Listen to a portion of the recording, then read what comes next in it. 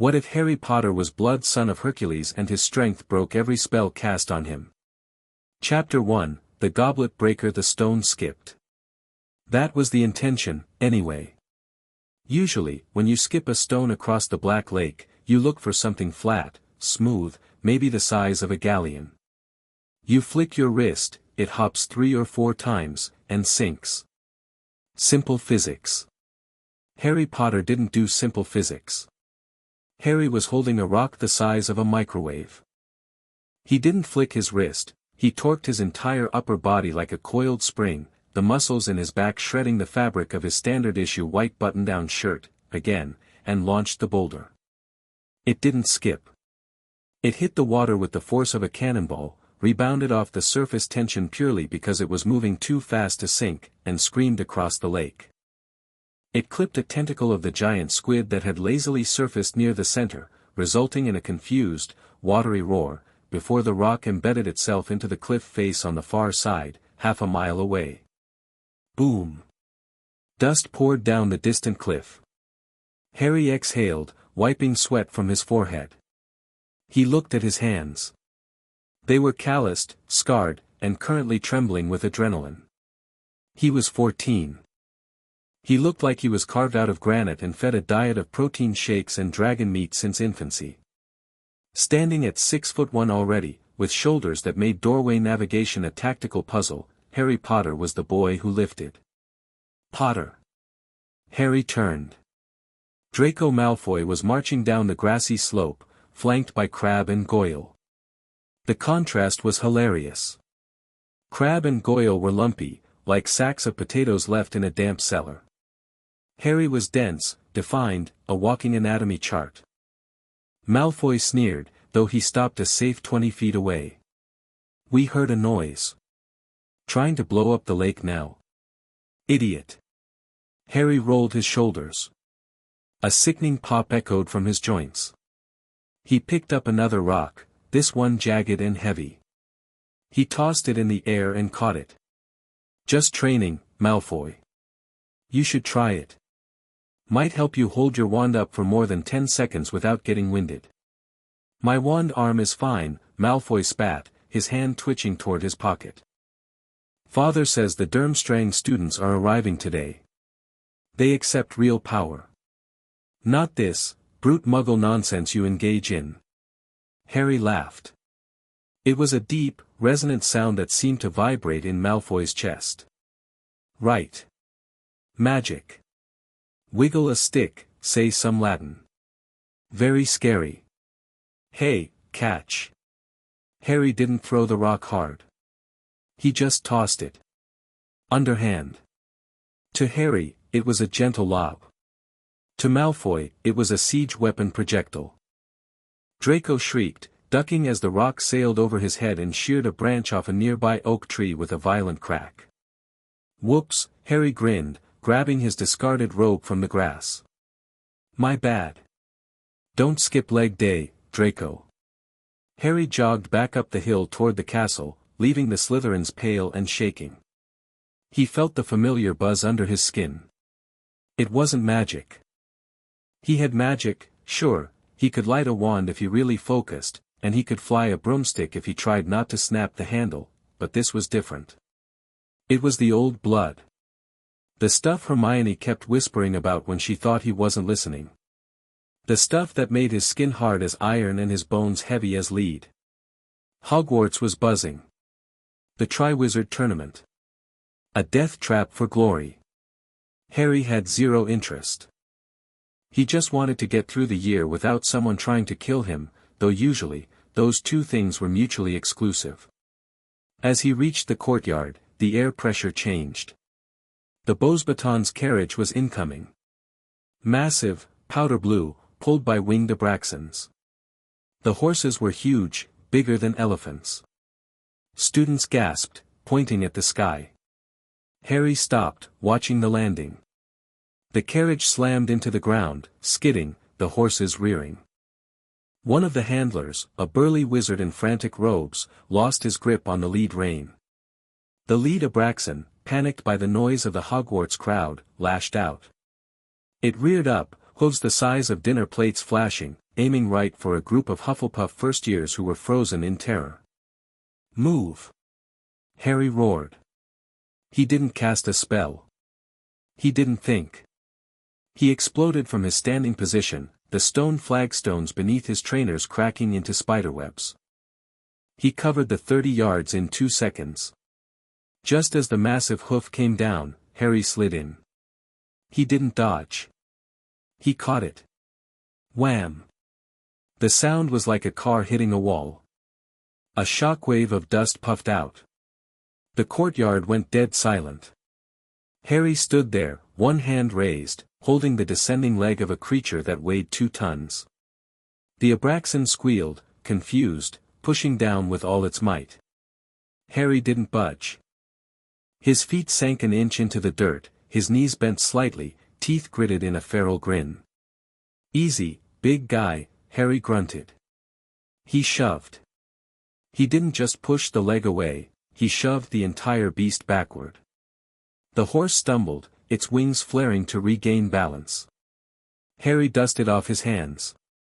The Hufflepuff first-years were looking at him like he was a god. From the carriage steps, a girl stepped out. She was blonde, radiating a silvery light. Fleur Delacour. The Vila allure hit the crowd like a physical wave. Boys drooled. Girls glazed over. Harry felt it, a weird, itching sensation in the back of his brain, and shrugged it off. He locked eyes with her. Fleur paused. She was used to boys melting. She wasn't used to a boy who looked like he could bench press her carriage staring at her with mild annoyance. "You need to train your horses better," Harry called out, his voice cutting through the silence. "That one has terrible form." Fleur blinked, her mouth opening slightly. Before she could retort, a deep, rumbling noise came from the Black Lake. The Durmstrang ship was surfacing. Victor Crumb emerged on deck. He looked surly, thick-set, walking with a duck-footed slouch. He scanned the crowd, looking bored, until his eyes landed on Harry. Harry, still pumped from the horse wrestling, gave a curt nod.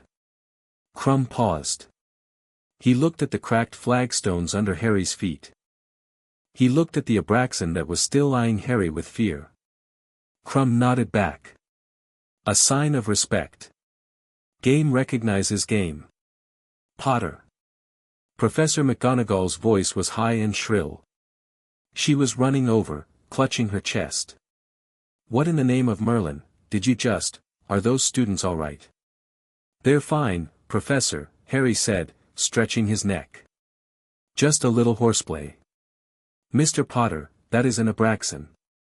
"It is a class XXX beast." "It's a pony with an attitude problem," Harry corrected. "I'm heading to the feast. I'm starving. Wrestling works up an appetite." He walked away, the sea of students parting for him like water. He didn't swagger, he just took up space. The great hall was dressed to kill. Floating candles, golden plates, banners of all 3 schools. The atmosphere was thick with tension and the smell of roast beef. Harry sat at the Gryffindor table, piling his plate with 4 steaks, a mountain of mashed potatoes, and half a roast chicken.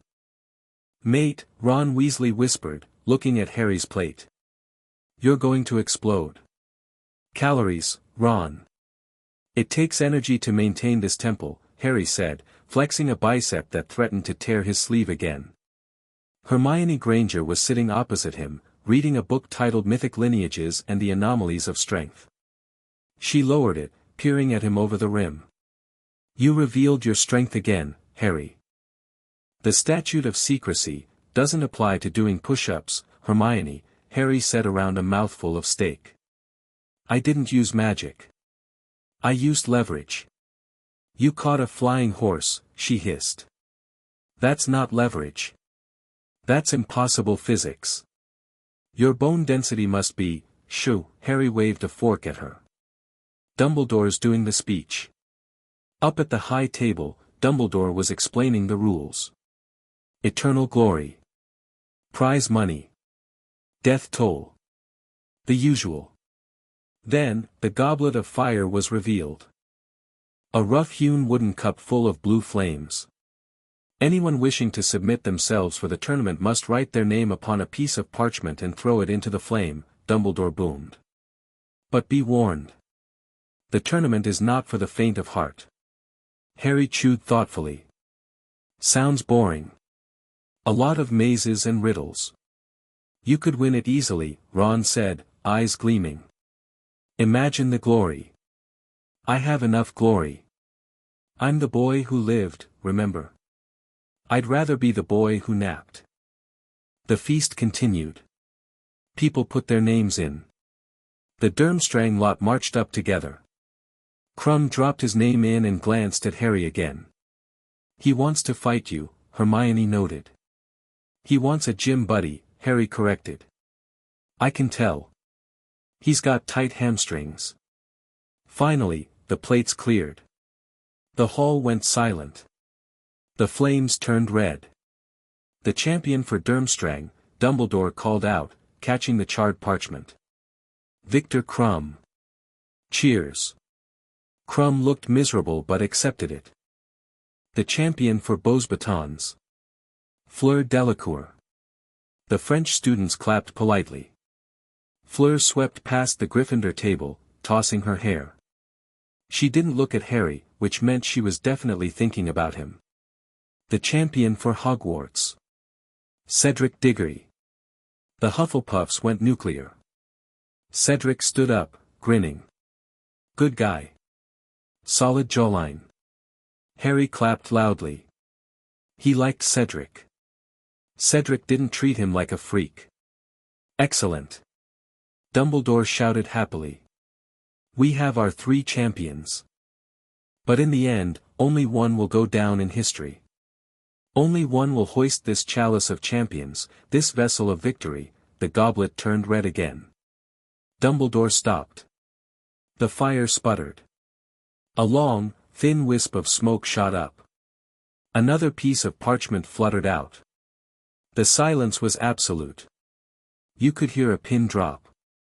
Or in Harry's case, the sound of him crushing a chicken bone between his teeth.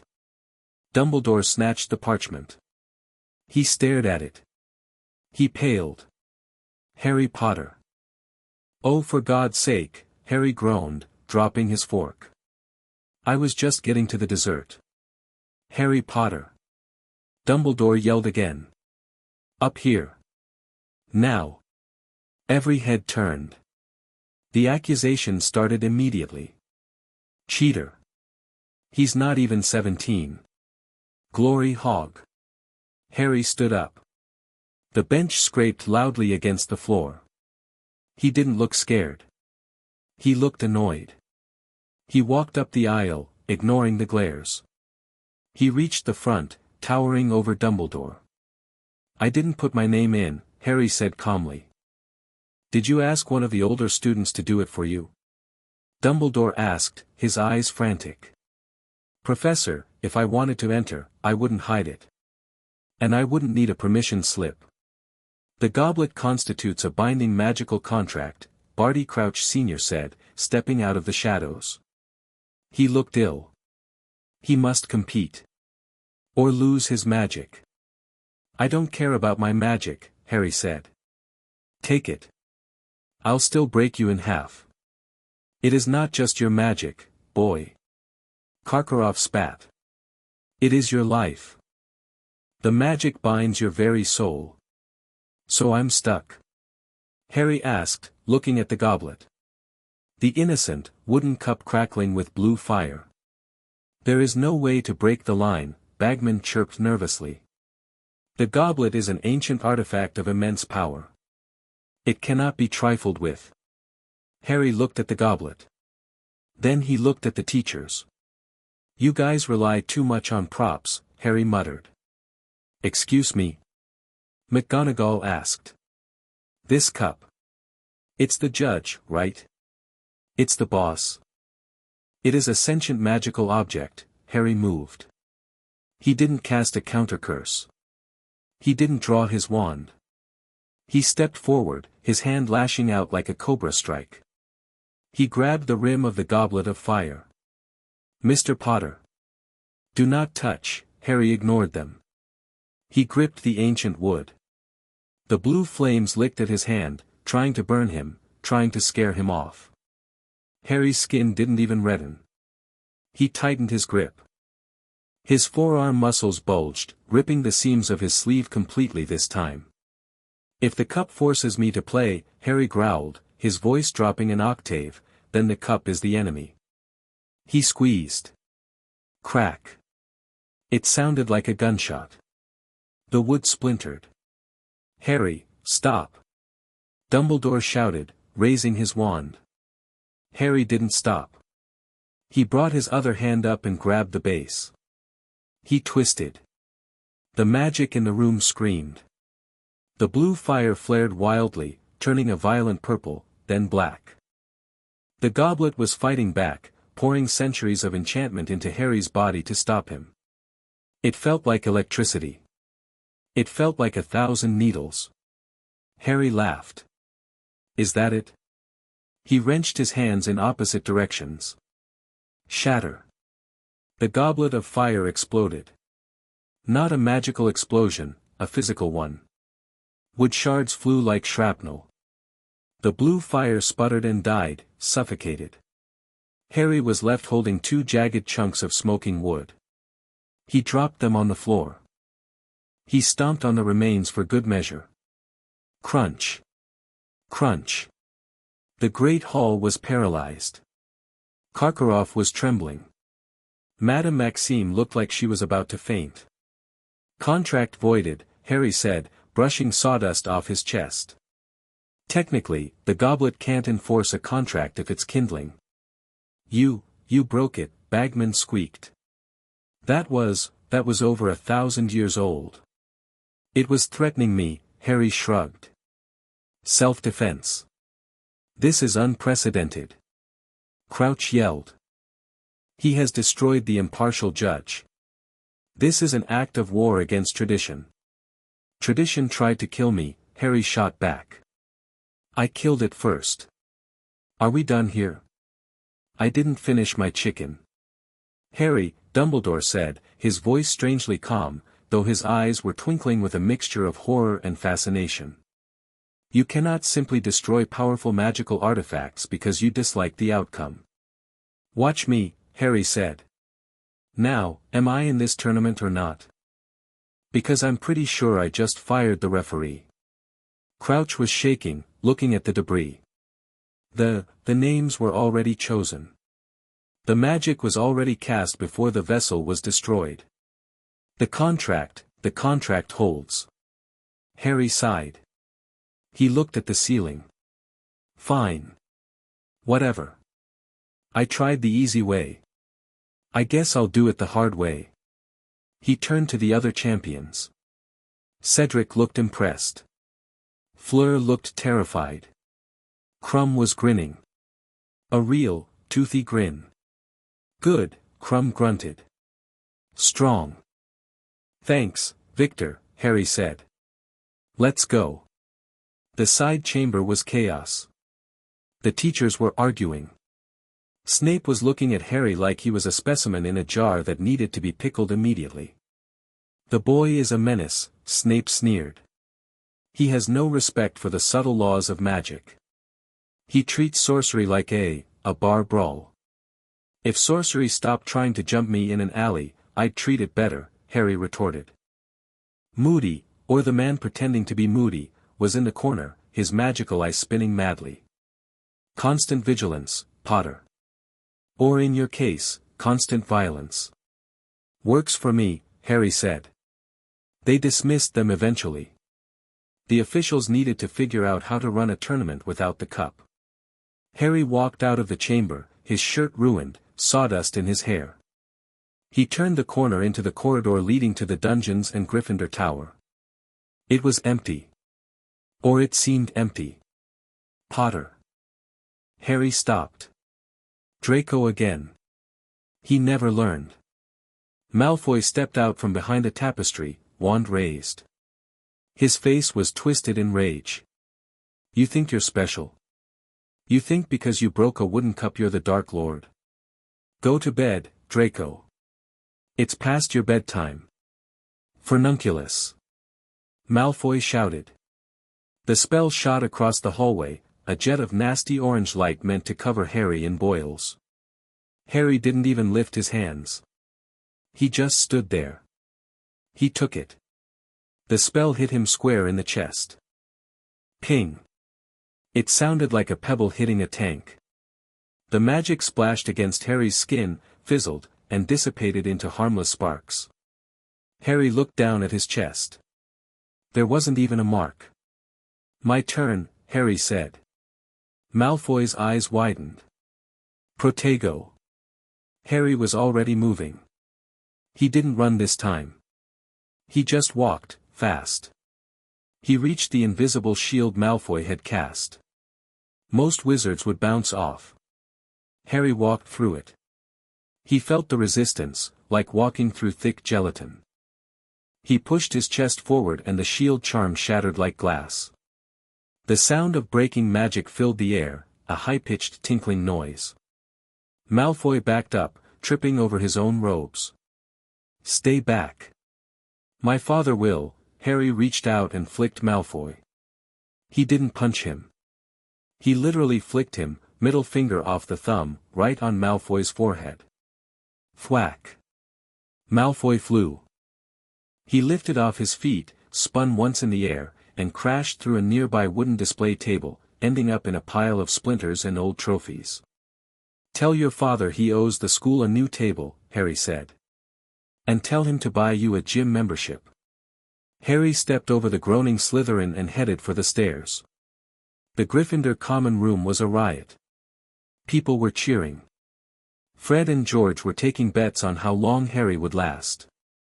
When Harry walked in, the room went quiet for a second, then erupted. He broke the goblet. Lee Jordan yelled. He crushed it like a grape. Harry pushed through the crowd. He wasn't in the mood. He found Ron and Hermione by the fire. Ron looked pale. Hermione looked like she was doing complex arithmancy in her head. You really are in it, Ron said, his voice hollow. You're a champion. I'm a hostage, Ron. There's a difference. Harry collapsed onto the sofa. The sofa groaned under his weight. Harry, Hermione said, her voice trembling slightly. Do you realize what you did? You destroyed a localized magical nexus with your bare hands. That shouldn't be possible. Magic doesn't have mass. You can't squeeze it. I squeezed the wood, Hermione. The magic just got in the way. That's not how it works, she shrilled. You're breaking the fundamental laws of reality. Reality is flexible if you push it hard enough. Harry closed his eyes. I'm tired. Crushing ancient artifacts takes it out of you. Someone put your name in, Ron said darkly. Someone wants you dead. Harry opened one eye. A green iris that seemed to glow in the firelight. Yeah. And now I have to fight dragons or whatever. Can you guys do me a favor? Anything, mate, Ron said. Find out if dragons have a gag reflex. I might need to choke one out. Hermione put her head in her hands. I'll check the library. Harry grinned. Thanks. He looked at his hand. There was a tiny splinter from the goblet stuck in his thumb. He pulled it out. It was harder than steel, but it came out. He flicked it into the fire. The tournament had started. The wizards wanted a show.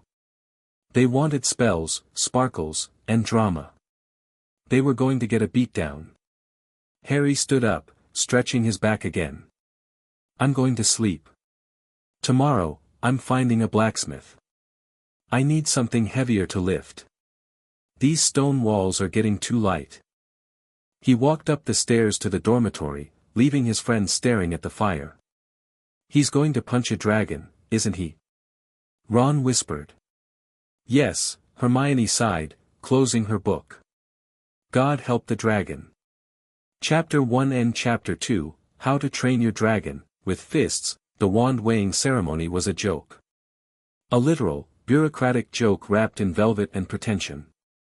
Harry stood in the small classroom off the great hall, feeling like a bull in a china shop, mostly because he had accidentally cracked the doorframe coming in.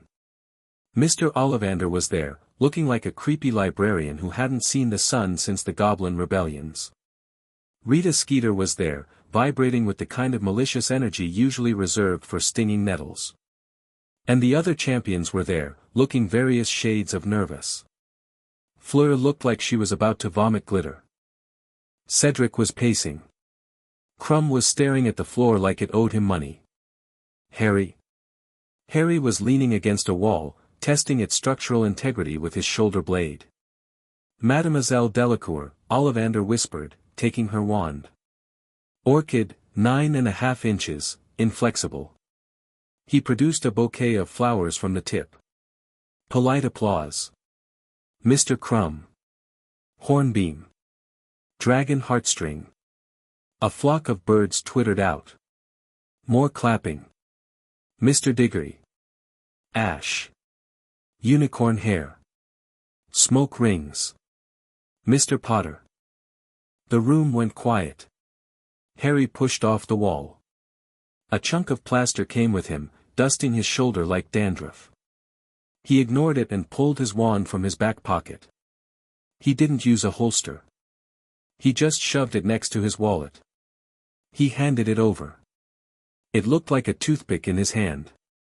Ollivander took it gingerly. He brought it close to his pale, moon-like eyes. He frowned. He turned it over. He flexed it. Holly. Phoenix feather, 11 inches. Ollivander muttered. Then he stopped. He looked up at Harry, his eyes wide. It is, unused. I use it, Harry said defensively. I use it to stir my protein shakes. Works great. No clumps. A camera flashed, blindingly bright. Rita Skeeter's quick quotes quill was scratching across the parchment at Mach speed. Harry Potter, tragic hero, reduced to domestic servitude, forced to use his heritage as kitchenware. Mr. Potter, Ollivander said, his voice trembling slightly. The core, it is dormant. It is almost as if the wand has given up. It feels, intimidated. It knows its place, Harry shrugged. Give it a wave. See if it still works. I haven't cast a spell since. I think 3rd year. When I tried to summon a pillow and accidentally pulled the entire bed through the wall. Ollivander waved the wand. A fountain of wine shot out, splashing Dumbledore's boots. Works fine, Harry said, taking it back and shoving it into his pocket. Are we done? I have a leg workout scheduled. Mr. Potter. Rita Skeeter lunged forward, her acid green quill poised like a dagger. A word. The youngest champion. The tragic past. The tears. She grabbed his arm. Mistake. Harry didn't mean to do it. It was a reflex. His muscles were dense, hard as cured oak. When she grabbed his bicep, her fingers didn't sink in, they hit a wall. Harry flinched, his arm jerking back. The force of the movement sent Skeeter spinning. She pirouetted across the room, her heels clacking violently against the stone, until she collided with a suit of armor. The helmet clanged shut on her head with a comedic bonk. Sorry, Harry said, not looking sorry at all. Reflexes. You shouldn't sneak up on people who can deadlift a hippogriff. Dumbledore sighed, a long, weary sound. Harry, perhaps you could, restrain your enthusiasm. I'm restraining everything, Professor. If I wasn't, this castle would be a parking lot. The days leading up to the first task were a blur of whispers and Potter stinks badges.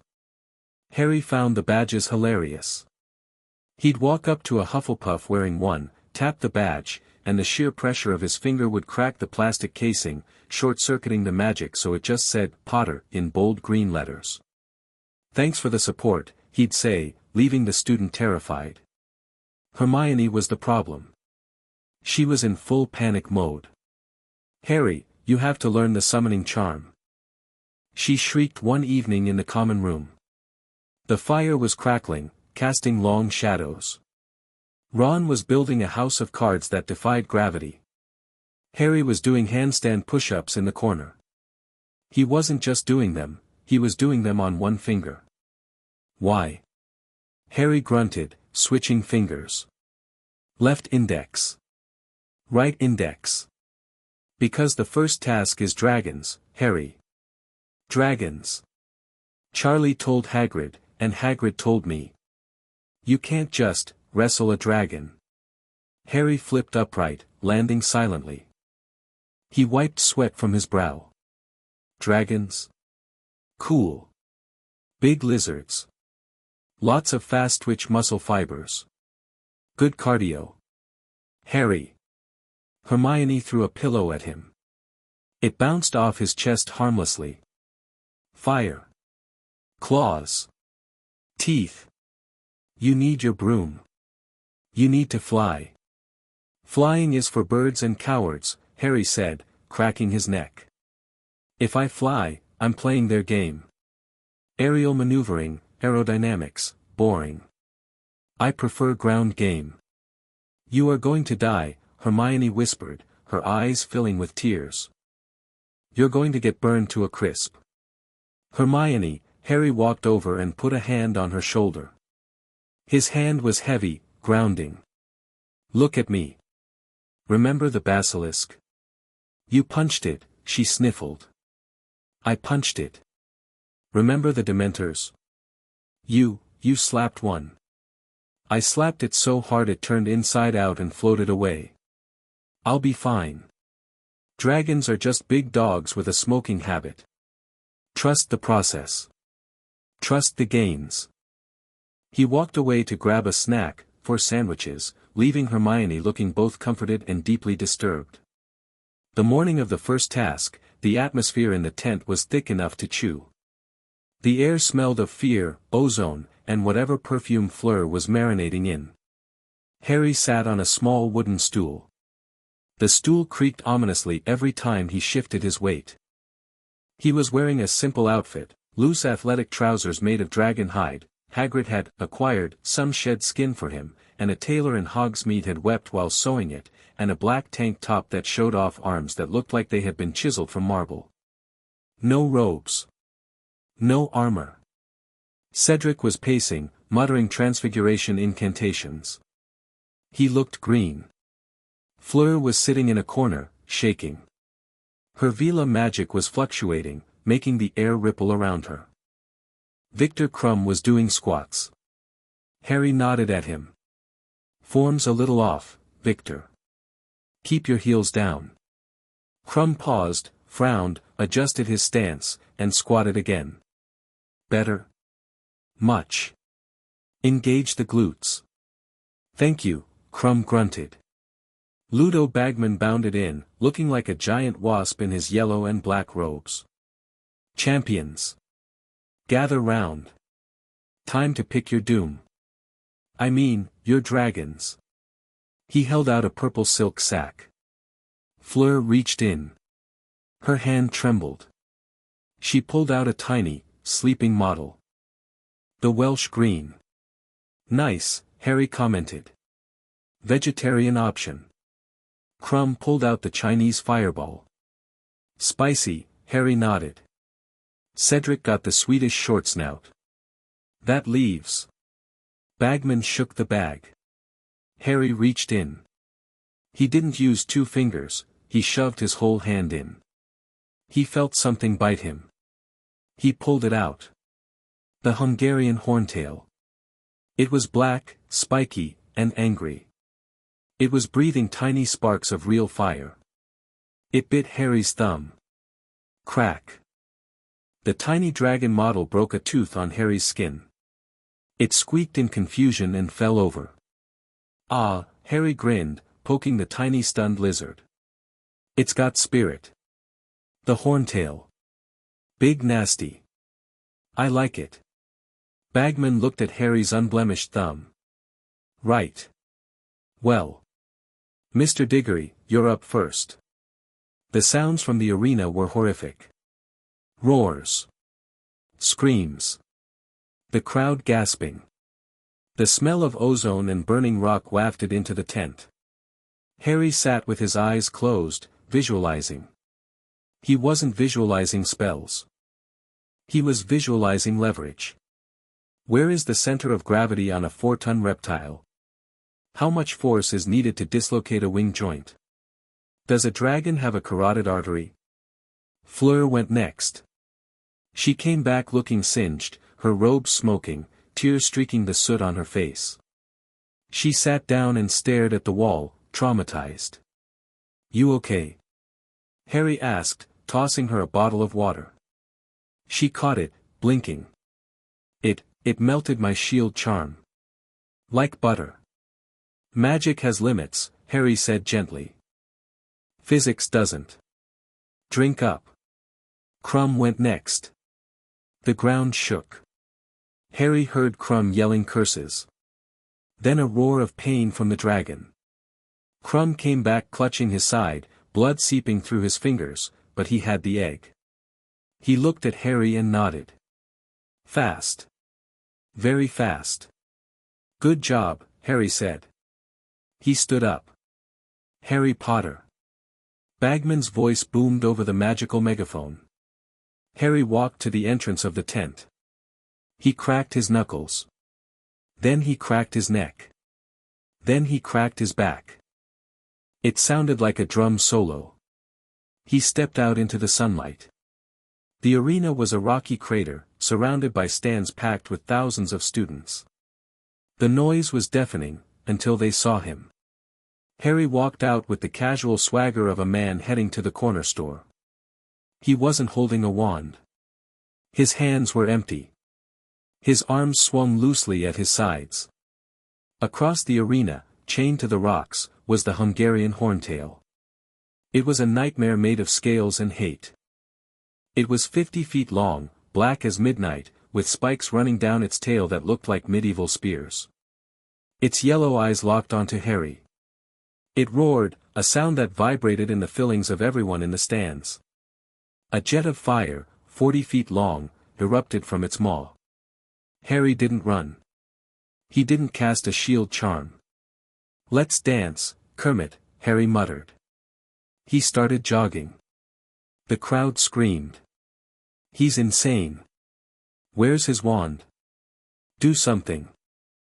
The horntail saw the little human running straight at it. It was insulted. It took a deep breath, its throat glowing white-hot. Incoming! Bagman shrieked. The fire stream hit Harry. It was an inferno. The rocks around Harry melted into slag. The air turned into plasma. For 5 seconds, Harry Potter was engulfed in a temperature that should have vaporized steel. Hermione buried her face in her hands. Ron stood up, white as a sheet. The fire ceased. Steam billowed. Harry walked out of the smoke. His tank top was gone, burned away. His dragonhide trousers were smoking but intact. His skin. His skin was glowing slightly, a faint, bronze shimmer, but otherwise untouched. He brushed a flake of ash off his pectoral muscle. Is that it? Harry yelled at the dragon. I've had curries hotter than that. The dragon looked confused. Then, it got mad. It lunged. It didn't breathe fire this time, it snapped its jaws, aiming to bite Harry in half. The head was the size of a small car. The teeth were butcher knives. Harry planted his feet. He dropped his center of gravity. Snap. The jaws clamped down, on Harry's hands. Harry stood there, holding the dragon's mouth open.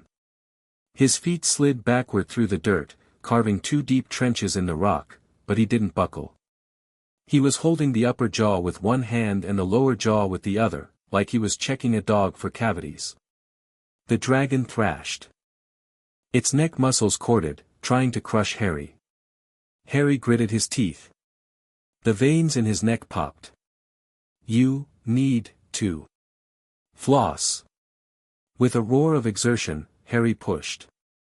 He didn't just hold the jaws open, he forced the dragon's head sideways. The beast stumbled, its equilibrium thrown off. Harry let go and delivered a right hook to the dragon's snout. Crack. The sound echoed like a thunderclap. The dragon's head snapped back, crashing into the rocky wall of the arena. The stadium went dead silent. Absolute, pin-drop silence. Bagman forgot to commentate. Dumbledore had stood up, his half-moon spectacles slipping down his nose. Harry didn't stop. He knew reptiles. They were resilient. The dragon shook its head, dazed, and swung its tail. The spiked tail whipped through the air faster than the eye could follow. It was a siege weapon. Harry saw it coming. He jumped. He didn't fly. He jumped. He launched himself 30 feet into the air, clearing the tail swipe by inches. He landed on the dragon's back, right between the wings. The dragon panicked. It bucked like a bronco. It flapped its massive wings, trying to take off. "Oh no you don't," Harry growled. He grabbed the base of the dragon's left wing. The muscle there was thick, tough as tire rubber. Harry dug his fingers in. "Sit. Down." Harry pulled. He used his legs, wrapped around the dragon's neck, for leverage. He pulled the wing backward, against the joint. The dragon screamed, a high, keening sound of discomfort. It couldn't fly. It crashed back down to the earth, the impact shaking the stands. Harry transitioned. He moved like water. He slid from the back to the neck. He wrapped his arm around the dragon's throat. A sleeper hold. A rear naked choke on a 50-foot monster. "Shoo," Harry whispered into the dragon's ear, tightening his grip. "Go to sleep. Nap time." The dragon thrashed. It slammed its body against the rocks. Harry held on. He was a tick made of diamond. He squeezed. He cut off the blood flow to the beast's brain. The dragon's movements slowed. The fire in its throat sputtered out. Its eyelids drooped. Harry applied more pressure. "Tap out," he roared. The dragon, groggy and oxygen-deprived, actually slapped its tail against the ground 3 times. Thump. Thump. Thump. Harry let go immediately. He slid off the unconscious beast, landing lightly on the balls of his feet. He walked over to the nest of eggs. The golden egg was sitting there. Harry picked it up. He tossed it in the air, caught it, and turned to the judge's box. "Next time," Harry shouted, his voice carrying without a charm, "give me a challenge." This was a warm-up. The silence held for 1 more second. Then, the Gryffindor stand exploded. It wasn't just applause. It was hysteria. People were hugging. Lee Jordan was screaming into the microphone so loud it was feeding back. Harry walked toward the exit. The dragon handlers were rushing in, looking at the unconscious Horntail with expressions of pure terror. Charlie Weasley stopped Harry. You choked out a Horntail," Charlie stammered. "Potter, you choked out a Class XXXXX beast. It had bad cardio, Charlie. Tell it to do some sprints." Harry walked into the medical tent. Madame Pomfrey rushed over with burn paste. "I'm fine, Poppy," Harry said, waving her away. "Just a little soot." "Mr. Potter." Hermione burst into the tent, followed by Ron. She didn't hug him, she punched him in the arm. Then she hugged him. "You are an absolute lunatic. You jumped on its back. You were in the fire." "It was warm," Harry admitted. "Like a sauna." Ron was staring at Harry with wide eyes. "Mate. You. I mean. You punched a dragon in the face. I saw it. Its teeth rattled." "Yeah," Harry rubbed his knuckles. "Scales are hard. Might have bruised a knuckle. I'm sorry, Ron blurted out.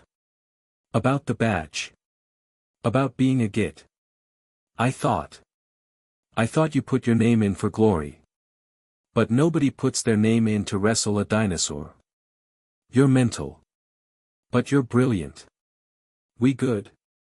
Harry asked, holding out a hand. We're good, Ron grabbed it. Just then, the flap opened. Karkaroff, Maxime, and Dumbledore walked in to give the scores. Maxime looked at Harry with a mixture of horror and arousal. 10, she said breathlessly. It was primitive. But effective. Crouch Sr. looked like he was having a stroke. Rules, the rules state magic must be used. I used the magic of friendship, Harry said sarcastically. And my fists. 9, Crouch whispered. Dumbledore was beaming. 10. Absolute control. You didn't hurt the beast permanently. You subdued it. Remarkable. Then Karkaroff. He sneered. 4. 4. Harry stepped forward. The air pressure in the tent dropped. You displayed no magical skill, Karkaroff said, though he leaned back away from Harry. Brute force is not wizardry. Harry walked up to the judge's table. It was a sturdy oak table. Harry placed one finger on the corner. Karkaroff, Harry said softly. I didn't use magic because I didn't need to. If I used magic, there wouldn't be an arena left. He pressed his finger down. Crunch. The corner of the table didn't just break, it pulverized. The wood turned to sawdust under the tip of his index finger. He dragged his finger through the solid oak like it was wet clay, carving a deep groove right toward Karkaroff's hand. Karkaroff snatched his hand away, pale as death. But hey, for his fine, Harry smiled. It was not a nice smile. I like being the underdog. He grabbed his golden egg and walked out. High in the castle, in the office of the Defense Against the Dark Arts teacher, Alastair Moody, or rather, Barty Crouch Jr., was staring into a faux glass. He took a swig from his hip flask. The polyjuice potion tasted like goblin piss, but he barely noticed. He was shaking. He had watched the task. He had watched the boy. My lord, he whispered to the empty room. We have a problem. A cold, high voice seemed to hiss from the shadows, though no one was there. What is it, Barty? Did the boy die? No, my lord. The boy, he treated the dragon like a toy. He walked through fire. He is not a wizard. Explain. I saw him take a direct hit from dragon fire. His skin didn't burn. I saw him hold the jaws of a beast that can snap steel. My lord, if you use the killing curse on him, I do not think it will work. Silence. A long, cold silence. Invulnerable? Physically, yes. It appears he has inherited something else. Something older. Then we must change the plan, the voice hissed. If magic cannot break him, then we must break him with bone and blood. We must build a body that can match him. Barty, fetch me the old tomes. The ones regarding the giants. The ones regarding the titans. Yes, my lord. The boy thinks he is strong, the voice laughed, a dry, rattling sound. Let him think that. When I return, I will not be a wizard. I will be a god. Harry was celebrating in the Gryffindor common room. It was a riot. Fred and George had hoisted him onto their shoulders. There was butterbeer everywhere. Speech! Speech! Seamus yelled. Harry hopped down. He held up the golden egg. You guys want to hear the clue? Yeah. Harry twisted the top.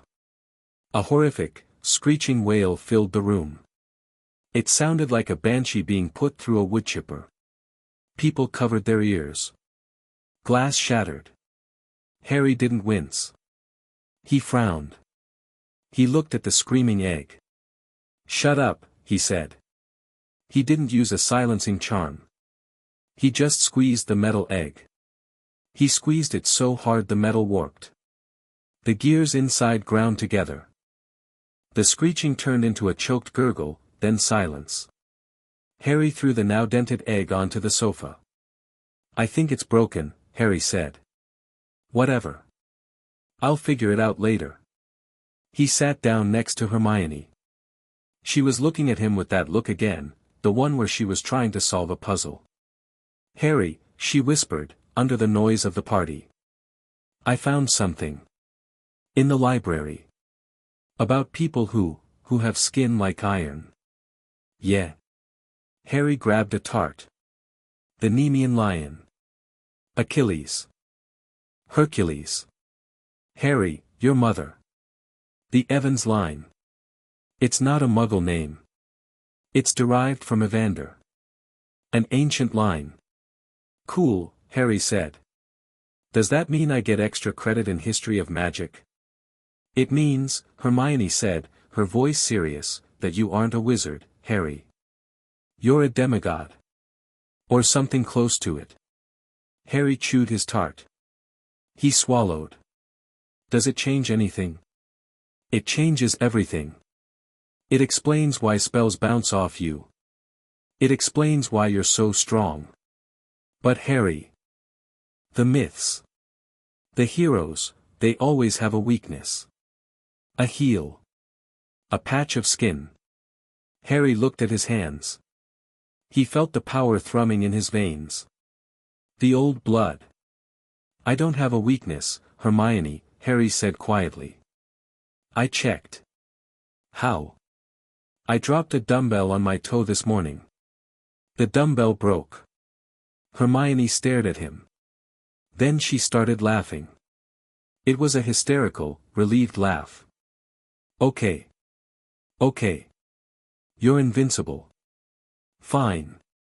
But Harry, the second task. What about it?" The egg was screeching. It sounded like underwater. Harry groaned. "Swimming. I hate swimming. Water is so resistant. It slows down my punches. You have to figure out the clue properly." "I will. But first." Harry stood up. He saw Fleur Delacour standing at the portrait hole. The fat lady was looking scandalized. Fleur looked hesitant. She wasn't wearing her school robes.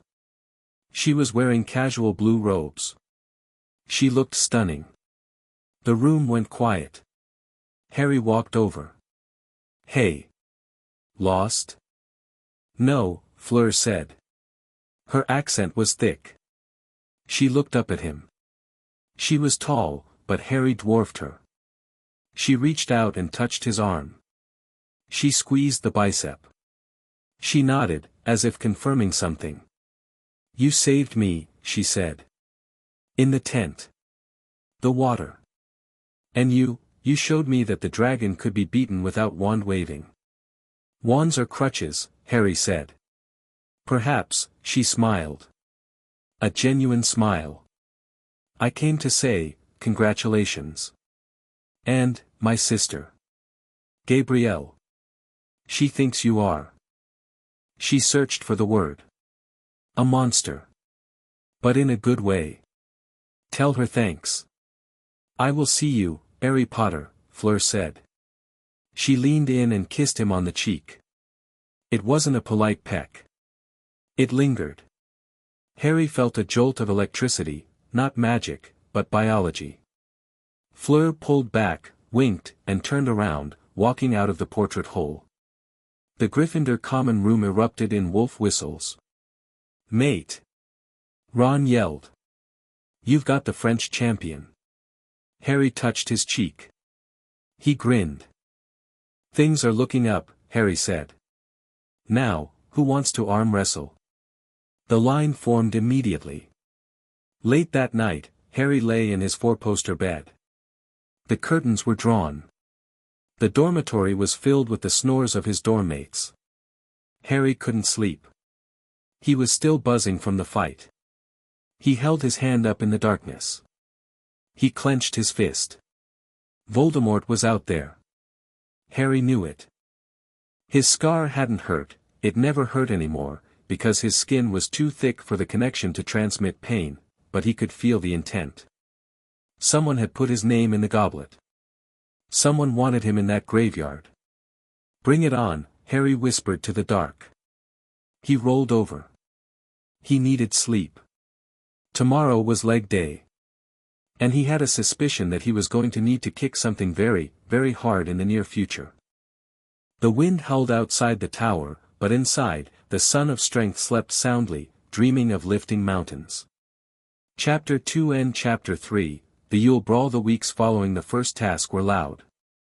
That was the only way to describe them. Hogwarts had gone from a school of magic to a fan club for blunt force trauma. Everyone wanted to know how Harry had choked out a dragon. They wanted to see his hands. They wanted to know his workout routine. It was exhausting.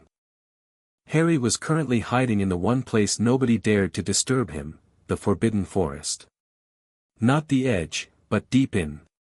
Past the centaurs, who gave him a wide berth after he'd accidentally uprooted a tree while stretching, and past the Acromantula colony.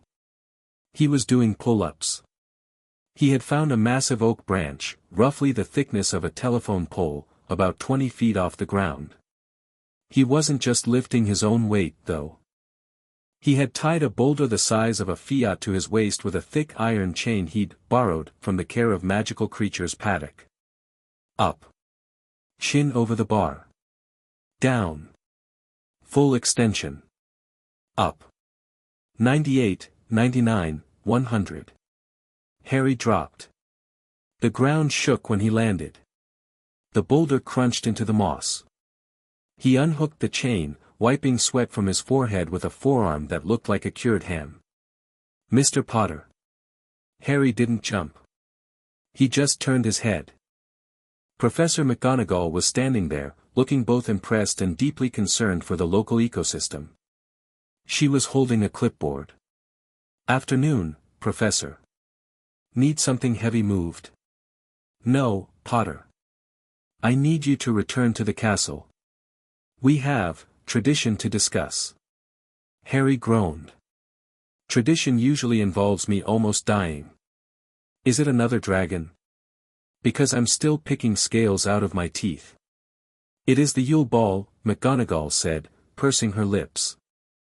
A traditional part of the Triwizard Tournament. It is a dance. Harry stared at her. A dance. Yes. And as a champion, you are required to open the ball. With a partner. Harry looked at his hands.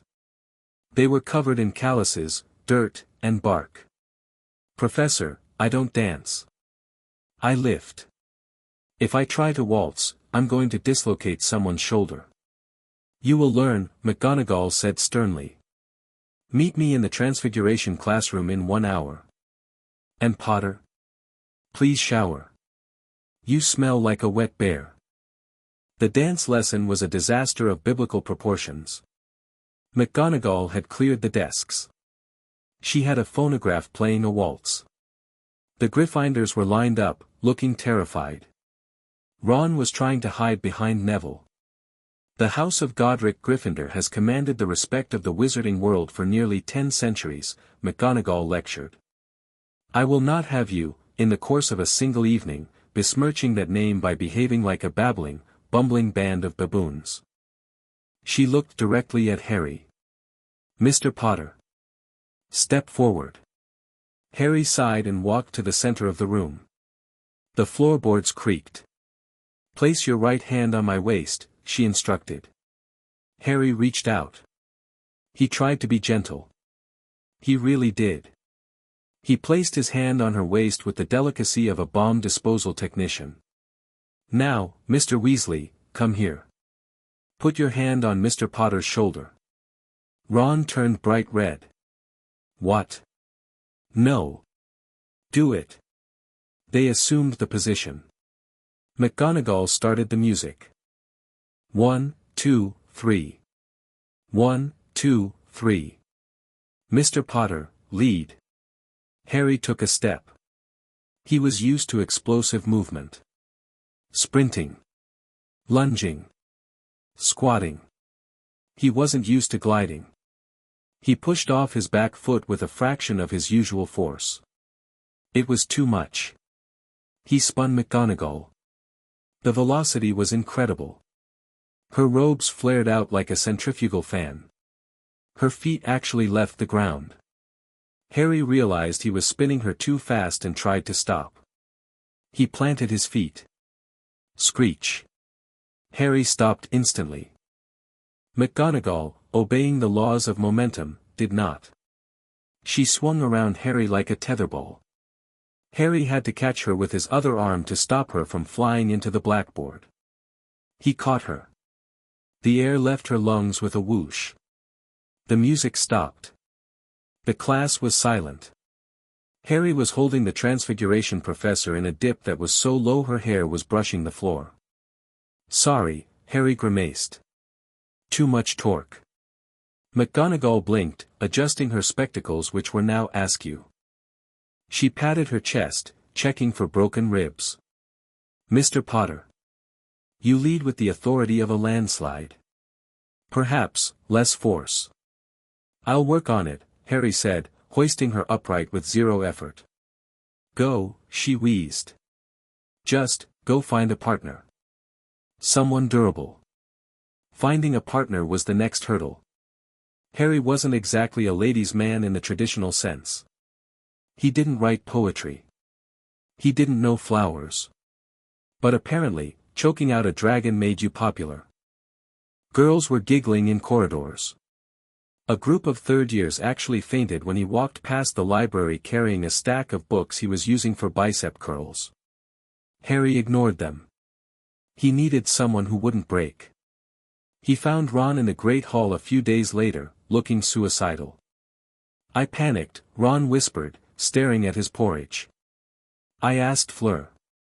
Harry raised an eyebrow. He was eating 6 boiled eggs. And?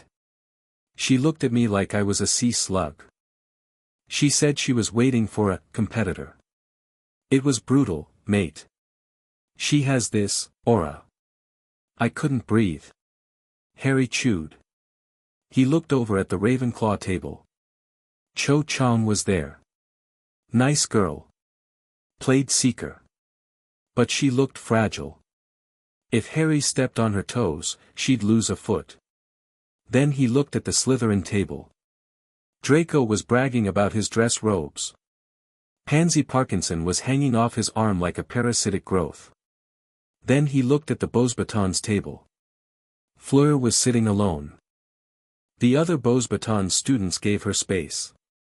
She looked bored. She was cutting a piece of fruit with surgical precision. She radiated power. Not the muscle power Harry had, but a sharp, magical intensity. The Vila blood. Harry stood up. Where are you going? Ron asked. To get a spotter. Harry walked across the hall. The chatter died down. People watched. It was like 2 apex predators acknowledging each other in the wild. Harry stopped at the Beauxbatons table. He didn't bow. He didn't use a pickup line. He put his hands in his pockets. Delacour. Fleur looked up. Her blue eyes were like ice chips. Then she saw it was Harry, and the ice melted a fraction. She put down her knife. Harry Potter. Have you come to break my table? Not today. I have a tactical question. Oh. She leaned back, crossing her arms. And what is this question? The Yule Ball. It's a mandatory event. Lots of people. Annoying music. Probability of an attack is non-zero. Fleur raised an eyebrow. You think we will be attacked at a dance? I think Voldemort is out there and he's pissed I turned his pet lizard into a wrestling mat. I need a partner who can handle themselves if things go south. Someone who won't panic. Someone who has good cardio. Fleur stared at him. Most boys told her she was beautiful. They told her her eyes were like the ocean. Harry Potter told her he valued her combat readiness. A slow smile spread across her face. It was terrifyingly attractive. You want me for my cardio? And your aim, Harry added. I saw you in the first task. You cast a sleep charm while dodging a fireball. That takes core stability.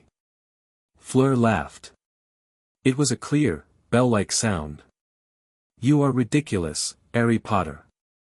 You ask a girl to the ball like you are recruiting a soldier. This is a war, Fleur. The ball is just a battlefield with better catering. She stood up. She was tall, but Harry still had 3 inches on her. She stepped close. The Vila allure hit him, a smell like vanilla and ozone.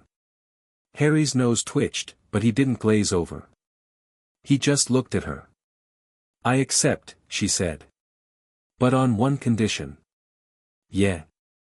You must wear dress robes that fit. I will not be seen with a boy who looks like he is bursting out of a potato sack. Deal, Harry said. I'll get custom. He turned to walk away. And Harry? He looked back. Don't step on my feet. Or I will curse you. Fair enough. Getting robes that fit was an adventure. Harry went to Gladrags in Hogsmeade. The tailor, a nervous little wizard with a tape measure that kept trying to strangle him, took one look at Harry's dimensions and nearly cried.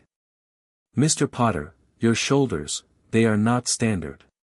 The ratio of chest to waist, it is, unnatural. Just make it stretchy, Harry said, holding his arms out. And reinforce the seams. Triple stitch. If I sneeze, I don't want to be naked. I have some dragon hide weave, the tailor muttered. Expensive. Very durable. Usually used for Auror combat gear. Perfect. Make it black. Keep it simple. Harry walked out an hour later, lighter in gold but satisfied. He had a tuxedo made of combat-grade material. It was sleek, midnight black, and cut to accommodate the fact that his biceps were the size of hams. The night of the Yule Ball arrived with a flurry of snow and panic. The castle was decorated with icicles that didn't melt and 12 Christmas trees that were probably Ents in disguise. Harry stood in the dormitory, adjusting his cuffs.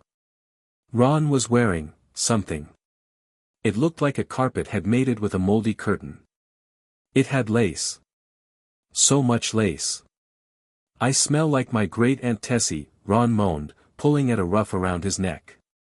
It's distinct, Harry offered kindly. Aerodynamic drag might be an issue with all that frill, though. You look like a hitman, Ron said, eyeing Harry's suit. Tactical formal wear, Harry corrected. Let's go. They descended the stairs. The common room was full of Gryffindors looking uncomfortable in stiff collars. Hermione was missing. Harry walked down to the entrance hall. It was packed. The Durmstrang students were in blood-red furs.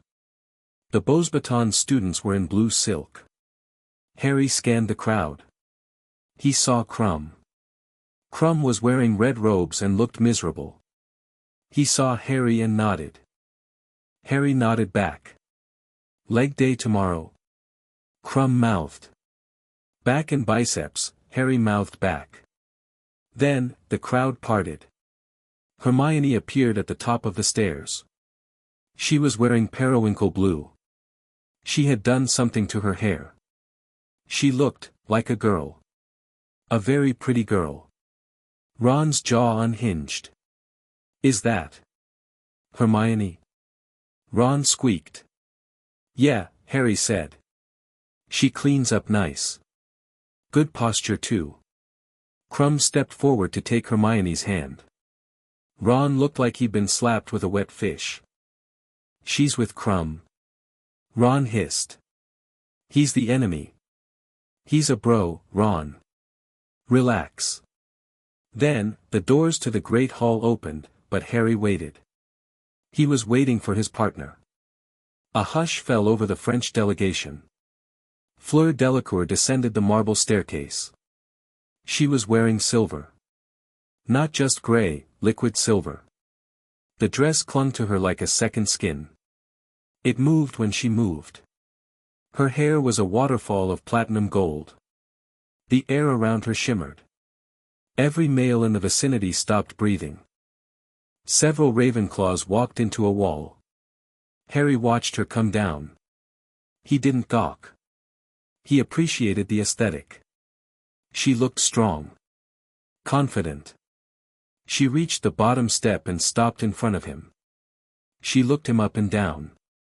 Her eyes lingered on his shoulders, where the black fabric was strained tight. "Acceptable," she said, a small smirk playing on her lips. "You do not look like a potato sack." "You look adequate," Harry deadpanned. Fleur laughed, swatting his arm. It was a solid hit. "You are terrible with compliments. Come on. Champions have to enter first." Harry offered his arm. He didn't just stick his elbow out, he presented a stable platform. Fleur took it. Her grip was firm.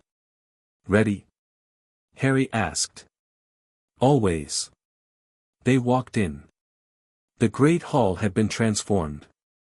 It was a winter wonderland on steroids. But nobody was looking at the decorations.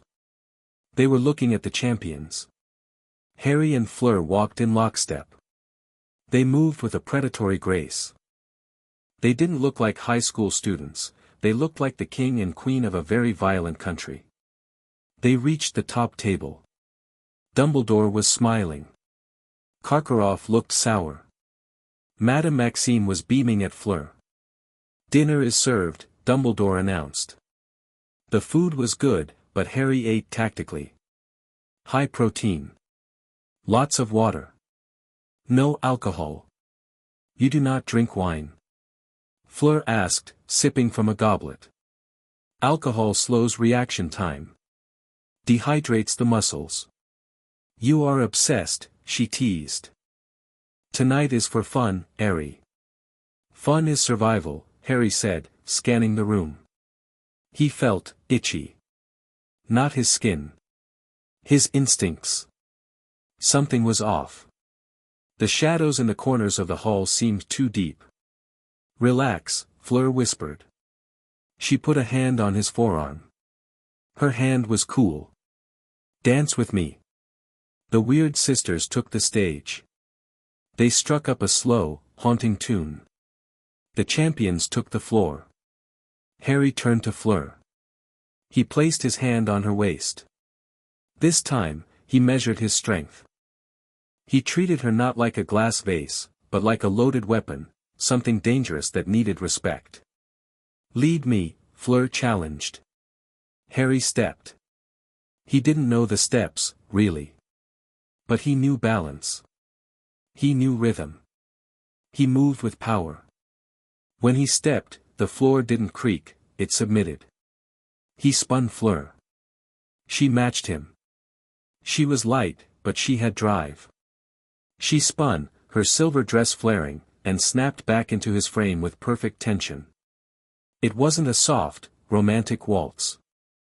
It was intense. It was a physical conversation. Push. Pull. Step. Turn. The crowd watched, mesmerized. Crumb and Hermione were dancing beautifully, but Harry and Fleur were dancing powerfully. "You are surprisingly light on your feet for a giant," Fleur murmured, looking up at him. "Agility drills," Harry grunted, lifting her for a turn. He lifted her one-handed. She went up like a feather. He set her down softly. "You are holding back," she noted. "Always." "Don't." Harry looked at her. Her eyes were challenging him. He grinned. The music swelled. The tempo increased. Harry stopped holding back the speed. He accelerated. They whirled across the floor, a blur of black and silver. Other couples scrambled to get out of the way. The wind from their movement ruffled Dumbledore's beard at the head table. They finished with a dip that was less a romantic gesture and more a gravity-defying stunt. Harry held her inches from the floor, his back straight, his hold ironclad. Fleur was breathless, her cheeks flushed, eyes shining. "Not bad," she panted. Harry pulled her up. "Cardio pays off." The applause was polite but terrified. Harry led her off the floor. They grabbed drinks. Harry stuck to water. "Let's get some air," Harry said. The itch was getting worse.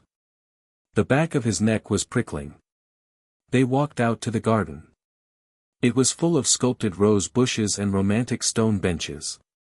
Couples were sneaking off into the shadows. Harry ignored them.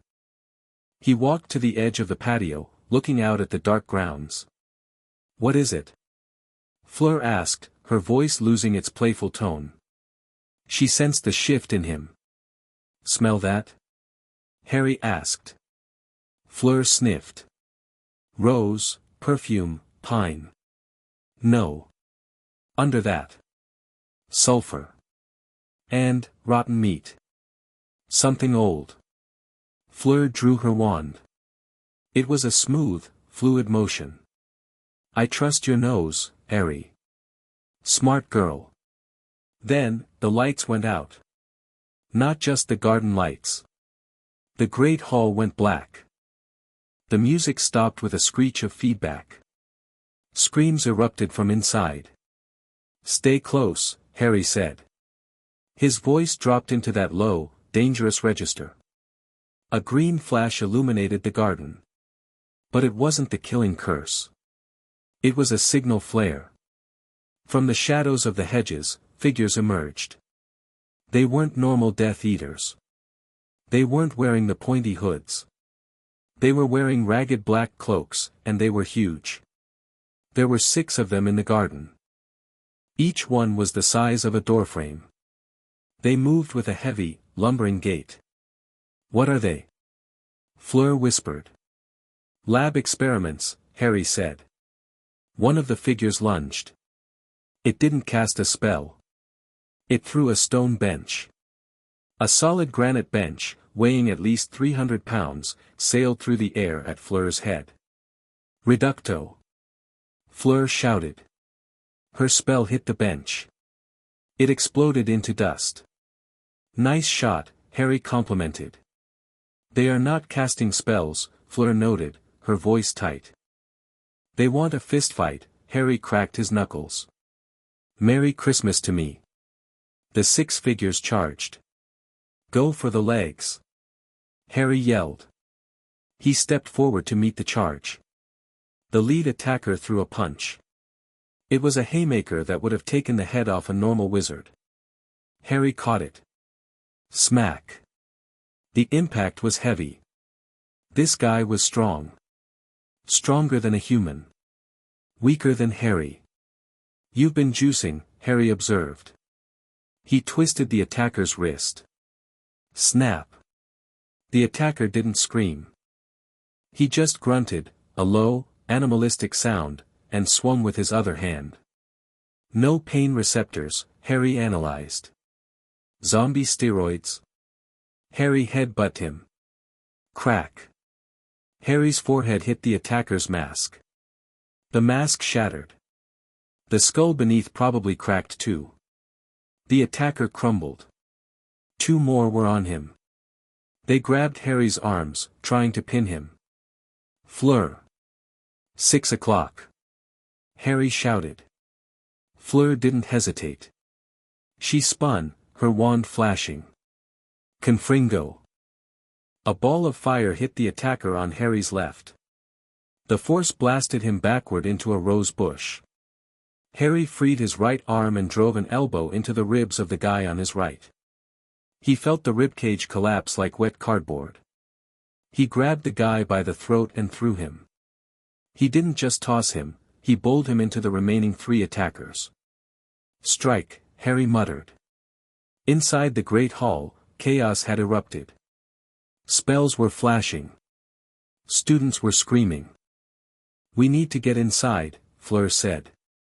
She was breathing hard, her wand tip glowing blue. Way ahead of you. Harry ran at the double doors. They were locked. Or blocked. He didn't slow down. He lowered his shoulder. Boom. The doors exploded inward. Wood splinters the size of javelins flew into the hall. The scene inside was a nightmare. The tables were overturned. About 20 of the hulking figures were attacking the students. The teachers were fighting back, but their spells were bouncing off. Stupefy. Flitwick squeaked. The red bolt hit one of the brutes in the chest. The brute just staggered and kept coming. Skin resistance, Harry noted. They're wearing dragon hide under the cloaks. Or their skin is dragon hide. How do we stop them? Fleur asked. Blunt force trauma, Harry said. Find a heavy object. Harry saw Crumb. The Durmstrang champion was fighting two of them. Crumb was strong, but he was losing. One of the brutes had Crumb in a chokehold. Harry looked around. He saw the high table. It was massive, solid oak, set with gold plates. Harry ran. He slid under a curse meant for a Hufflepuff, grabbed the edge of the high table, and heaved. Dinner is served. Harry roared. He flipped the table. The 20-foot-long slab of oak cartwheeled through the air. It smashed into the group attacking the Ravenclaws, flattening 3 of them instantly. Harry didn't stop. He saw the brute choking Crumb. Harry picked up a heavy gold candelabra. He threw it like a javelin. Thunk. The candelabra hit the brute in the back of the head. He dropped Crumb. Crumb gasped, falling to his knees. He looked up, saw Harry, and gave a thumbs up. Potter. It was Barty Crouch Jr., as Moody, limping through the chaos. They're after the students. It's a distraction. Distraction for what? Harry yelled, punching another attacker in the face so hard the guy did a backflip. For him. Moody pointed. At the center of the hall, a figure was growing. It wasn't a man in a cloak. It was a man who had drunk something vile. His muscles were expanding, ripping through his clothes. His skin was turning gray and lumpy. Spikes were pushing out of his shoulders. The boss level, Harry muttered. This mutant roared. The sound shattered the stained glass windows. McGonagall fired a transfiguration spell. It hit the mutant's chest and turned into a handful of butterflies. Magic resistant, Hermione yelled from behind an overturned table. Harry. His skin is rejecting the magic. Got it, Harry said. He tore off his bow tie. Fleur, cover me. Keep the little ones off my back. Allez. Fleur shouted. She unleashed a stream of fire that formed a wall around them. Harry charged the mutant. The mutant saw him coming. It was 8 feet tall now. It swung a fist the size of a honey ham. Harry slid on his knees, ruining his tuxedo trousers, under the punch. He came up with an uppercut. Wham! Harry's fist connected with the mutant's jaw.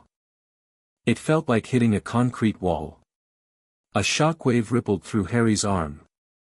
The mutant stumbled, but didn't fall. It looked down at Harry with red, glowing eyes. It smiled.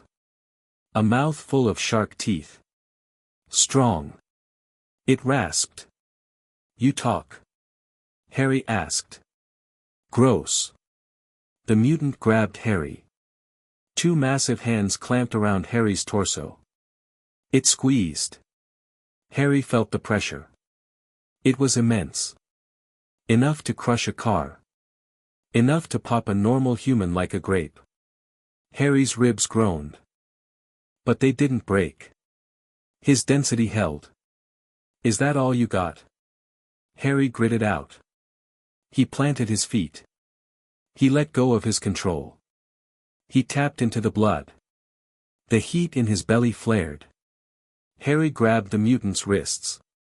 Get off my suit.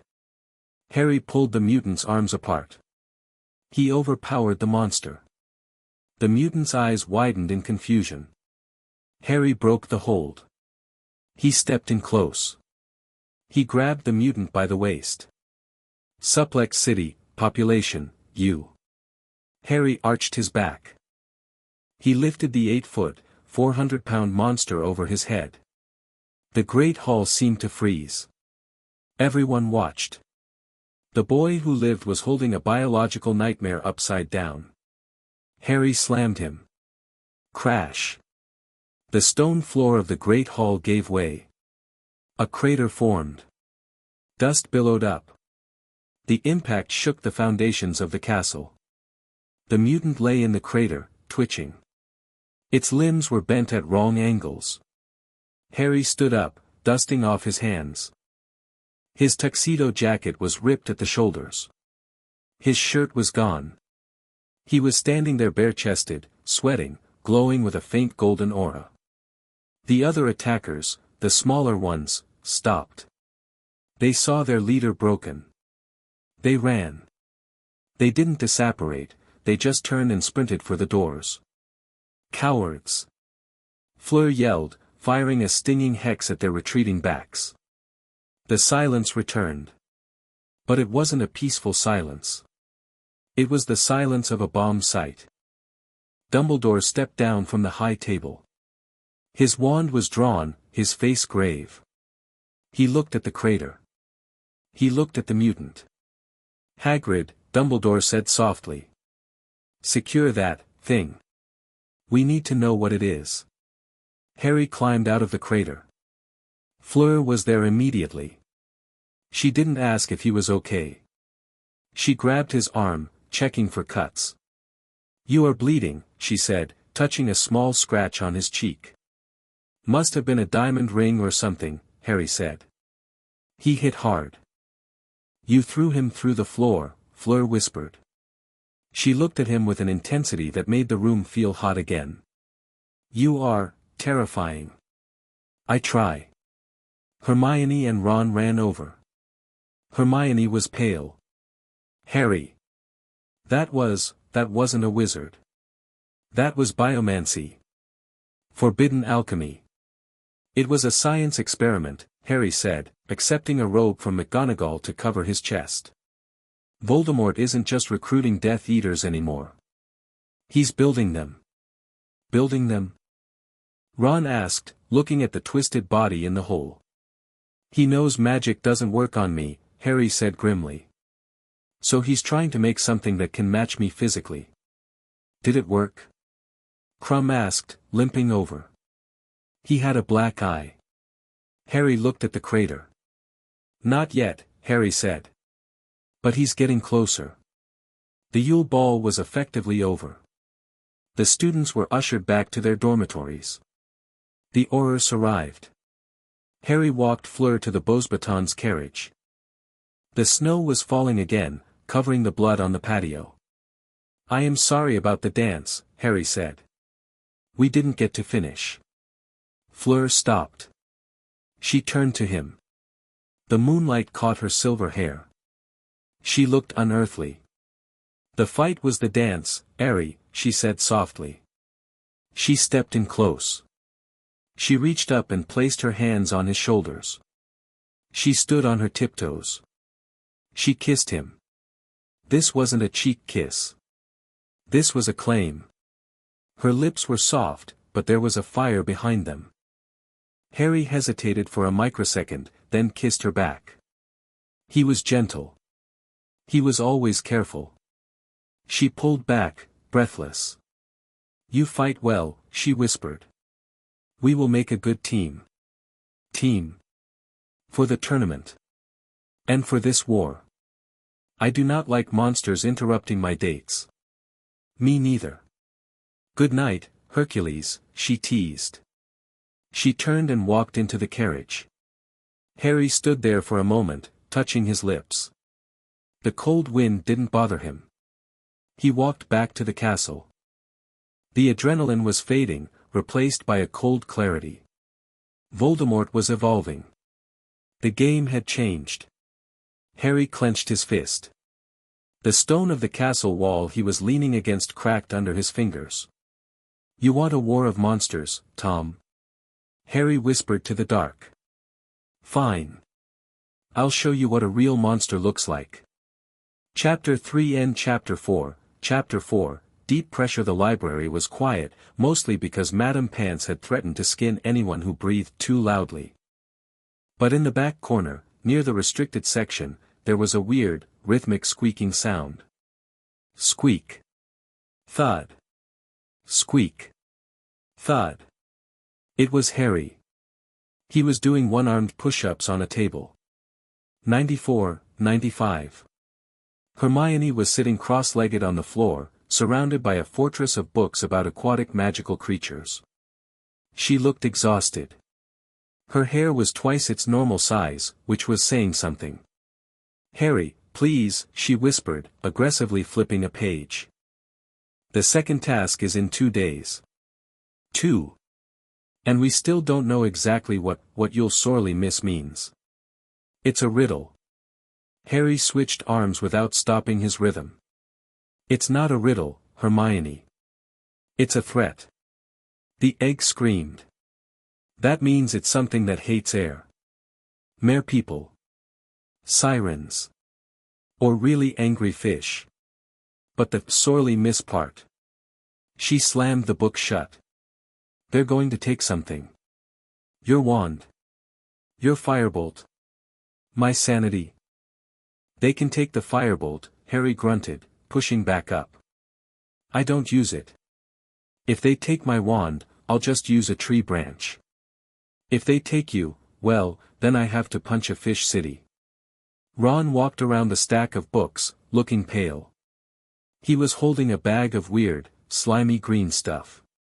"Neville says this is gillyweed," Ron said, holding the bag like it contained radioactive waste. "Says it'll give you gills. And webbed hands and feet." Harry stopped mid-push-up.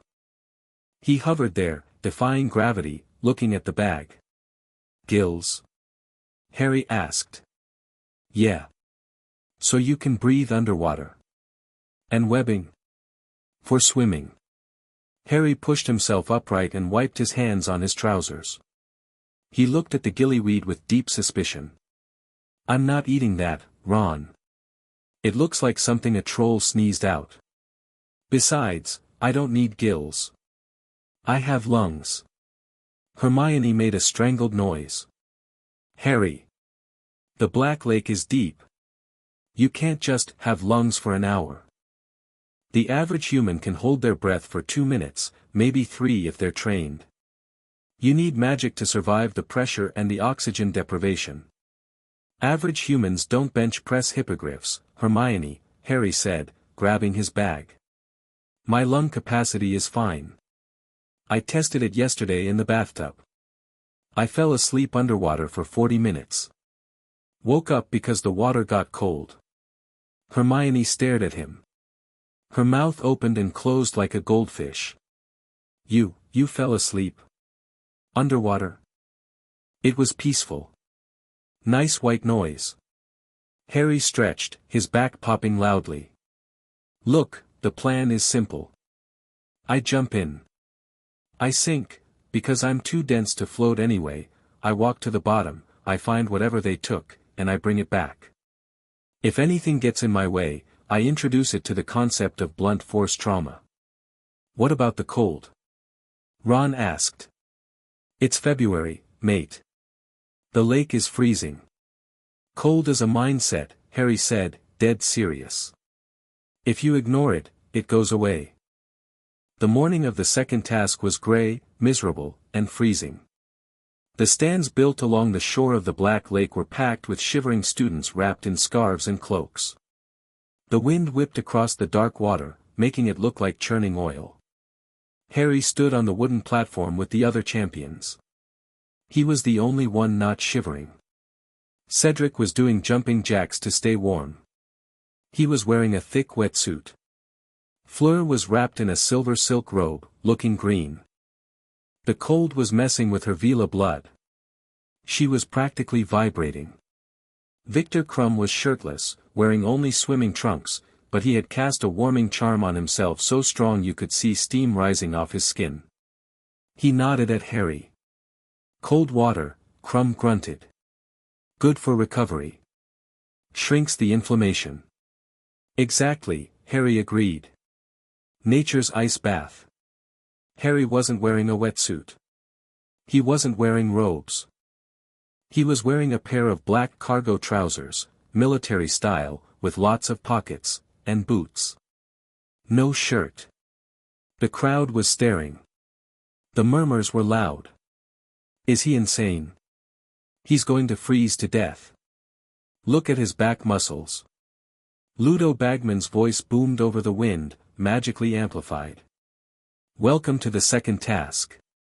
Last night, something precious was stolen from each of our champions. They have 1 hour to recover it.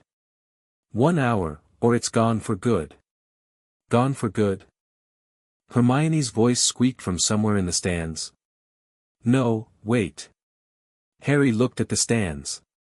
Hermione wasn't there. Harry scanned the crowd. Ron wasn't there either. Harry's eyes narrowed. The temperature around him seemed to drop, but it wasn't the weather. They took my friends, Harry whispered. Fleur looked at him. She saw the shift. Harry wasn't casual anymore. He looked like a statue of a war god that had just woken up and realized someone stole his favorite sword. They made a mistake, Fleur said softly. Gabrielle is down there too. Then we go get them, Harry said. Fast. Champions, take your positions. Bagman yelled. On the cannon, 3, 2, 1. Boom. Chaos erupted. Cedric waved his wand. Bubblehead charm. A giant bubble formed around his head. He dove in. Fleur did the same, her bubble shimmering with pearlescent magic. She dove gracefully. Krum pointed his wand at his own face. His head started to morph. It stretched, grew gray, and suddenly he had the head of a shark. It was gross, but effective. He jumped. Harry didn't cast a spell. He didn't eat weeds. He took a breath. It wasn't a normal breath. It was a massive intake of air that expanded his chest cavity by 3 inches. You could actually hear the air rushing into his lungs, like a vacuum turning on. He packed the oxygen into his blood, saturating his cells. Then, he stepped off the dock. He didn't dive. He just stepped off. Splash. The cold hit him instantly. For a normal person, this was thermal shock territory.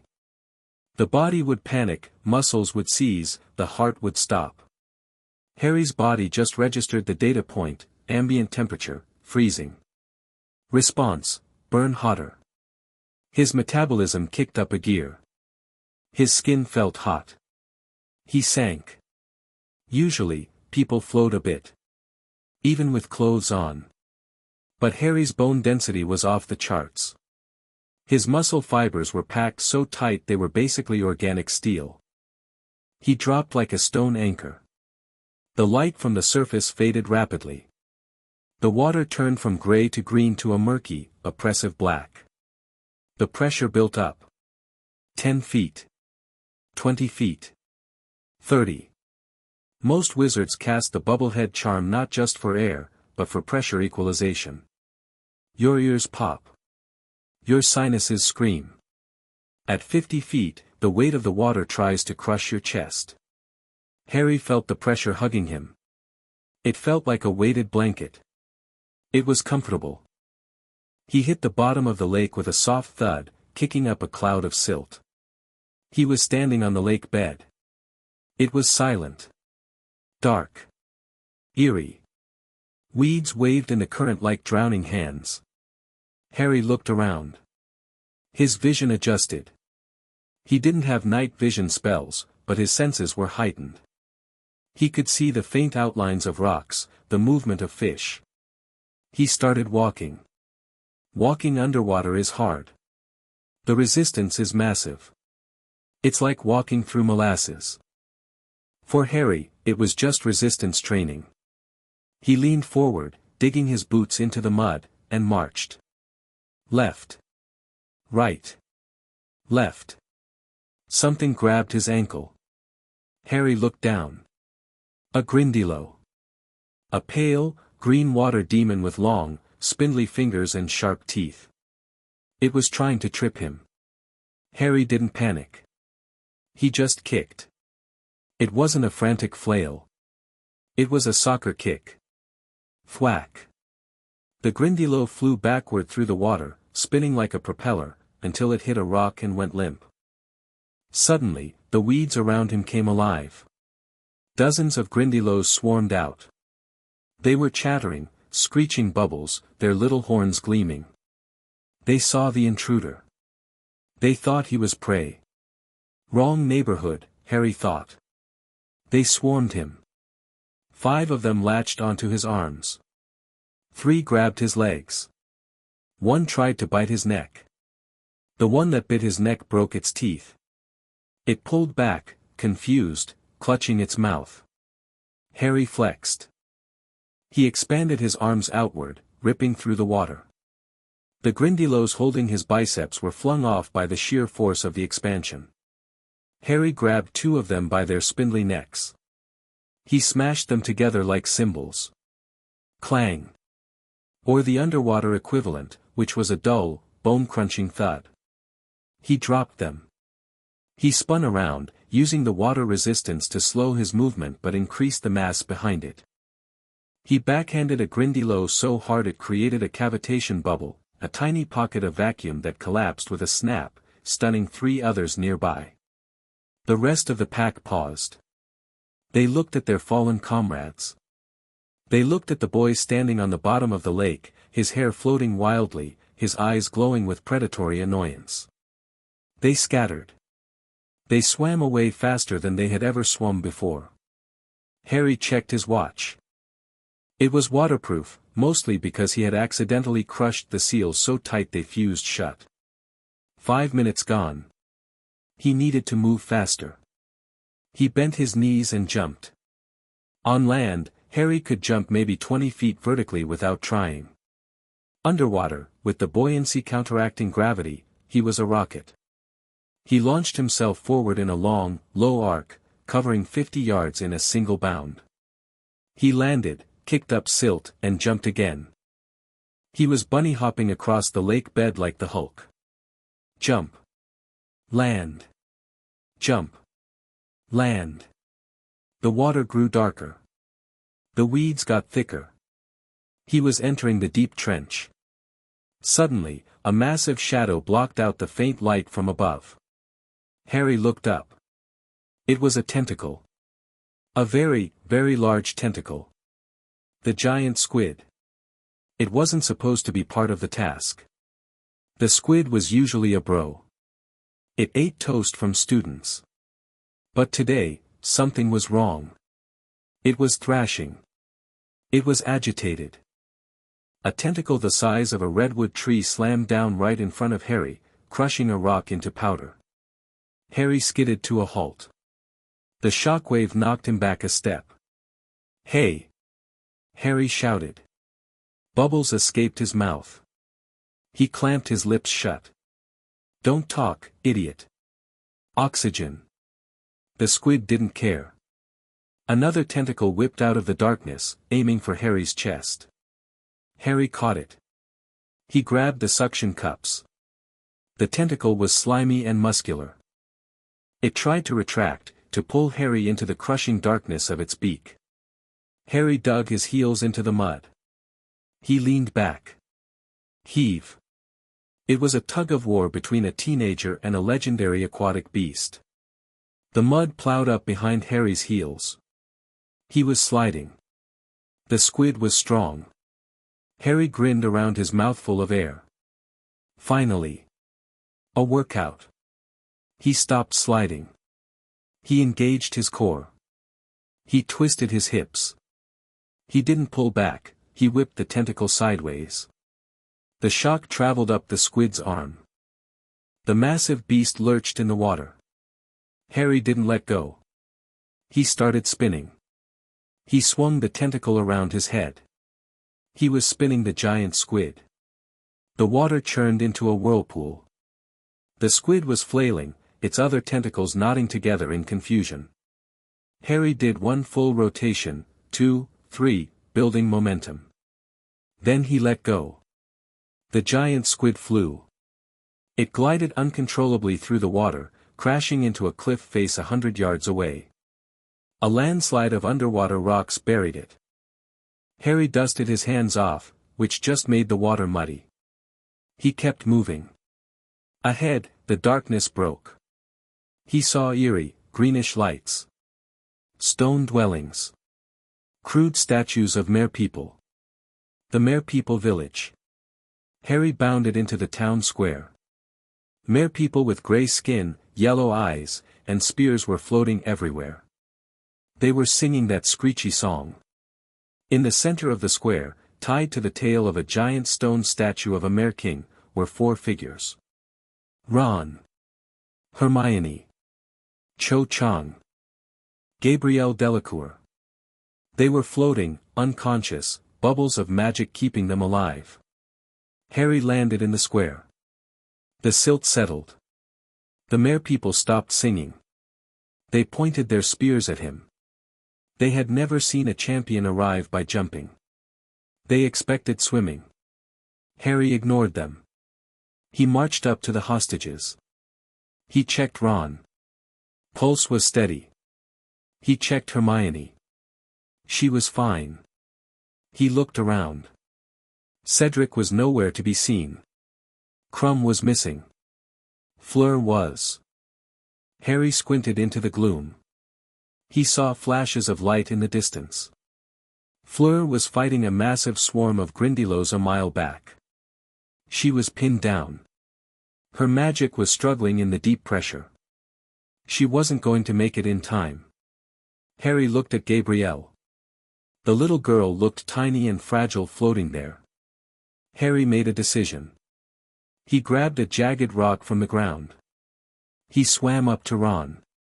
He used the rock to saw through the rope of weeds binding Ron's ankle. Snap. Ron was free. Harry grabbed Ron's belt. Then he swam over to Hermione. A merman poked Harry with a spear. Only one, the merman rasped, his voice sounding like grinding stones. The rules. 1 champion, 1 treasure. Harry looked at the spear tip touching his chest. He looked at the merman. Harry grabbed the spear shaft. He snapped it like a dry twig.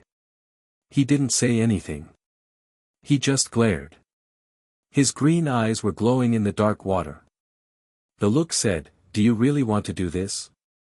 I just threw a squid." The merman backed off, his eyes wide. Harry cut Hermione loose. He grabbed her belt with his other hand. But then he looked at Gabrielle. And Cho. Cedric can handle himself, Harry thought. But Fleur is stuck. Harry looked at his hands. Full. He looked at Gabrielle. Improvise, Harry thought. He grabbed Gabrielle's rope with his teeth. He bit through it. 2. He spat out the weed. He grabbed Gabrielle's ankle with the same hand holding Ron. He adjusted his grip. He was holding Ron and Hermione in his left hand, and Gabrielle in his right. Wait, Cho. Just then, a shark-headed figure zoomed in. Crumb. Crumb saw Harry holding 3 people. Crumb's shark eyes widened. He gave a muffled grunt that sounded like, "Humph." Harry nodded at Cho. Yours. Crumb nodded. He bit through Cho's rope, grabbed her, and turned to swim up. Harry prepared to jump. But then he felt it. A hum. A vibration in his bones. It wasn't coming from the Mer people. It was coming from the base of the statue. Harry looked down. Buried in the silt, half hidden by sea anemones, was a metal device. It looked like a black pyramid, covered in glowing red runes. It was throbbing. Every time it throbbed, Harry felt a tiny pull on his strength. Just a fraction. Like a mosquito bite. Harry dropped the hostages for a second, they floated gently. He knelt down. He brushed the silt away. The mere people hissed. Forbidden. Do not touch the totem. What is this? Harry thought. It wasn't Hogwarts magic. It felt like the thing in the graveyard. It felt like death. It was sucking the ambient magic from the lake. And it was trying to suck the energy from the champions. Harry reached out. The water around his hand boiled. The device reacted to his proximity. Red lightning arced out. Harry didn't care. He grabbed the pyramid. It burned. It was freezing cold and boiling hot at the same time. It tried to wither his hand. Harry squeezed. Bad toy, Harry thought. Crunch. He crushed the metal pyramid in his grip. The red runes flared and died. A shockwave of released energy blasted out, knocking the mere people backward. Harry pocketed the crushed remains of the device. He didn't know what it was, but Dumbledore would want to see it. Or maybe he'd just feed it to the twins to see what happened. He grabbed his passengers again. Ron, Hermione, Gabrielle. He checked his air. Lungs starting to burn. About 20% capacity left. Time to go. He looked up at the surface. It was a long way up. Swimming with 3 people would be slow. Harry crouched. He got into a deep squat, his thighs parallel to the lake bed. He engaged every muscle in his lower body. The glutes. The quads. The calves. He channeled the power. The old blood. He pushed. The lake bed exploded. A crater 20 feet wide formed instantly. The force of the jump was so violent it created a localized depth charge. The water didn't just move out of the way, it vaporized for a split second. Harry shot upward. He was a torpedo. He held the hostages tight, shielding them with his bulk. They were blurring through the water. The pressure dropped rapidly. The light got brighter. Green.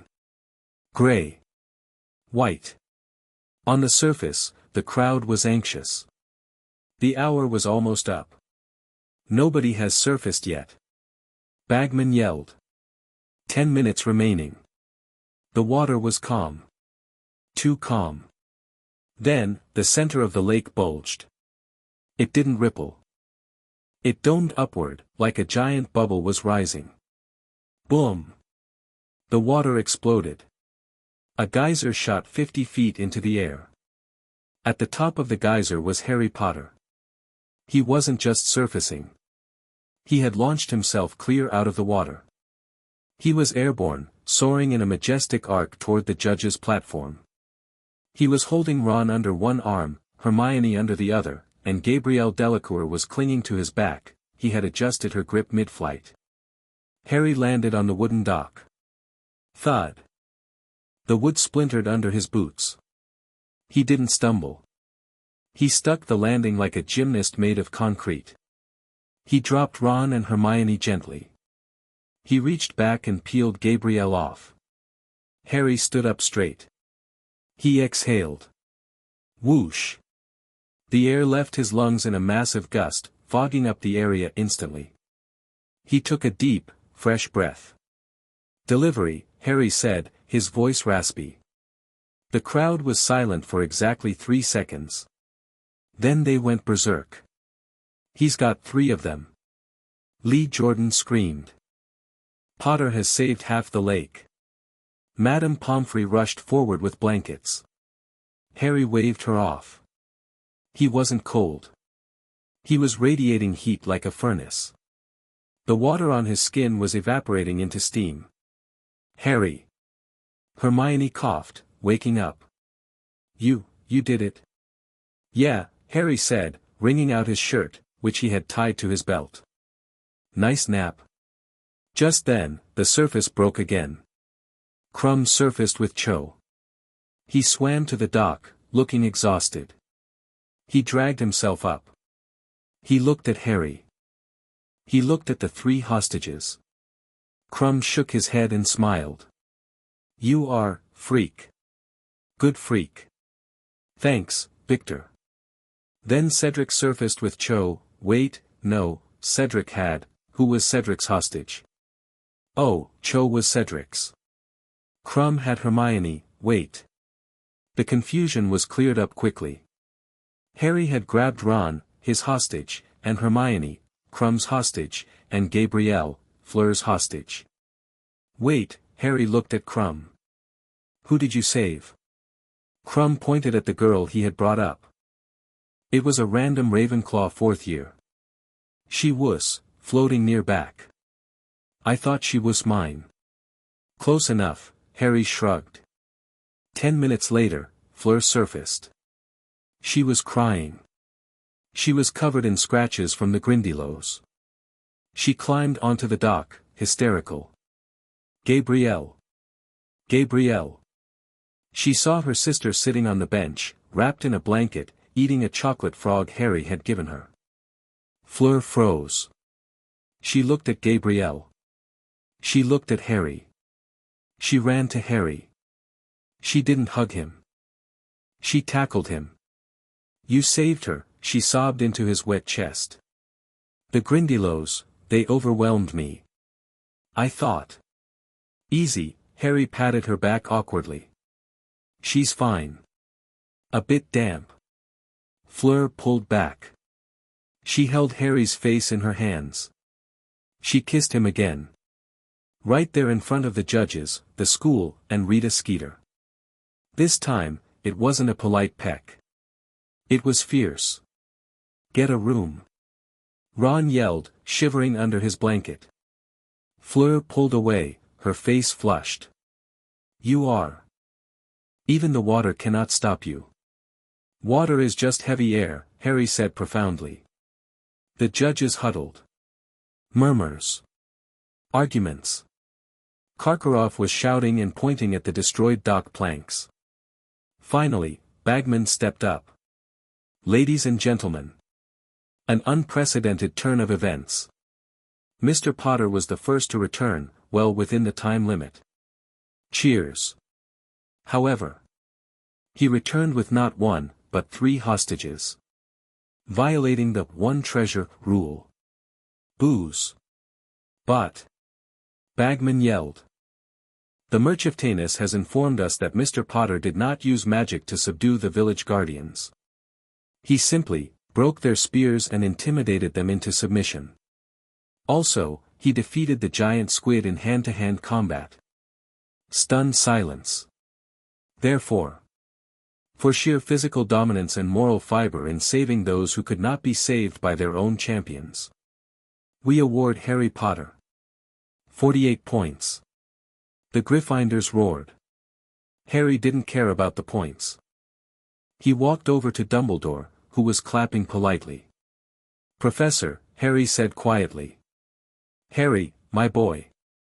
A spectacular display of lung capacity. I found something, Harry said. He reached into his sodden pocket. He pulled out the crushed black metal pyramid. Dumbledore's smile vanished. He took the object. His hand trembled slightly as he felt the residual dark energy. Where was this? Dumbledore asked sharply. At the bottom. Under the statue. It was sucking energy. Felt like the goblet, but meaner. Dumbledore looked at the device, then at the lake, then at the darkening sky. This is not good, Dumbledore whispered. This is a leeching totem. Ancient blood magic. Someone was using the concentration of magical cores in the lake to charge something. Charge what? Something that requires immense power to wake up. Harry cracked his neck. Voldemort. It seems, Dumbledore said, pocketing the device, that the tournament is merely a battery for him. Harry, you must be careful. The third task, whatever he is planning, it will happen there. Let him plan, Harry said, watching the sun set over the lake. He's building monsters. I'm breaking them. Harry turned to leave. He saw Hermione and Ron watching him with awe. He saw Fleur looking at him with adoration. He saw Krum looking at him with respect. But Harry just felt the itch in his knuckles. The water had been a nice cool-down. But the real heat was coming. Anyone want to go to the kitchens? Harry asked loudly. I could eat a horse. A whole one. Chapter 4 and Chapter 5, the graveyard shift. The month leading up to the third task was dedicated to what Harry called cardio and carbs. The entire school was vibrating with a weird, frantic energy. It wasn't just the excitement of the tournament anymore, it was the realization that the rules of magic were being rewritten by a teenager who treated gravity like a suggestion. The Quidditch pitch was gone. In its place stood a monstrosity. Hedges. Massive, 20-foot-tall hedges that looked less like plants and more like green concrete walls. They twisted and turned, creating a labyrinth that spanned acres. Harry stood at the edge of the pitch, inspecting the foliage. He poked a leaf. It was sharp enough to draw blood. Cute, Harry muttered. It's like a salad that wants to kill you. Beside him, Victor Krum was stretching his hamstrings. Krum had practically moved into the Gryffindor orbit over the last few weeks. He and Harry had bonded over the universal language of deadlifts. The maze is dense, Krum grunted, eyeing the dark entrance. They say the mist changes directions. Confuses the mind. If you walk in a straight line, you can't get lost, Harry said, cracking his knuckles. Geometry, Victor. The shortest distance between 2 points is through the hedge. You cannot just walk through magical hedges, Harry, Hermione said, appearing with a stack of toast. She looked tired. They are enchanted to be impenetrable. Repelling charms, shield charms, hardened cellulose structures. Everything is penetrable if you apply enough newtons of force, Harry said, taking a piece of toast and folding it into his mouth. By the way, did you check the nutritional value of acromantula meat? Just in case I get hungry in there. Harry, that is disgusting, Fleur said, walking up. She was wearing a sleek, powder blue athletic suit that looked more like combat gear. Her hair was tied back in a severe ponytail. She looked ready for war. And you must be careful. Bagman said there are things. Creatures. Creatures are just training partners with bad attitudes, Harry shrugged. The atmosphere was different today. The sun was setting, casting long, bloody shadows across the grounds. The stands were packed, but the cheering was nervous. Everyone remembered the dragon. Everyone remembered the lake. They were waiting to see what Harry would break next. Ludo Bagman's voice boomed, amplified by a sonorous charm that made the ground shake. Ladies and gentlemen. Welcome to the third and final task. The roar of the crowd was deafening. The band struck up a tense, marching rhythm. The points stand as follows. Bagman yelled. In first place, with a commanding lead due to unprecedented physical dominance. Mr. Harry Potter. Harry waved a hand. The crowd went wild. He was their gladiator now. In second place, Mr. Cedric Diggory. Cedric jogged out, looking pale but determined. He gave Harry a nervous smile. Good luck, Harry. Try not to destroy the whole maze. My dad wants to see the finish. No promises, said. In third, Mr. Victor Krum. And in fourth, Miss Fleur Delacour. Bagman pointed his wand at the dark entrance of the maze. Mr. Potter. On the whistle. Harry stepped up to the line. He wasn't holding his wand. It was in his back pocket, wedged next to a protein bar. He was wearing a gray t-shirt that was already straining against his chest and loose black trousers. Wheat. Harry didn't sprint. He didn't cast lumos. He just walked. He walked right into the dark mouth of the maze. The hedges loomed over him, blocking out the sky. The silence was instant. The crowd noise cut off as if a switch had been flipped. It was dark. It was creepy. Mist curled around his ankles. Harry looked at the path ahead. It turned left. Left is for NASCAR, Harry muttered.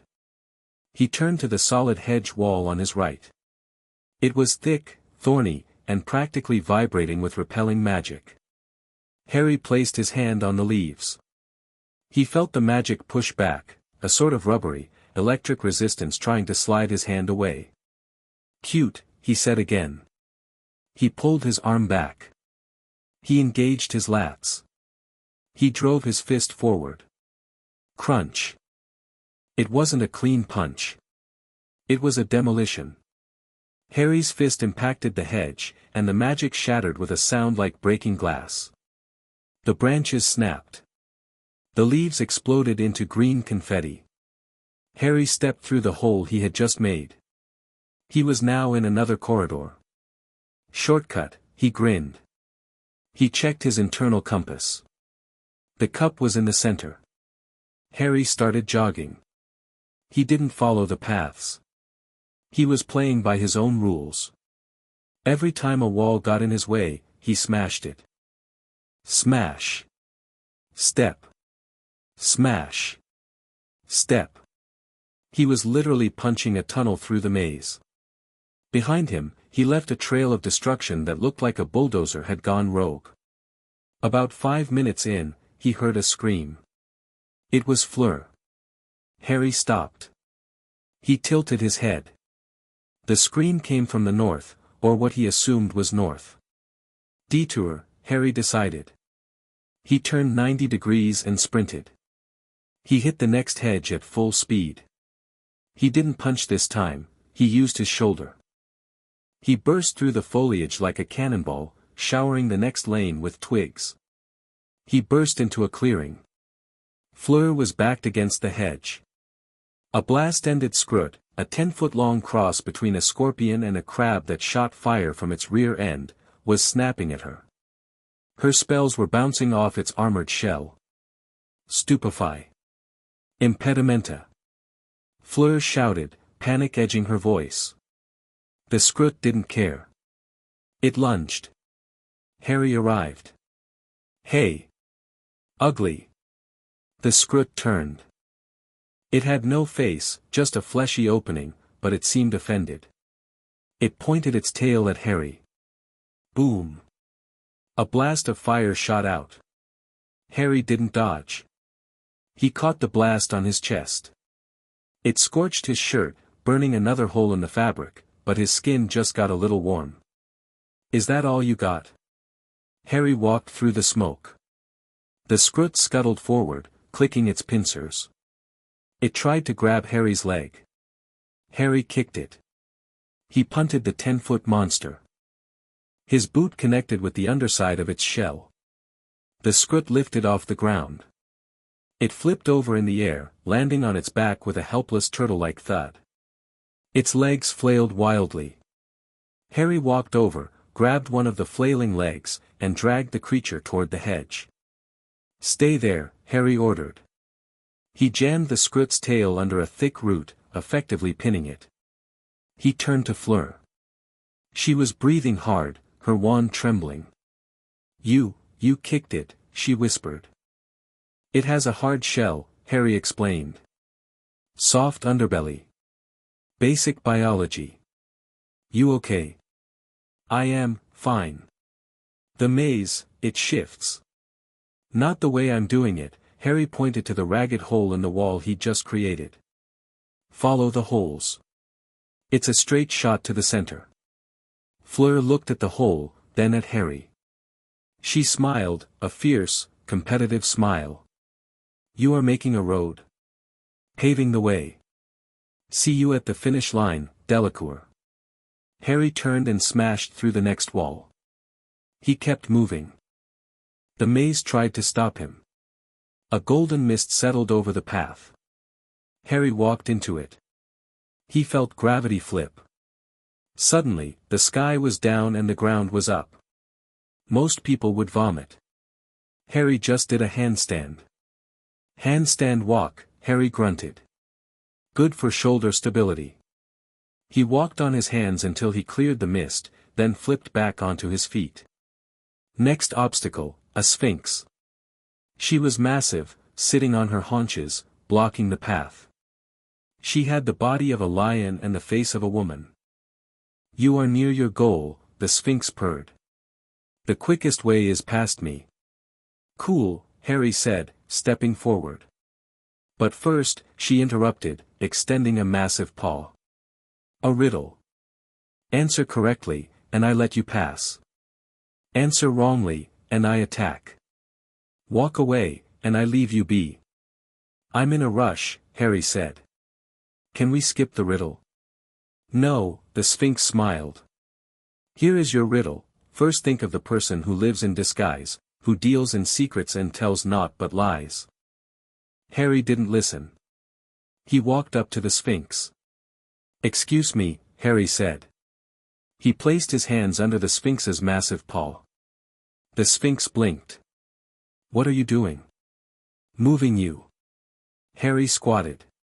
He gritted his teeth. Lift. He lifted the Sphinx's front paw. Then he stepped in, got his shoulder under her chest, and pushed.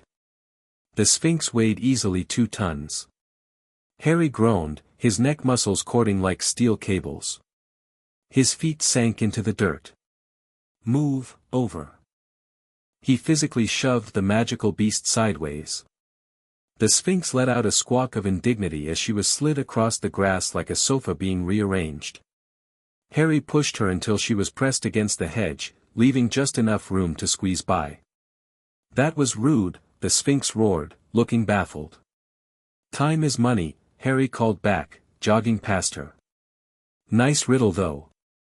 Something about a spy. I'd guess Snape. He smashed through the final hedge. He was in the center.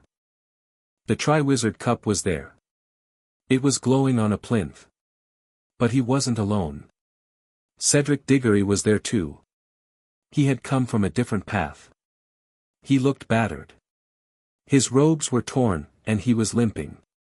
Harry. Cedric gasped. You. I heard crashing. Did you fight a giant? I fought a hedge. The hedge lost. They looked at the cup. Take it, Harry said. You're here. You would have been here 10 minutes ago if you hadn't stopped to help Fleur, Cedric pointed out. I saw the sparks. You saved her. She's a friend. Friends spot friends. Exactly, Cedric stood up straighter. Which is why I'm not taking it. You won, Harry. You destroyed the competition. Literally. Harry looked at the cup. He felt that itch again. The warning bell in his head. Tell you what, Harry said. We take it together. A Hogwarts victory. We split the gold. I need to buy more protein powder anyway. Cedric grinned. Together. They stepped forward. On 3, Harry said. 1. 2. 3. They grabbed the handles. Harry expected the whistle of a portkey. He expected the hook behind the navel. He got it. But it felt wrong. Violent. The world spun. Colors blurred. Harry felt his feet slam into the ground. Hard. He didn't stumble. He absorbed the impact with a squat. Cedric, however, fell over, vomiting slightly. Ugh, Cedric wiped his mouth. I hate portkeys. Where are we? Is this part of the maze? Harry stood up. He looked around. They weren't in Hogwarts. They were in a graveyard. An old, neglected churchyard with overgrown grass and crooked tombstones. To the right, a yew tree loomed. To the left, a small church. On the hill, a dark manor house. The air was cold. Not just winter cold. Death cold. This isn't the maze, Harry said, his voice dropping an octave. It must be a bonus task, Cedric said nervously, raising his wand. Wand's out, Harry. Harry didn't pull his wand. He cracked his knuckles. Cedric, Harry said quietly. Get behind me. What? Something's coming. Something that smells like rot. A door opened in the darkness. A figure walked toward them through the mist. It was short, wearing a cloak, carrying a bundle in its arms. Harry squinted. He recognized the walk. The scurrying, rat-like gait. Wormtail, Harry growled. The figure stopped about 20 feet away. Harry stepped forward. Hey! Rat man! Unless you have pizza, turn around. Suddenly, a high, cold voice spoke. It didn't come from Wormtail's mouth. It came from the bundle in his arms. Kill the spare. It happened fast. Wormtail dropped the bundle, which looked like a hideous, scaly baby, and whipped out a wand. Avada Kedavra. A rush of green light. A blinding flash. It was aimed straight at Cedric. Cedric was frozen. He hadn't processed the words. He was going to die. But Harry was faster than thought. Harry didn't cast a spell. He shoved off the ground. The earth exploded under his boot. He moved into the path of the beam. Wham! The killing curse hit Harry square in the chest, right over his heart. Silence. Cedric screamed, Harry. Harry staggered back one step. The force of the spell was like being hit by a sledgehammer. It knocked the wind out of him. Smoke rose from his gray t-shirt. But he didn't fall. He looked down at his chest. There was a red mark, like a bad sunburn, right where the curse had hit. Harry looked up. His eyes were blazing. That, Harry wheezed, rubbing his chest, was rude. Wormtail stood there, his mouth open in horror. He stared at his wand. He stared at Harry. It didn't. Wormtail squeaked. You can't kill me, Harry said, his voice turning into a growl. I'm not biodegradable. The boy. Trap him. The voice shrieked from the grass. Wormtail panicked. He pointed his wand at a massive marble statue of an angel behind Harry. The Reaper. Bind him. The statue sprang to life. Stone arms the size of tree trunks swung around. Harry didn't have time to dodge. The statue grabbed him, pinning his arms to his sides. The scythe of the angel came down, hooking around his neck, holding him against the headstone. Harry. Cedric raised his wand. Stupefy. The red bolt hit Wormtail, but Wormtail deflected it. Hold the other one. Wormtail shrieked. Crucio. Cedric fell, screaming. Cedric. Harry roared. He flexed. The marble angel cracked. Dust poured down. The ritual. Now. Use the blood. The voice commanded. Wormtail ran to a massive stone cauldron near the grave. He lit a fire under it with a flick of his wand. The liquid inside was already bubbling, thick and noxious. Bone of the father, unknowingly given, you will renew your son. Wormtail levitated a bone from the grave beneath Harry's feet. It dropped into the potion. The liquid turned blue. Harry struggled. The statue was enchanted with ancient binding magic. It wasn't just stone, it was gravity itself pressing on him. He felt his ribs groaning. Flesh of the servant, willingly given, you will revive your master. Wormtail pulled a silver dagger. He whimpered. He sobbed. Then, with a sick squelch, he cut off his own right hand. It fell into the cauldron. The potion turned burning red. Harry pulled. Crack.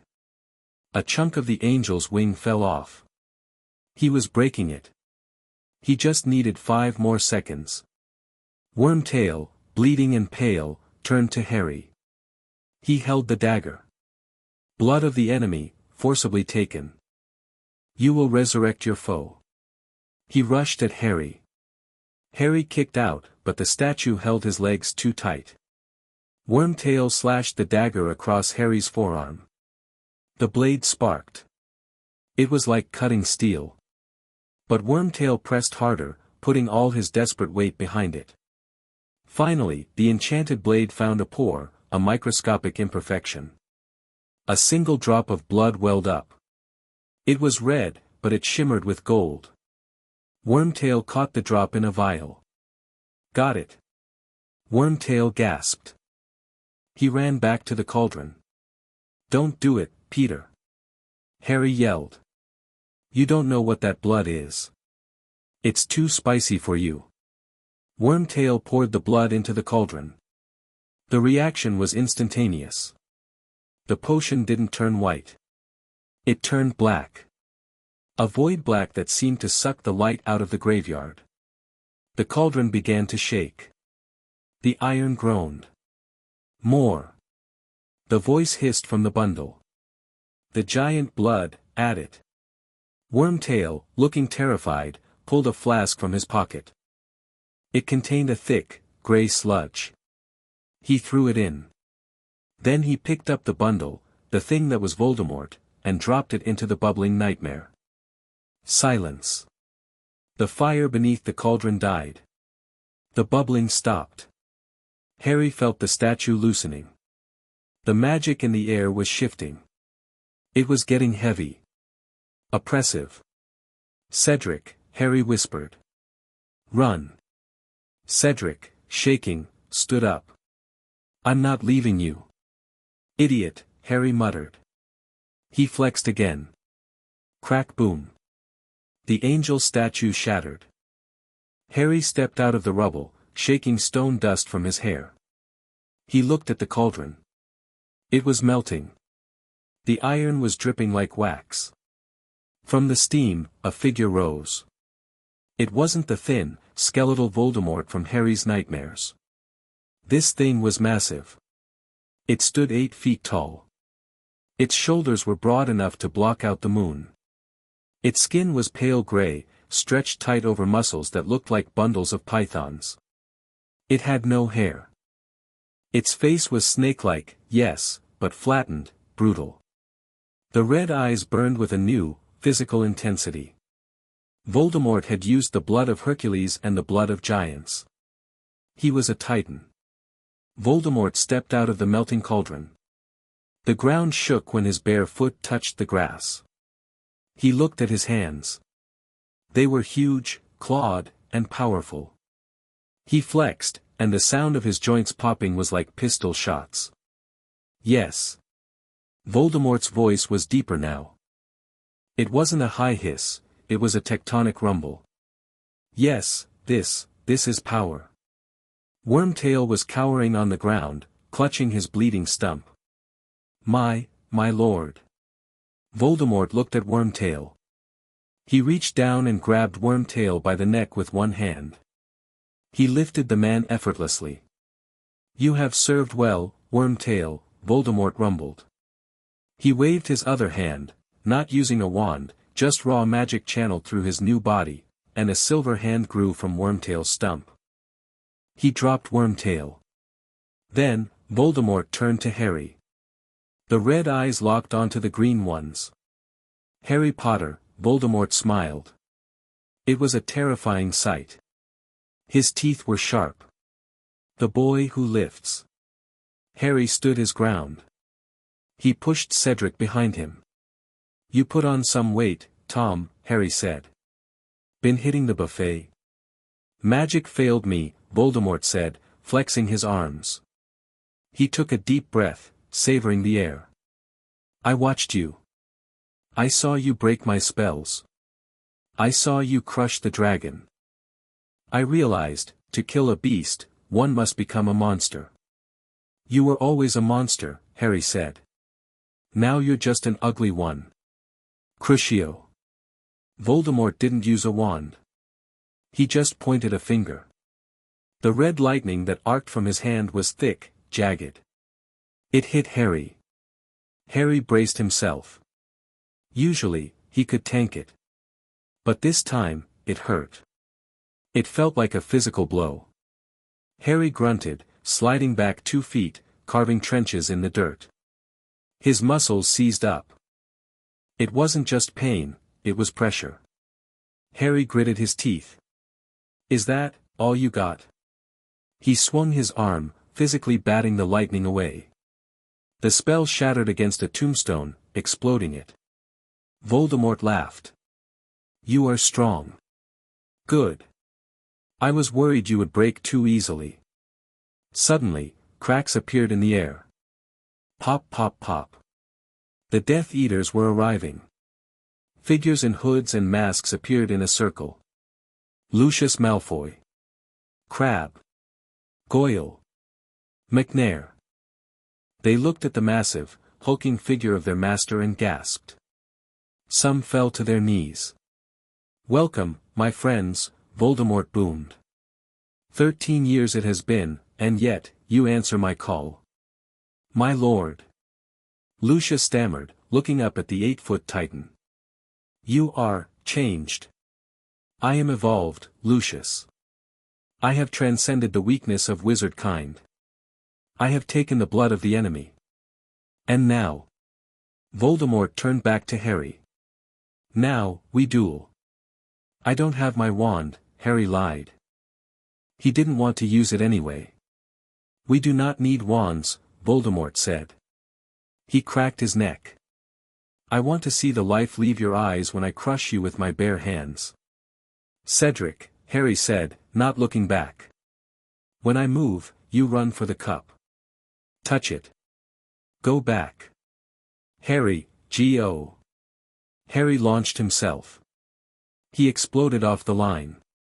He covered the 20 yards between them in a heartbeat. He pulled back his fist. He put everything into it. The dragon choking, hedge-breaking power. Voldemort didn't dodge. He punched back. Boom. Fist met fist. The shockwave was catastrophic. The ground between them cratered. The nearby tombstones were flattened by the air pressure alone. The Death Eaters were knocked off their feet. Harry felt the impact rattle his bones. It was the first time in his life he had hit something that didn't just break. It felt like punching a mountain. Voldemort didn't budge. But he looked surprised. Strong, Voldemort grunted. You're not bad yourself, Harry gritted out. They broke the deadlock. Harry ducked a backhand swing that would have decapitated him. He drove a fist into Voldemort's ribs. It sounded like hitting a suspended slab of beef. Voldemort grunted, stepping back. Voldemort retaliated. He grabbed Harry by the shoulders and kneed him in the stomach. Oof. Harry lost his breath. That hurt. That really hurt. Voldemort threw him. Harry flew through the air. He smashed through a marble mausoleum, turning it into rubble. He hit the ground, rolled, and sprang up. He spat out a mouthful of blood. He grinned. Okay, Harry said, wiping his chin. Now it's a party. Voldemort roared and charged. He moved surprisingly fast for his size. A gray blur. Harry met him in the center of the graveyard. They traded blows. It was a brawl of gods. Harry landed a hook that snapped Voldemort's head back. Voldemort responded with a kick that sent Harry skidding across the grass. Cedric was watching, paralyzed by horror. This wasn't a wizard duel. This was Dragon Ball Z. They were moving faster than eyes could track. Potter is holding him back. Lucius screamed. Do something. Kill the spare. The Death Eaters raised their wands at Cedric. No. Harry roared. He broke away from the clinch with Voldemort. He saw a heavy stone cross, a grave marker, about 10 feet tall. Harry grabbed it. He ripped it out of the ground. He threw it at the Death Eaters. The massive stone cross sailed through the air like a frisbee. The Death Eaters scattered. Voldemort took advantage of the distraction. He lunged, grabbing Harry by the throat. His grip was iron. "You care for them," Voldemort sneered, lifting Harry off the ground. "Your weakness." Harry grabbed Voldemort's wrist. He squeezed. "Not weakness," Harry choked out. Harry's legs flailed. He managed to plant his feet against Voldemort's chest. "Leverage." Harry kicked. He pushed off Voldemort's chest while pulling the arm. Voldemort's grip broke. Harry flipped backward, landing on his feet. He didn't stop. He grabbed a handful of dirt and threw it in Voldemort's eyes. "Dirty fighting?" Voldemort roared, clawing at his eyes. "Survival," Harry yelled. He turned to Cedric. "Cup. Now." Cedric was sprinting for the cup, which had fallen in the long grass. "Accio cup!" Harry shouted, finally pulling his wand. The cup flew toward them. Voldemort cleared his eyes. He saw them escaping. "No." Voldemort slammed his hands onto the ground. "Earth magic. Dark, ancient earth magic." The ground rippled. Skeletal hands burst from the soil, grabbing at Harry's ankles. Harry stomped. The shockwave shattered the skeletons. The cup was close. Cedric grabbed the handle. "Harry! Grab on!" Harry dove. Voldemort unleashed a roar of pure rage. He punched the air. A wave of force, pure kinetic energy combined with magic, shot toward them. It hit Harry just as his fingers brushed the cup. It felt like being hit by a train. Harry felt ribs crack. He felt his shoulder pop. But he held on. Hook behind the navel. The world spun again. The graveyard vanished. The monster vanished. Thud. Harry and Cedric slammed into the grass outside the maze at Hogwarts. The music was playing. The crowd was cheering. They didn't know. Harry lay on his back, staring at the stars. He was bleeding. His shirt was gone. His chest was black and blue. He was exhausted. Cedric was sitting up, hyperventilating. He looked at Harry. He looked at the cup. "Harry," Cedric whispered. "He's back." Harry sat up. He winced. He popped his shoulder back into place with a sickening crunch. "Yeah," Harry said, spitting blood onto the pristine Hogwarts grass. "And he's been working out." Dumbledore was running toward them. Fudge was there. The crowd realized something was wrong. The music died down. "Harry." "Cedric." Dumbledore knelt. "What happened?" Harry looked Dumbledore in the eye. "Voldemort," Harry said. The name silenced the crowd. "He's back. And he's a Titan. He's got a body that can match me." "A Titan?" Dumbledore paled. "He used the blood," Harry said, standing up shakily. "He refused help. He knows magic doesn't work. So he built himself a tank." Harry looked at his hands. They were trembling, not from fear, but from the aftershocks of the impact. "He wants a war," Harry said, his voice carrying over the silent stadium. "He wants a physical war." Harry clenched his fist. The air pressure around him dropped. "He's going to regret that." Suddenly, Moody, Barty Crouch Jr., pushed through the crowd. "Potter. Come with me. You need medical attention." Harry looked at Moody. He sniffed. Under the smell of polyjuice and flask whiskey, there was a faint scent. Graveyard dirt. Snake venom. Harry's eyes narrowed. No thanks, Professor, Harry said. I insist. Moody grabbed Harry's arm. Bad move. Harry was high on adrenaline and pain. When Moody grabbed him, Harry reacted. He grabbed Moody's wrist. He twisted. Crack. Moody screamed. His wand fell out of his pocket. You smell like him, Harry snarled. He shoved Moody. The fake professor flew backward, crashing into the judge's table. The polyjuice potion flask shattered. Moody began to change. The magical eye popped out. The scarred face melted away. In his place lay a pale, frantic man. Barty Crouch Jr., he's back. Crouch screamed, laughing maniacally. The Dark Lord has returned. He is unbreakable. He will crush you all. Dumbledore stunned him instantly. The crowd was screaming. Panic was setting in. Harry stood in the center of the chaos. He felt Fleur's hand on his back. He felt Hermione and Ron rushing to his side. He looked at the dark sky. The game had changed. No more tournaments. No more school rivalries.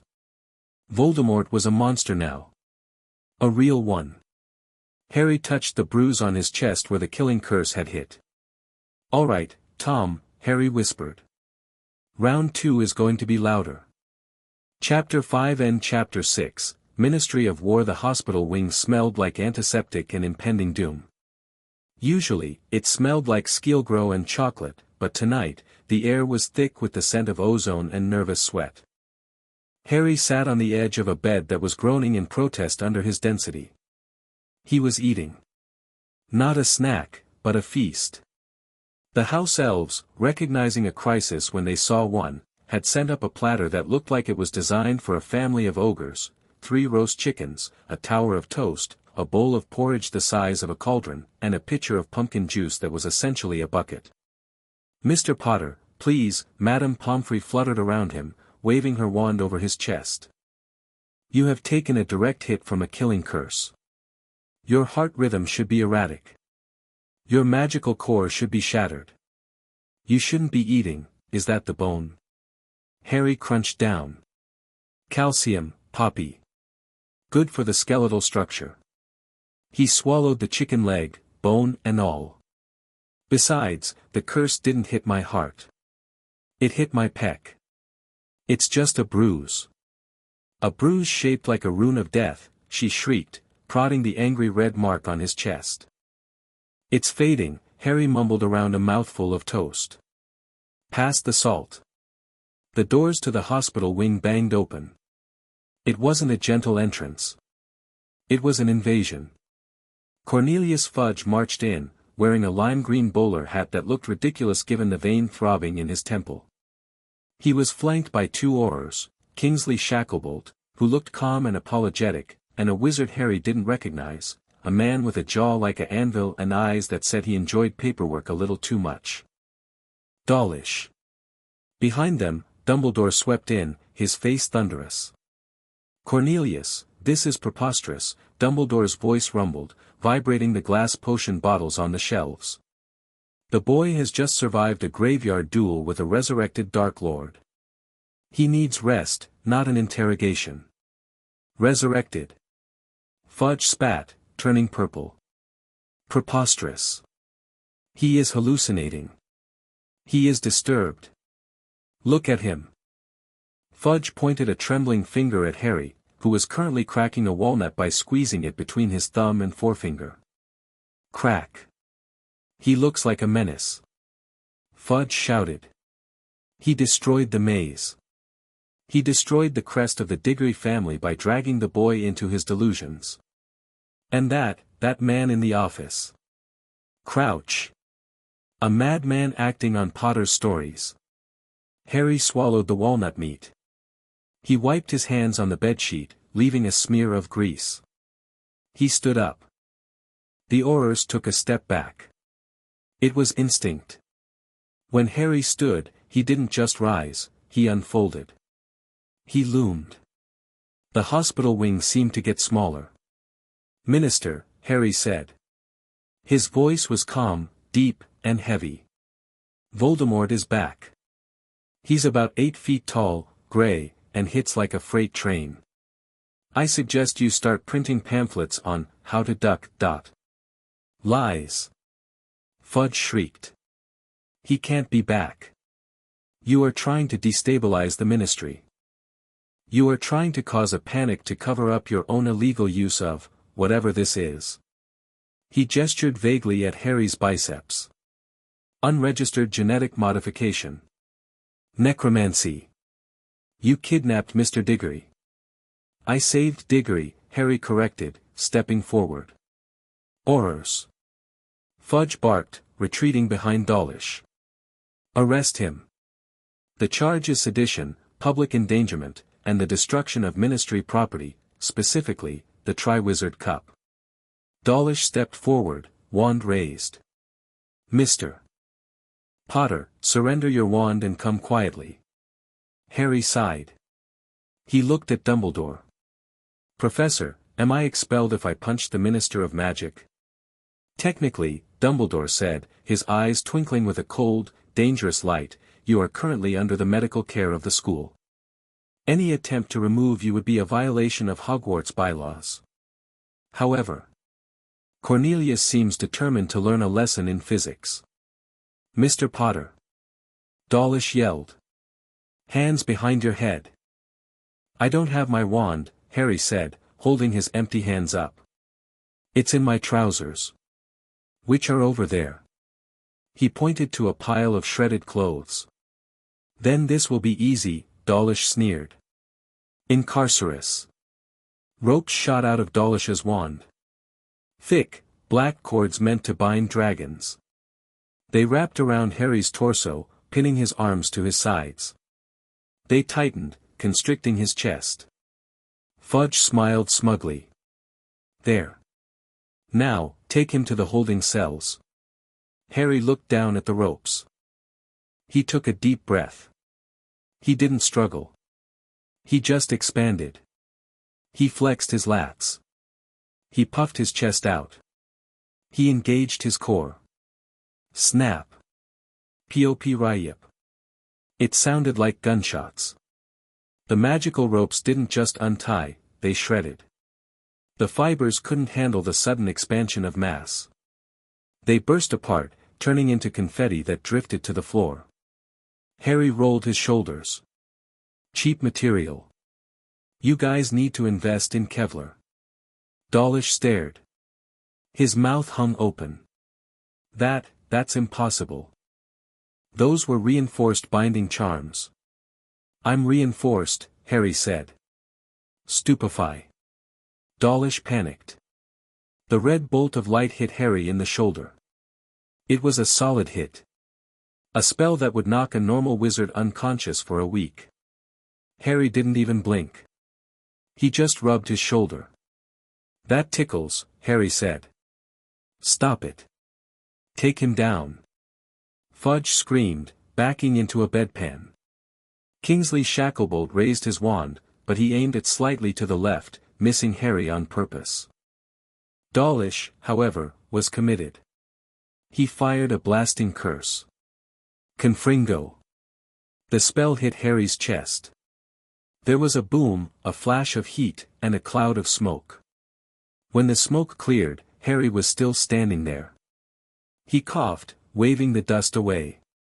His hospital pajama top was gone, incinerated. His chest was bare, showing the fading bruise from the killing curse and a new, slight soot mark from the blasting curse. Okay, Harry said, his eyes narrowing. Now you're just ruining my wardrobe. Harry moved. He didn't use magic. He stepped forward, closing the distance to Dawlish in a single stride. Dawlish tried to cast a shield charm. Protego. Harry slapped the air. His hand moved so fast it broke the sound barrier. Crack. The shockwave shattered the shield charm before Harry's hand even connected. Harry grabbed Dawlish's wand hand. He squeezed gently. Drop it, Harry said. Dawlish dropped the wand. He fell to his knees, wheezing. Harry looked at Fudge. The minister was trembling, clutching his bowler hat like a shield. "Listen to me, Fudge," Harry said, leaning down. His face was inches from the minister's. "I'm not your enemy. But the guy who is? He's real. And right now." Harry paused. He felt it. The itch. The hum in his blood. It wasn't pain from the scar, the connection had changed since the resurrection. It was a sense of direction. A pull. "He's moving," Harry whispered. He stood up straight, looking out the window toward the south. Toward London. "He's at the ministry," Harry said, turning to Dumbledore. "He's not waiting. He knows I'm coming. He wants the prophecy. He wants to know why I didn't die." "The Department of Mysteries," Dumbledore said, his face paling. "The wards, if he is in his new form. He'll smash them," Harry finished. "Just like I would." "We must go," Dumbledore said, drawing his wand. "I will alert the order." "Harry, you must stay here." "No," Harry said. He walked over to his pile of clothes. He found his dragon-hide trousers, miraculously intact, and pulled them on. He found a spare black t-shirt in his trunk. He grabbed his wand, not to cast spells, but because it felt wrong to leave it. "I'm the only one who can hit him, Professor. You saw him. He's a tank. You cast spells at him, he laughs. I punch him, he flinches. I'm going." "You cannot apparate," Kingsley said, stepping forward. "The anti-apparition wards, I'm not apparating," Harry said. He walked to the window. He opened it. The cold night air rushed in. "I'm taking a shortcut." "Harry." Hermione's voice came from the door. She was standing there with Ron, both in their pajamas. "What are you doing?" "Commuting," Harry said. He climbed onto the window ledge. "We were 7 stories up." "See you in London," Harry said. He jumped. "Harry!" Hermione screamed, rushing to the window. Harry fell. The wind rushed past his ears. He plummeted toward the courtyards below. He didn't panic. He waited. He timed it. Just as he passed the level of the viaduct, he reached out. He grabbed a gargoyle jutting from the wall. His grip held. The stone gargoyle groaned, cracks spreading from his fingers, but it held. Harry used the momentum to swing. He turned his fall into a pendulum arc. He released at the apex, launching himself outward, away from the castle, toward the gates. He landed in a roll on the grass, shaking the ground. He stood up and started sprinting. He ran toward Hogsmeade. He ran fast. Faster than a broomstick in a dive. His legs were pistons. He tore up the turf. He reached the village in 3 minutes. He found the nearest fireplace, the Hog's Head Inn. Aberforth Dumbledore looked up from cleaning a glass as Harry burst in, breathless but not tired. "Ministry," Harry barked. "Flow powder." Aberforth didn't ask questions. He threw a pot of powder on the counter. "Give them hell, kid." Harry grabbed a handful. He stepped into the fire. Ministry of Magic, Atrium. Green flames engulfed him. He spun. The Ministry of Magic Atrium was usually a place of polished wood, golden statues, and quiet bureaucracy. When Harry spun out of the fireplace, it was a war zone. He stumbled out of the grate, dusting ash off his shirt. He looked around. The Fountain of Magical Brethren was gone. In its place was a pile of rubble. The golden statues, the wizard, the goblin, the centaur, were headless, their limbs scattered across the polished floor. Standing in the center of the room were Aurors. Dozens of them. They were firing spells toward the lift grates at the far end of the hall. "Hold the line," a voice shouted. It was Scrimgeour. He looked like a lion who had been through a blender. Do not let them reach the elevators. From the darkness of the lift corridor, spells were flying back. Green. Red. Purple. But it wasn't just spells. A massive chunk of masonry flew out of the dark. It sailed through the air and smashed into a group of aurors, sending them flying like bowling pins. That's not magic, Harry muttered. That's throw weight. Harry walked into the center of the room. Cease fire. Scrimgeour yelled, seeing Harry. Potter. What are you doing here? You're under arrest. Busy. Harry yelled back. Who are you fighting? Death Eaters. Scrimgeour roared, ducking a curse that melted the floor tiles next to his head. They've breached the perimeter. But they're different. Harry squinted. From the shadows, figures emerged. They were wearing the black robes and silver masks of Death Eaters, but the robes were tight, bursting at the seams. They were huge. Not Voldemort huge, but linebacker huge. They moved with a twitchy, unnatural speed. Juicers, Harry said. He gave them the potion. One of the Neo-Death Eaters charged. He didn't cast a spell. He held a wand in one hand and a mace in the other.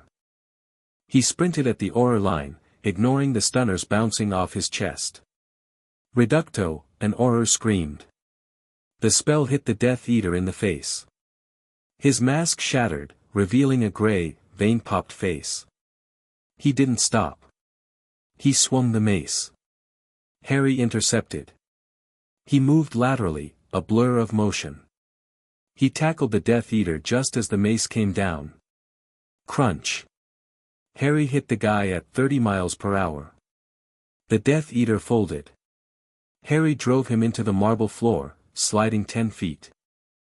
The Death Eater groaned and tried to bite Harry. Bad dog, Harry said, and punched him. It was a short, sharp jab to the temple. The Death Eater went limp. Harry stood up. The Aurors were staring at him. Don't aim for the chest. Harry shouted. They have armored skin. Aim for the joints. Or use heavy objects. Suddenly, the lift doors at the end of the hall exploded outward. A woman walked out. She had wild, curly black hair and heavy lids. But she wasn't the gaunt, skeletal Bellatrix Lestrange from the wanted posters. This Bellatrix was fit. Lean, corded muscle visible under her torn dress. Her eyes were glowing with a manic, chemical light. She held 2 wands. Itty bitty baby Potter, she shrieked. Her voice was faster, higher. The Dark Lord said you would come to play. Bella, Harry nodded. You look healthy. Been taking your vitamins? I have been taking power, she cackled. She moved. She was fast. Faster than Harry expected. She vanished and reappeared 10 feet closer. Crack crack crack. She was operating inside the anti-apparition ward. She was forcing herself through the magic by sheer will. Crucio, she screamed, firing with both wands. Harry crossed his arms. The spells hit his forearms. They stung. They burned. But he swiped them away. He charged. Let's dance. He threw a punch. Bellatrix dodged, she bent backward like a reed, her spine flexible beyond human limits. She slashed her wand across Harry's stomach. SSSSSS. It wasn't a cutting curse. It was acid. A stream of green bile that hissed against Harry's skin. Gross. Harry yelled. He grabbed a piece of the destroyed fountain, the centaur's torso, and swung it like a baseball bat. Bellatrix laughed and leaped.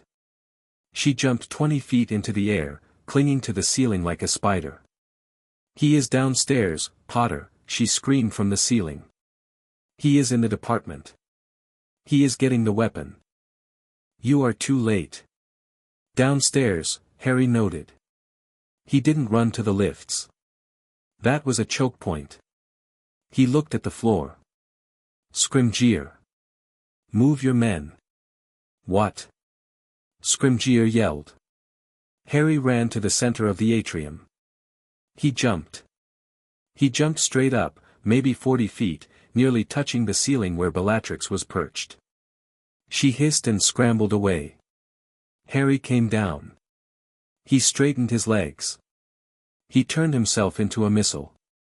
Impact. He hit the marble floor with everything he had. Boom. The floor of the atrium disintegrated. The shockwave knocked every oar flat. The marble shattered, the concrete beneath crumbled, and the structural supports groaned and snapped. Harry fell through the floor. He fell through the level below, Department of Magical Accidents. Crash. Desks flew. He fell through the next level. Crash. Level 4. He was a human bunkerbuster bomb. He hit level 9. The Department of Mysteries. He landed in a circular room with black doors. The impact blew the doors off their hinges. The spinning room stopped spinning because Harry had destroyed the mechanism. He stood up, dusting plaster off his shoulders. Elevators are for chumps, Harry said. He looked around. One door was still standing. It was glowing with a soft, blue light.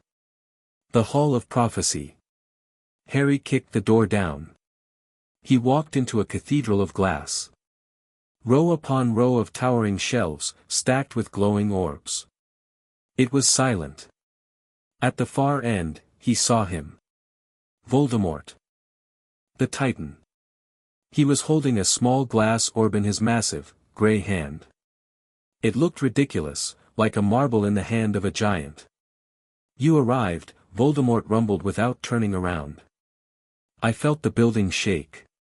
Subtle as always, Harry. I knocked, Harry said, walking down the aisle. You didn't answer. Voldemort turned. His red eyes were amused. I have it, Voldemort said, holding up the orb. The record of why you are a thorn in my side. Why magic bends around you. Spoiler alert, Harry said, cracking his neck. It's because my dad was a Greek hero and my mom was a witch who knew how to mix genes. It's not destiny, Tom. It's biology. Biology, Voldemort sneered. He squeezed the orb. Pop. The prophecy shattered. The misty figure rose up, whispering words about power the Dark Lord knows not. Voldemort waved his hand, dispersing the smoke. Useless. It tells me nothing I do not know. You are strong. I am strong. The winner is the one who breaks the other. Then let's skip the talking, Harry said. Agreed. Voldemort snapped his fingers. From the shadows of the shelves, figures emerged. Not Death Eaters. Werewolves. Greyback was there. But he was huge. He was transformed, even though it wasn't a full moon. Another experiment. He stood 7 feet tall, drool dripping from his jaws. There were 10 of them. My personal guard, Voldemort said. I wish to see if you can handle a pack. Harry looked at the wolves. They growled. Dogs, Harry sighed. I hate dogs. They charged. Harry didn't retreat. He grabbed the nearest shelf unit, a towering iron structure filled with thousands of prophecies. Sorry, Destiny. Harry yelled. He ripped the shelf from the floor. He tipped it over. Crash. It fell like a domino. Thousands of glass orbs shattered. The sound was deafening. The falling shelf crushed 3 of the werewolves instantly. But the others leaped over the wreckage. Greyback lunged, claws flashing. Harry caught Greyback by the throat mid-air. Sit! Harry roared. He slammed Greyback into the ground. The floor cracked. Greyback howled. Another wolf bit Harry's arm. The teeth scraped against his skin, finding no purchase. Harry shook him off and delivered a backhand that spun the wolf 3 times in the air. It was a brawl. Harry was a whirlwind of punches, kicks, and throws. He used a wolf as a bludgeon to hit another wolf. He tore a metal railing off the walkway and used it as a staff. But there were too many.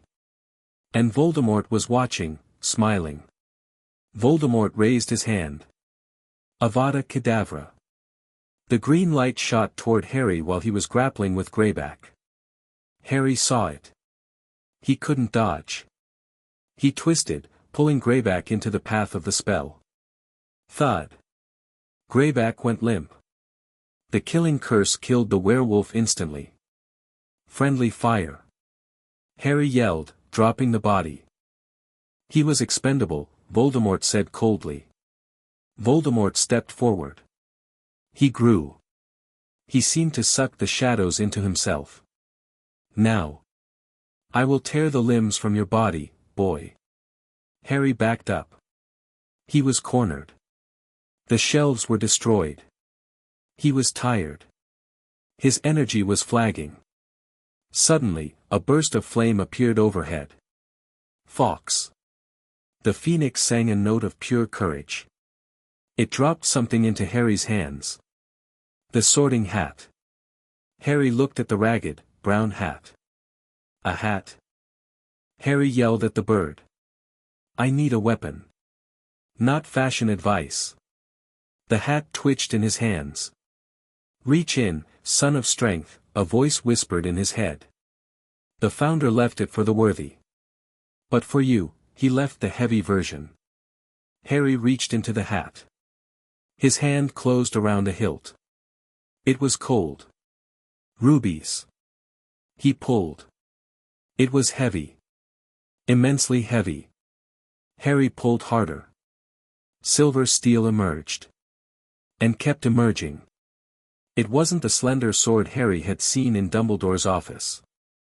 This was a slab of iron. It was 6 feet long. It was a foot wide.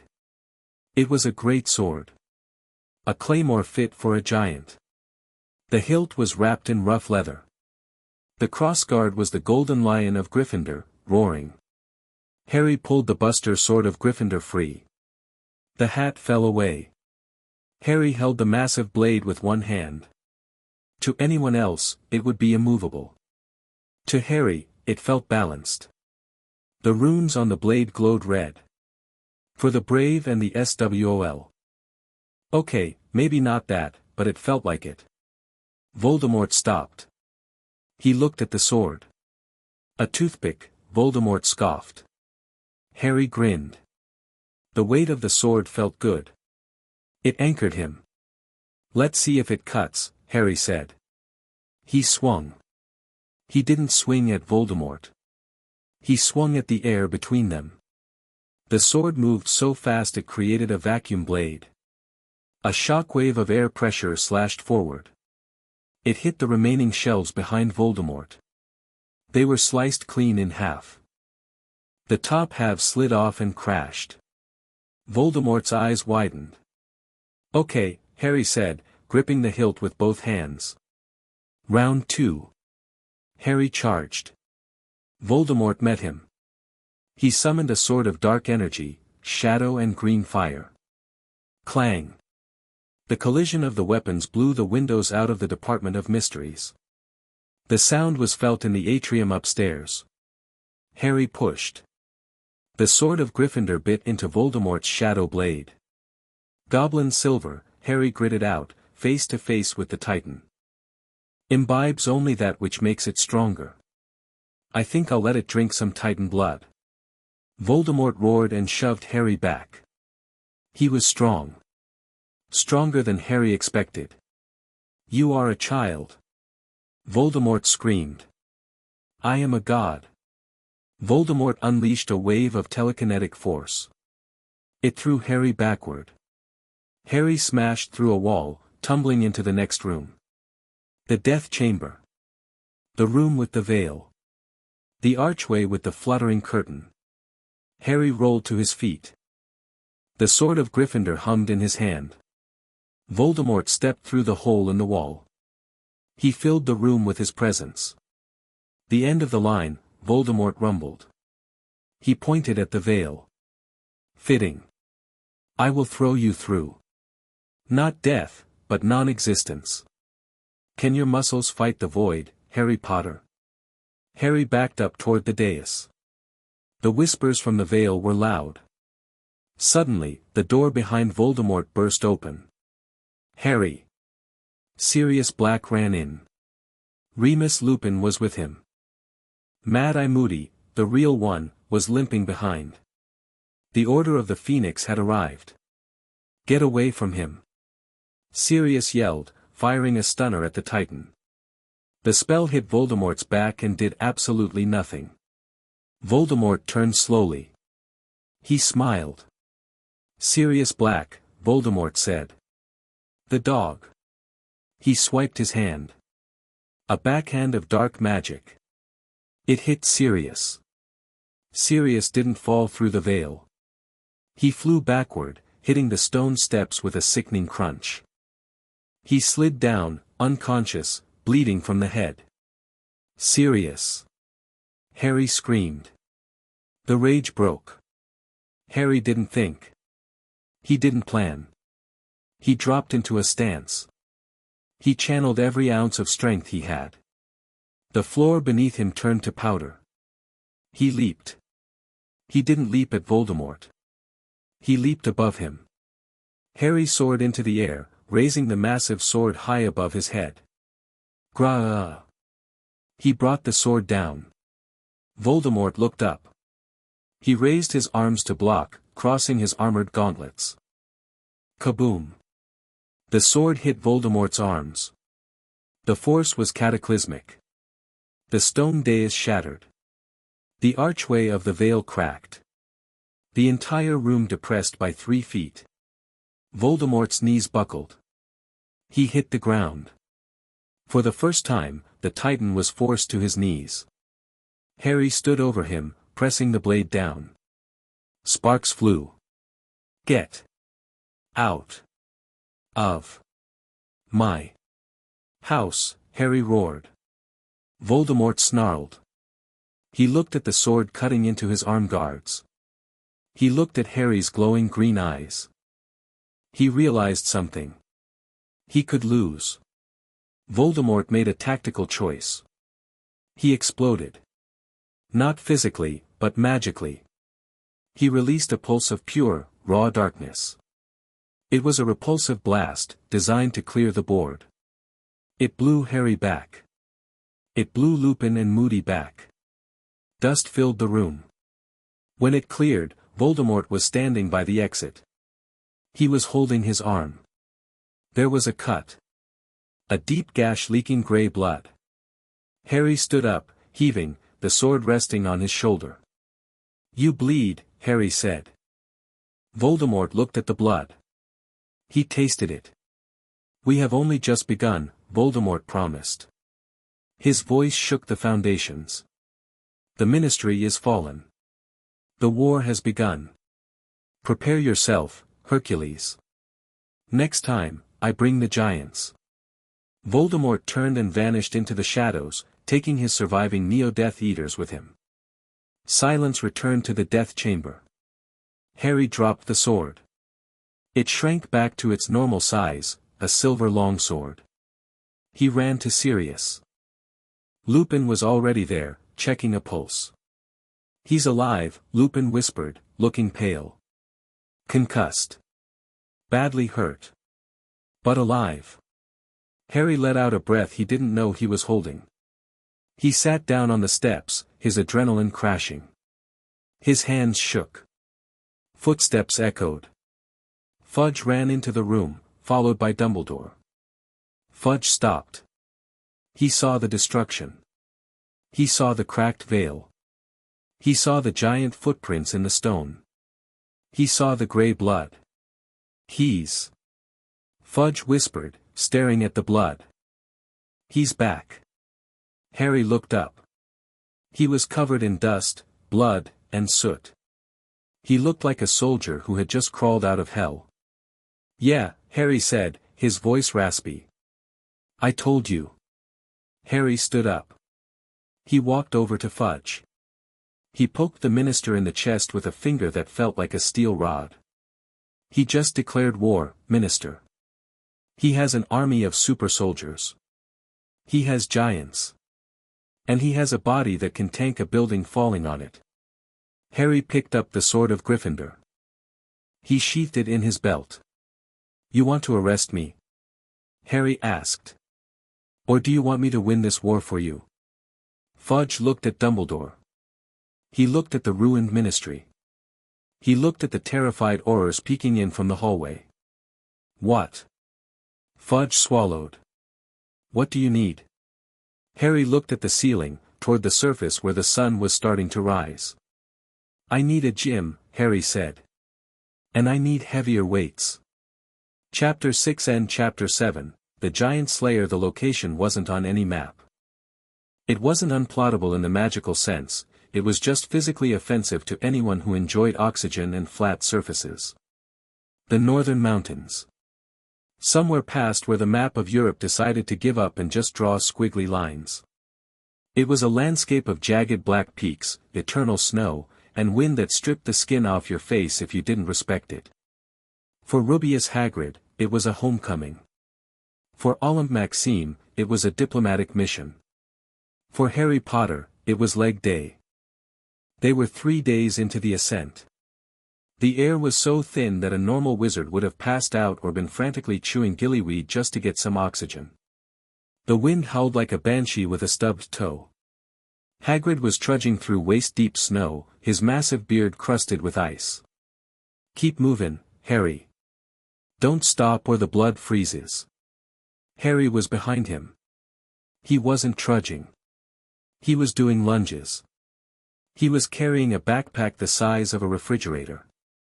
It contained the tents, the food supplies for 3 weeks, 6 barrels of single malt whiskey, gifts for the giants, and a spare anvil he had brought along for maintenance. "I'm good, Hagrid," Harry called out, his breath pluming in the freezing air. "The altitude is great. My red blood cell count must be through the roof right now. Natural doping." Madame Maxime was lagging slightly. She was a powerful witch, and a half-giantess, but even she was feeling the burn. She looked back at Harry, who was currently squatting under a falling shelf of snow to catch it before it buried them. "You are unnatural, Harry," she wheezed, adjusting her fur-lined cloak. "This pack, it weighs nearly a ton." "Only 1,800 pounds, Harry corrected, shoving the snow shelf aside with a grunt that echoed off the valley walls. "It's good for the glutes. Besides, if I let you carry it, you might pull a hamstring. We need you fresh for the talking part." There, Hagrid pointed a dustbin lid-sized hand upward. "The Peak of Cordis. That's where they correspond. The colony." Harry looked up. The mountain went straight up. It was a vertical wall of black granite and ice, disappearing into storm clouds that flashed with purple lightning. "Looks like a fun climb," Harry said, cracking his knuckles. The sound was sharp in the thin air. "We cannot apparate," Maxime said. "The giants have wards. Not magic wards. Earth wards. The mountain rejects magical travel. It crushes it." "Good," Harry grinned. "I prefer the scenic route." The climb took another 6 hours. It wasn't technical climbing, it was brute force ascension. At one point, a rockslide triggered above them. Boulders the size of cars came tumbling down the chute they were traversing. "Watch out!" Hagrid roared, trying to cover Maxime. Harry didn't cover. He stepped forward. He dropped the backpack. 4. Harry yelled. He punched the first boulder. Crack. The rock shattered into gravel. Harry spun, catching a second boulder with his shoulder, deflecting it over the precipice. A third one, the biggest one, bounced toward them. Harry caught it. He didn't break it, he caught it like a medicine ball. His boots slid backward on the ice, carving deep grooves, sparks flying from the friction of stone on stone. He stopped at inches from Hagrid's nose. "Little rocky today," Harry grunted, heaving the boulder over the edge. "Let's pick up the pace." They crested the ridge as the sun began to dip, painting the snow in violent shades of orange and red. The colony lay before them. It wasn't a village. It was a quarry that people lived in. Massive, crude structures made of piled stones littered a plateau. There were fires burning, bonfires made of whole trees. And there were the giants. They were huge. Hagrid was big, maybe 11 feet on a good day. These guys were 20, 25 feet tall. They looked like mountains that had decided to walk. Their skin was gray, like granite, and covered in crude tattoos and scars. They wore furs made from bears, mammoths, and whatever else they could kill. The smell hit them first. Unwashed bodies, rotting meat, and ozone. "Right," Hagrid whispered, looking nervous. "Stay close. Don't make eye contact unless they challenge you. And Harry, try not to punch anyone unless we're dying. No promises," Harry said, adjusting his pack. "But I'll try to be diplomatic."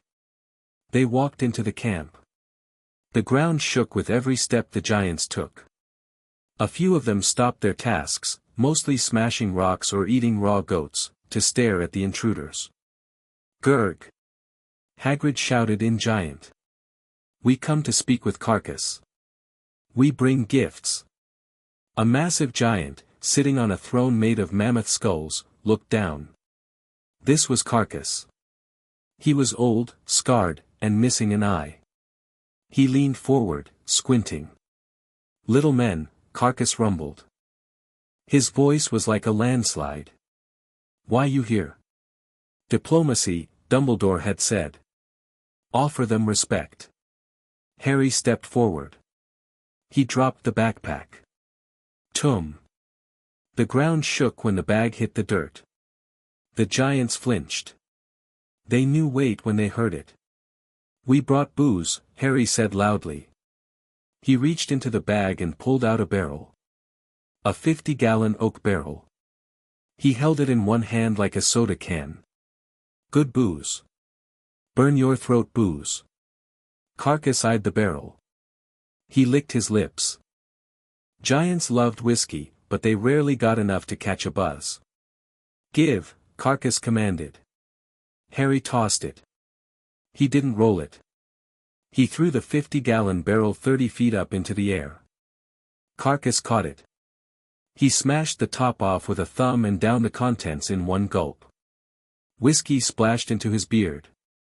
He burped, a sound that shook snow off the nearby peaks. "Good," Carcass grunted. "You stay. We talk." Hagrid let out a massive sigh of relief. "Good job, Harry. You speak their language." "Universal language, Hagrid. Alcohol and heavy lifting." They set up camp on the edge of the plateau. The wind was brutal, but Harry didn't feel it. He was sitting on a rock, watching the giants. He was analyzing them. Bone density, extreme. Muscle mass, massive, but slow twitch. Center of gravity, high. Weakness, knees and balance. "They are impressive, no?" Maxime asked, handing Harry a bowl of soup she had heated with her wand. "They're big," Harry shrugged. "But they move wrong. They rely on size. No technique. See that one?" He pointed to a younger giant who was smashing a rock with a club. "He's overextending. If I swept his leg, he'd crumble under his own weight." "Please do not sweep his leg," Maxime said. "We need them neutral." "I smell rats," Harry said suddenly. "Rats? Not the animal. The traitor kind." Harry stood up. He walked to the edge of the firelight. He sniffed the air. Under the smell of giant, there was something else. Sulfur. Dark magic. An expensive cologne. McNair, Harry whispered. Walden McNair. The executioner. One of the Death Eaters who had been at the graveyard. They're already here, Harry said, turning back to Hagrid. Voldemort sent envoys. Where? Hagrid grabbed his pink umbrella. Other side of the camp. In the caves. I can hear them whispering. They're plotting. We need to tell Carcass, Hagrid said. Carcass is sleeping off the whiskey, Harry said. And tomorrow, he might not be Gurg anymore. Harry pointed. In the shadows of the cliff, a group of giants was gathering. They were listening to a smaller figure in a black cloak. One giant in particular stood out. He was bigger than Carcass. Younger. Darker skin. He had a necklace of wolf skulls. Who's the big ugly one? Harry asked. Golgamath, Hagrid whispered, fear in his voice. He's a brute. Even for a giant. He wants the throne. And the Death Eaters are going to give it to him, Harry realized. Political coup. Classic. What do we do? Maxime asked. Harry cracked his neck. We wait. If they attack, we defend. But if they take over, then diplomacy is over. Then we switch to aggressive negotiations. The attack came at 3 a.m. It wasn't subtle. Harry was awake. He didn't sleep much these days. His metabolism was running too hot. He was doing sit-ups while hanging upside down from a tree branch when he heard the scream. It came from Carcass's cave. A roar of pain, followed by the wet crunch of a heavy object hitting flesh. Then, silence. Then, a roar of triumph. Golgamath Gurg. The camp erupted. Giants poured out of their caves. Hagrid and Maxime scrambled out of their tent. Harry. What's happening? Regime change, Harry said, dropping from the tree and landing in a crouch. Carcass is dead. Golgamath just cashed in his chips. From the darkness, figures emerged. 6 Death Eaters. Not the normal ones. These were the juicers Harry had fought at the Ministry, but bigger. They had adapted to the altitude. They were flanked by Golgamath and his loyalists. Walden McNair stepped forward, his executioner's axe gleaming in the moonlight. He spotted Harry. Potter, McNair sneered. The Dark Lord said you might be foolish enough to come. McNair, Harry nodded. Still chopping heads for a living? You should try a real job. Like landscaping. Kill them. McNair shrieked, pointing at the trio. Crush the half-breeds. Bring me the boy's head. Golgamath roared. He pointed at Hagrid. 2 giants charged. Hagrid. Maxime. Handle the big ones. Harry barked. I got the trash. Hagrid roared, dropping his umbrella. He didn't use magic. He met the charging giant head-on. Hagrid was half the size, but he had heart. He ducked a clumsy swing and punched the giant in the gut. The giant doubled over. Maxime was faster. She used her wand to conjure ropes of fire, tripping another giant. Harry didn't watch. He was moving. The 6 Juicer Death Eaters rushed him. They were fast, strong, enhanced. Harry was bored. The first one swung a mace. Harry caught the mace handle. He didn't pull back, he stepped in. He headbutted the Death Eater. Crack. The mask shattered. The man crumbled. Harry spun the mace around. Thanks for the loan. He swung the mace at the second attacker. He aimed for the knees. Snap. The Death Eater went down screaming. McNair fired a curse. Avada Kedavra. Harry saw the green light. He didn't dodge. He grabbed the 3rd Death Eater, a guy with too many muscles and not enough brain, and used him as a human shield. Thump. The Death Eater went limp. That's just unsportsmanlike, Walden, Harry said, tossing the body aside. He sprinted at McNair. McNair panicked. He raised his axe. It was a magical axe, sharp enough to cut diamond. Harry caught the axe blade between his palms. Clap. He stopped the strike cold. McNair strained, his veins popping, trying to push the blade down. Harry held it steady, his face inches from the steel. You know, Harry said conversationally, this is unsafe. You could hurt someone. Harry twisted his wrists. Ping. The steel axe blade shattered into shrapnel. McNair stared at his empty handle. He looked at Harry. He turned and ran. Running is good cardio. Harry yelled after him. Harry turned back to the main fight. Hagrid was in trouble. He was fighting bravely, but Golgamath had stepped in. The massive Gurd backhanded Hagrid. Hagrid flew 20 feet, crashing into a pile of rocks. He didn't get up. Hagrid. Harry roared. Something in Harry's chest clicked. A valve opened.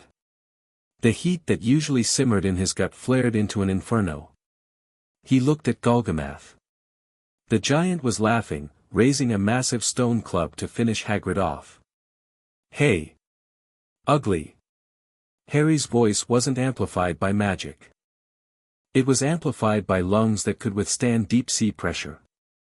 It echoed like a thunderclap. Golgamath stopped. He turned his massive, ugly head. He saw the little human standing in the snow. Little man make noise, Golgamath rumbled. Little man die now. You want to be Gurg? Harry walked forward. The snow melted around his boots. Steam rose from his shoulders. That title is for the strongest. And right now, I don't see any strength. I see a bully hitting a smaller guy. The other giants stopped fighting. They gathered around. This was the law of the colony. A challenge. McNair, hiding behind a rock, screamed, "Kill him, Golgamath. Step on him." Golgamath grinned. A mouth full of yellow jagged teeth. "I squash you." He raised his foot. It was the size of a minivan. He brought it down. Harry didn't move. He didn't dodge. He planted his feet. He entered a deep squat stance. He raised his hands above his head. Boom. The foot connected. The ground around Harry exploded. A crater formed. Snow and dirt flew into the air, blinding everyone. McNair laughed. Done. Squashed like a bug. The dust settled. Golgamath frowned. His foot wasn't touching the ground. It was hovering about 6 feet in the air. He pushed down. It didn't move. What? The giant grunted. Beneath the massive, calloused sole of the giant's foot, Harry Potter was standing. His arms were locked out. His knees were bent. His muscles were bulging so hard his sleeves disintegrated. He was holding the giant up. Is that all you got? Harry strained. The weight was immense. 20 tons. 30. It was heavy. But it wasn't impossible. Harry gritted his teeth. Get off me. Harry pushed. He extended his legs. He threw his arms up. The force was explosive. Golgamath was thrown backward. He stumbled, arms flailing, and crashed onto his back. The impact registered as a localized earthquake. The giants gasped. Boo-hoo. Harry climbed out of the crater. He dusted off his shoulders. He was shirtless now, the cold wind hitting his skin. But his skin wasn't pale. It was flushing with a faint, golden light. My turn, Harry said. He started running. Golgamath scrambled up. He was enraged. He roared and swung his club, a tree trunk with a rock tied to it. Harry slid under the swing. He jumped. He punched the giant in the knee. Crack. It sounded like a gunshot. Golgamath screamed, his leg buckling. He fell to one knee. Now his face was level with Harry's jump height. Harry landed, spun, and jumped again. Shoryuken. Harry yelled. He had played video games with Dudley once. He drove an uppercut into the giant's jaw. Wham! Golgamath's head snapped back. A tooth the size of a bowling pin flew out, spinning in the air. But the giant was tough. He was ancient. He had the earth magic. He grabbed Harry mid-air. His hand closed around Harry's entire body. Got you! Golgamath roared. He squeezed. He squeezed with the strength to crush boulders into diamonds. Harry felt his ribs groan. He felt the air leave his lungs. This was pressure.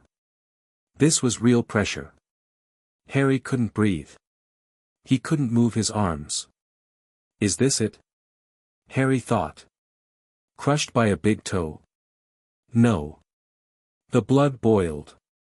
The connection to the mythic past opened wide. Strength is not just muscle, a voice whispered in his blood. Strength is will. Strength is authority. Harry closed his eyes. He focused on the pressure. He pushed back. Not with his muscles, but with his aura. A shockwave of golden light exploded from Harry's body. It wasn't magic. It was pure, physical dominance manifested as energy. Golgamath's fingers were forced open. The giant screamed as his hand was burned by the sheer kinetic friction of Harry breaking free. Harry dropped to the ground. He was glowing. His eyes were no longer just green, they were burning like molten emeralds. He looked at the giant. "You're big," Harry said. His voice sounded layered, like a chorus of warriors. "But you're soft." Harry walked to the nearest cliff wall. He punched it. He drove his hands into the solid granite. He ripped out a chunk of rock the size of a bus. He lifted it over his head. The giants watched in silence. The boy was lifting a piece of the mountain. "Catch," Harry said. He threw it. The boulder sailed through the air. It hit Golgamath in the chest. Crunch. The giant flew backward. He slid across the plateau, crushing tents and fires, until he hit the far wall of the canyon. He slumped forward, unconscious. Silence. Absolute, terrifying silence. McNair was gone. He had disapparated the moment Harry started glowing. The other Death Eaters were either unconscious or pretending to be rocks. Harry stood in the center of the camp, breathing heavy steam. The golden glow faded, leaving him just a very buff, very tired teenager. He looked at the surrounding giants. Hundreds of them. "Anyone else?" Harry asked. The giants looked at Golgamath. They looked at the crater Harry had made. They looked at Harry. They knelt. It was a slow, rumbling movement. Like a mountain range bowing down. One by one, they lowered their heads. "Gurg," one of the elders rumbled. "Potter Gurg." Harry sighed. "Great. I'm the king of the rocks." He walked over to Hagrid. Maxime was helping him up. Hagrid looked dazed, a massive bruise forming on his face. "Harry?" Hagrid mumbled. Did ya win?" "Yeah, Hagrid. We won." "Where's Golgamath?" "Nap time," Harry pointed to the unconscious heap. Maxime looked at Harry with a mixture of fear and reverence. You glowed, Harry. That was not a spell." "Adrenaline," Harry lied. "Bioluminescence. It happens." He turned to the giants. "Listen up. Harry yelled. I don't want to be Gurg. I have homework. But here's the new rule, no joining the snake-face man. He's weak. He uses sticks. You follow strength. I am strength. If I see any of you fighting for him, I will come back. And next time, I won't bring whiskey. I'll bring pain. The giants nodded. They understood that logic perfectly. Hagrid, Harry said. You're in charge. Teach them how to play rugby or something. Keep them busy. Me? Hagrid teared up. Gurg Hagrid. Regent Hagrid. I gotta go. Harry felt the itch again. It was burning his scar. It wasn't just a sense of direction this time. It was a warning. He looked south. What is it? Maxime asked. Voldemort, Harry said, his voice cold. He knows he lost the giants. He's making a move. Where? Hogwarts, Harry said. I can feel it. He's not waiting for an army. He's bringing the fight to my house. Harry grabbed his backpack, which seemed much lighter now. We need to get back, Harry said. Now. The climb down will take days, Maxime said. Harry looked at the edge of the cliff. We're not climbing, Harry said. He grabbed Hagrid's belt with one hand. He grabbed Maxime's waist with the other. Harry, no. Hagrid yelled, realizing what was happening.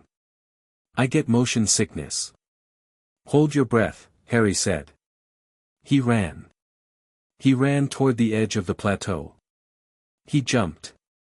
They fell. The wind screamed. They plummeted thousands of feet. Harry! Hagrid screamed. Harry aimed. He saw a deep snowbank at the base of the valley. He twisted his body to take the impact. Tum! They hit the snowbank like a meteor. Harry dragged them out of the snow a moment later. They were shaken, wet, but alive. That, Harry checked his watch, saved us 6 hours. Let's find a flat spot to apparate. The mountain wards should be weak down here. Hagrid vomited into a snowdrift. Never, again. Come on, Harry said, his eyes fixed on the southern horizon. The warm-up is over. Hogwarts, the gates. The sun was setting over the castle. But the light wasn't orange. It was a sickly green. The Dementors were circling. Hundreds of them. They formed a swirling vortex over the Black Lake. And on the grounds, the statues were moving. Not the friendly ones. Inferi. Thousands of corpses were dragging themselves out of the lake. They were marching toward the castle. On the bridge, Neville Longbottom stood with his wand raised, shaking. Beside him, Ron and Hermione were firing spells, but for every Inferius they blasted, 2 more rose. There's too many. Ron yelled. The barrier is failing. Where is the order? Hermione screamed, casting Incendio. Fighting in London. Neville yelled. It's a diversion. The main force is here. A massive boom shook the ground. The front gates of Hogwarts twisted and groaned. A figure stood there. Voldemort. The Titan. He was wearing armor now. Black, goblin-wrought plate fused to his massive frame. He held a warhammer in one hand and a wand in the other. Open, Voldemort commanded. He smashed the hammer against the gates. The ancient magic of Hogwarts screamed. The metal bent. I have returned, Voldemort roared, his voice amplified to shake the stones of the castle. Give me the boy. Or I will pull this castle down brick by brick. The students on the bridge cowered. Suddenly, a crack of apparition echoed from Hogsmeade. Then, a sonic boom. Something was running toward the castle. Something fast. Voldemort turned. He saw a blur of motion tearing up the grass, moving faster than a cheetah. A figure carrying a backpack. Harry Potter didn't stop. He didn't slow down. He hit the ramp of the bridge. He launched himself into the air. Voldemort. Harry flew over the heads of the infantry. He dropped the backpack mid-air, it crushed 3 zombies. He landed on the bridge, between the students and the Titan. Harry stood up. He was shirtless, covered in giant blood and mountain dirt. He was glowing. He cracked his knuckles. "You knocked?" Harry asked. Voldemort laughed. A deep, tectonic sound. "The Slayer of Giants returns," Voldemort mocked. "Did you enjoy your hike?" "It was okay," Harry said, rolling his shoulders. "Scenic views. Fresh air. But I heard you were trashing my lawn." Harry pointed a finger at the Dark Lord. "Get off my property," Harry said. "Or I'm going to bury you under it." Voldemort raised his hammer. "Come and try, little hero. Today, school is out." Chapter 7 and Chapter 8, The Siege of Hogwarts begins. The bridge connecting the Hogwarts courtyard to the expanse of the grounds was a masterpiece of medieval architecture. Ancient stone, gravity-defying arches, and enchantments woven into the mortar that had held strong for 1,000 years. It lasted exactly 4 seconds against Harry Potter. Harry stood at the midpoint of the bridge, shirtless, sweating, and glowing with that faint, terrifying golden aura that meant his metabolism was running on nuclear fission. Behind him, Neville Longbottom and a terrifyingly resolute Ginny Weasley were ushering younger students back into the courtyard. In front of him stood the welcoming committee. Voldemort, the Titan, stood at the far end, near the stone circle. He wasn't alone. Flanking him were the Juicers, the biomantically enhanced Death Eaters who looked like they'd been inflated with a bicycle pump, and a horde of infantry that stretched back to the Forbidden Forest. The reanimated corpses were wet, grey, and shuffling with a mindless hunger. "You have spirit," Voldemort boomed, his voice cracking the stone gargoyles lining the bridge. "But spirit does not stop an avalanche." "I am the avalanche," Harry retorted. Voldemort raised his warhammer. It was a slab of black iron the size of an engine block, etched with runes that screamed in agony. He didn't charge. He simply pointed it at the bridge supports. "Bring it down." The Juicers charged. There were 20 of them in the vanguard. They moved with a twitchy, steroid-fueled speed, their eyes manic behind silver masks that were stretching to fit their swollen faces. Harry didn't wait. He didn't cast a shield charm. He didn't summon a Patronus. He stomped. He lifted his right boot and drove it into the cobblestones. Crack. The vibration traveled through the bridge like a ripple in a carpet. The stones buckled. The first 3 Juicers lost their footing, stumbling as the floor literally rose up to smack them in the face. Harry launched himself forward. He met the lead Death Eater, a brute named Mulciber who had arms like tree trunks, in the center. Mulciber swung a spiked mace. Harry caught the mace handle. He didn't stop the momentum, he redirected it. He pulled Mulciber forward, using the Death Eater's own weight against him. "Through!" Harry grunted. He tossed Mulciber over the side of the bridge. The scream was short, followed by a distant splash in the ravine below. Next. 2 more were on him. One tried to grapple Harry from behind, locking massive arms around Harry's neck. The other aimed a punch at Harry's gut. Harry flexed his neck muscles. The guy choking him gasped as his grip was forced open by sheer trapezoid expansion. Harry grabbed the arm around his throat, twisted his hips, and executed a judo throw that would have made a Japanese sensei weep with joy. He slammed the grappler onto the stone railing. The railing shattered. The Death Eater fell, bouncing off the cliff face. The puncher connected with Harry's stomach. Thud. Harry looked down. He looked at the Death Eater, who was now clutching his hand and howling because he had just punched a wall of abdominal muscle that was harder than the stone bridge. "Core strength," Harry lectured, grabbing the man by the face. You forgot to brace. Harry pushed. The Death Eater flew backward, bowling over 3 inferi like pins. But the numbers were against him. The inferi were swarming now. They didn't feel pain. They didn't care if Harry broke their bones. They just kept crawling, clawing, trying to drag him down under a pile of rotting flesh. Neville! Harry shouted over his shoulder, not looking back as he backhanded a zombie so hard its head spun 360 degrees. Seal the courtyard. I'm blowing the bridge. But Harry! Neville screamed, firing a reductor curse that turned an Inferius into paste. You're on it. I know. Do it. Neville didn't hesitate. He was a Gryffindor. He grabbed Ginny and dragged her back through the massive oak doors. Bombarda Maxima. Neville yelled, aiming at the archway above the doors.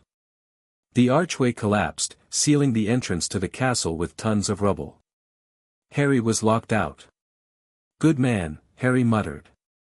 He looked at the sea of enemies. Voldemort was watching from the hill, arms crossed, looking amused. You trapped yourself, hero, Voldemort called out. Now you die tired. Harry looked at the bridge supports. They were thick stone pillars. I'm not trapped, Harry said. I'm just clearing the dance floor. Harry ran. He didn't run toward the castle. He ran toward the center of the bridge, right into the thickest cluster of juicers and inferi. He jumped. He jumped straight up, maybe 50 feet into the air. He hung there for a second, silhouetted against the dark sky and the circling Dementors. He clasped his hands together into a double fist. Hammer down. Harry fell. He put everything into the descent. His mass, his velocity, his old blood density. He hit the keystone of the bridge. Boom. It wasn't a crack. It was a structural failure of catastrophic proportions. The center of the bridge disintegrated. The shockwave turned the stone to dust. The supports groaned and snapped. The entire middle section of the bridge, about 100 feet of it, fell into the ravine. Harry fell with it. So did 50 inferi. So did 10 juicers. Voldemort watched as the bridge collapsed, a cloud of dust rising from the abyss. A dramatic suicide, Voldemort mused. He turned to Bellatrix, who was vibrating with excitement nearby. Send the gargoyles. Check for a body. Then we fly over the gap. The ravine floor the impact had been, hard. Harry lay in a crater of shattered stone and river mud. A piece of the bridge the size of a carriage was resting on his legs.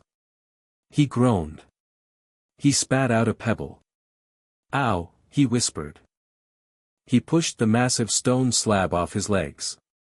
It tumbled away with a heavy thud. Harry stood up.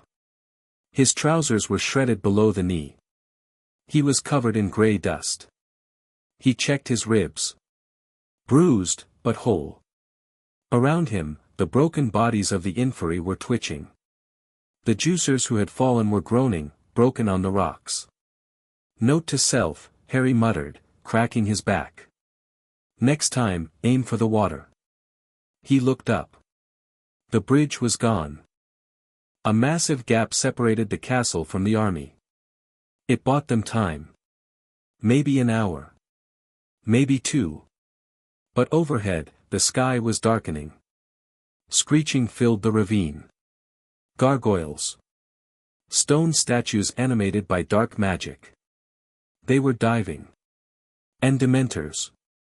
A swarm of them, sensing the fresh misery of the battle. Harry cracked his knuckles. He looked around for a weapon. He saw a rusted iron chain that had once held the bridge supports. It was thick, heavy, about 30 feet long.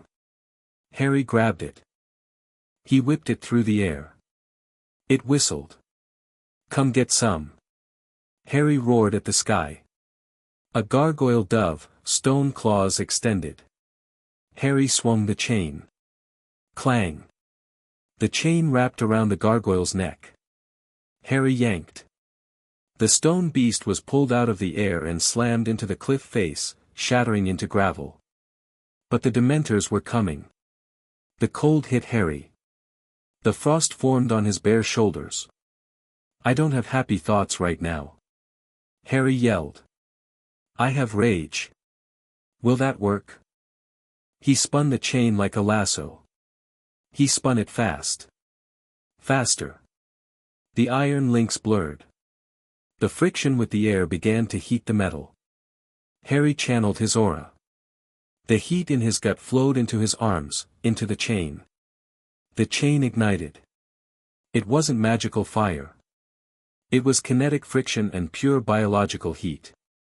The chain glowed cherry red, then white hot. Fire whip. Harry grinned. He lashed out. The glowing chain sliced through the Dementor swarm. The Dementors shrieked, a sound like tearing metal. They didn't like heat. They didn't like the physical manifestation of life force. Harry was a lighthouse of vitality in a pit of death. He cleared the air. Then he looked at the cliff face leading up to the castle. It was vertical, slick with moss. Elevators broken, Harry sighed. Taking the stairs. He jammed his fingers into the solid rock. Crunch. He pulled himself up. He slammed a boot into the stone to make a foothold. Thud. He started climbing. He was climbing a sheer cliff at a sprint speed, punching handholds into the mountain as he went. The Great Hall. The hall was a field hospital and a command center. Madame Pomfrey was triaging wounded students. McGonagall was placing protective enchantments on the windows, though her hands were shaking. Hermione stood on the Gryffindor table, a magical map of the castle spread out before her. She looked like a general. Her hair was tied back with a shoelace, her robes rolled up to her elbows. "Report," she barked. "They're breaching the viaduct." Seamus Finnegan yelled, running in, soot covering his face. "The bridge is gone," Harry blew it, "but they're flying over. Brooms and thestrals." "Dean. Parvati." Hermione pointed. "Take the DA snipers to the astronomy tower. Use Depulso on anything that flies. Don't try to stun them, just knock them off course. Gravity kills just as well as magic." "What about the dungeons?" a Slytherin girl, Tracy Davis, asked nervously. "The pipes are rattling. Something is coming up from the lake." "The plumbing," Hermione realized. "Mere people?" "No," they sided with Harry. "Grindylows." Suddenly, the floor in the center of the hall buckled. A massive tentacle smashed through the stone flagstones. Students screamed and scattered. But it wasn't attacking. The tentacle waved frantically, then slammed a Grindylow onto the floor. "It's the squid!" Ron yelled, running over with a sword he'd pulled off a suit of armor. "He's plugging the drains." The giant squid was fighting a subterranean war in the sewer system against the aquatic dark creatures Voldemort had summoned. "Good squid," Hermione noted. "Focus on the air." "Where is Fleur?" "She's airborne," Ginny said, pointing to the enchanted ceiling which was currently showing the battle outside. "She's leading the Beauxbatons squadron." The sky above Hogwarts. Fleur Delacour was in her element. She wasn't riding a broom. She was riding an Abraxan, the massive winged horse she had unhitched from the carriage. She wore a leather flight suit, her silver hair streaming behind her like a war banner. "Formation V," she shouted into the wind. Behind her, 12 Beauxbatons students on brooms locked into formation. A swarm of Dementors was trying to breach the clock tower. Patronus barrage. Now. Fleur didn't cast a Patronus. She simply let her Vela aura explode. She radiated a blinding, silver light that was pure allure turned into a weapon. It was positive emotion distilled into a laser beam. The Dementors recoiled, blinded and burned by the raw beauty of the magic. "Dive!" Fleur commanded. The squadron dove. They weren't just casting spells, they were dropping things. Fred and George Weasley had provided the munitions. Portable swamps. Fleur yelled, dropping a green crystal orb. It hit a group of juicers trying to scale the walls. Poof! Instantly, the solid ground turned into a festering, waist-deep bog. The heavy Death Eaters sank, their armor dragging them down. Decoy detonators. Thousands of little mechanical toys rained down, screaming and exploding with concussive force, creating chaos in the enemy ranks. Fleur pulled her Abraxan up into a steep climb. "Watch your six." Victor Crumb's voice crackled. Crumb zoomed past on his firebolt. He was flying upside down, firing hexes with robotic precision. He had a shark tooth necklace and looked completely insane. "Crumb!" Fleur yelled. "The North Tower. Gargoyles." "I see them," Crumb grunted. "I engage." Crumb flew directly at a stone gargoyle. He didn't cast a spell. He physically rammed it. He shoulder-checked a statue in mid-air at 60 miles per hour. The gargoyle shattered. Crumb wobbled but kept flying. Bulgarian shoulder check. Crumb laughed. The courtyard. Harry crested the wall. He pulled himself over the battlements and landed in the courtyard. It was chaos. The bridge was gone, but the enemy was bridging the gap with magic. Planks of dark energy. Giants were throwing smaller Death Eaters across the gap. Remus Lupin and Sirius Black were back-to-back near the fountain, dueling 3 juicers. "Stupefy!" Sirius yelled. The spell bounced off the juicer's chest.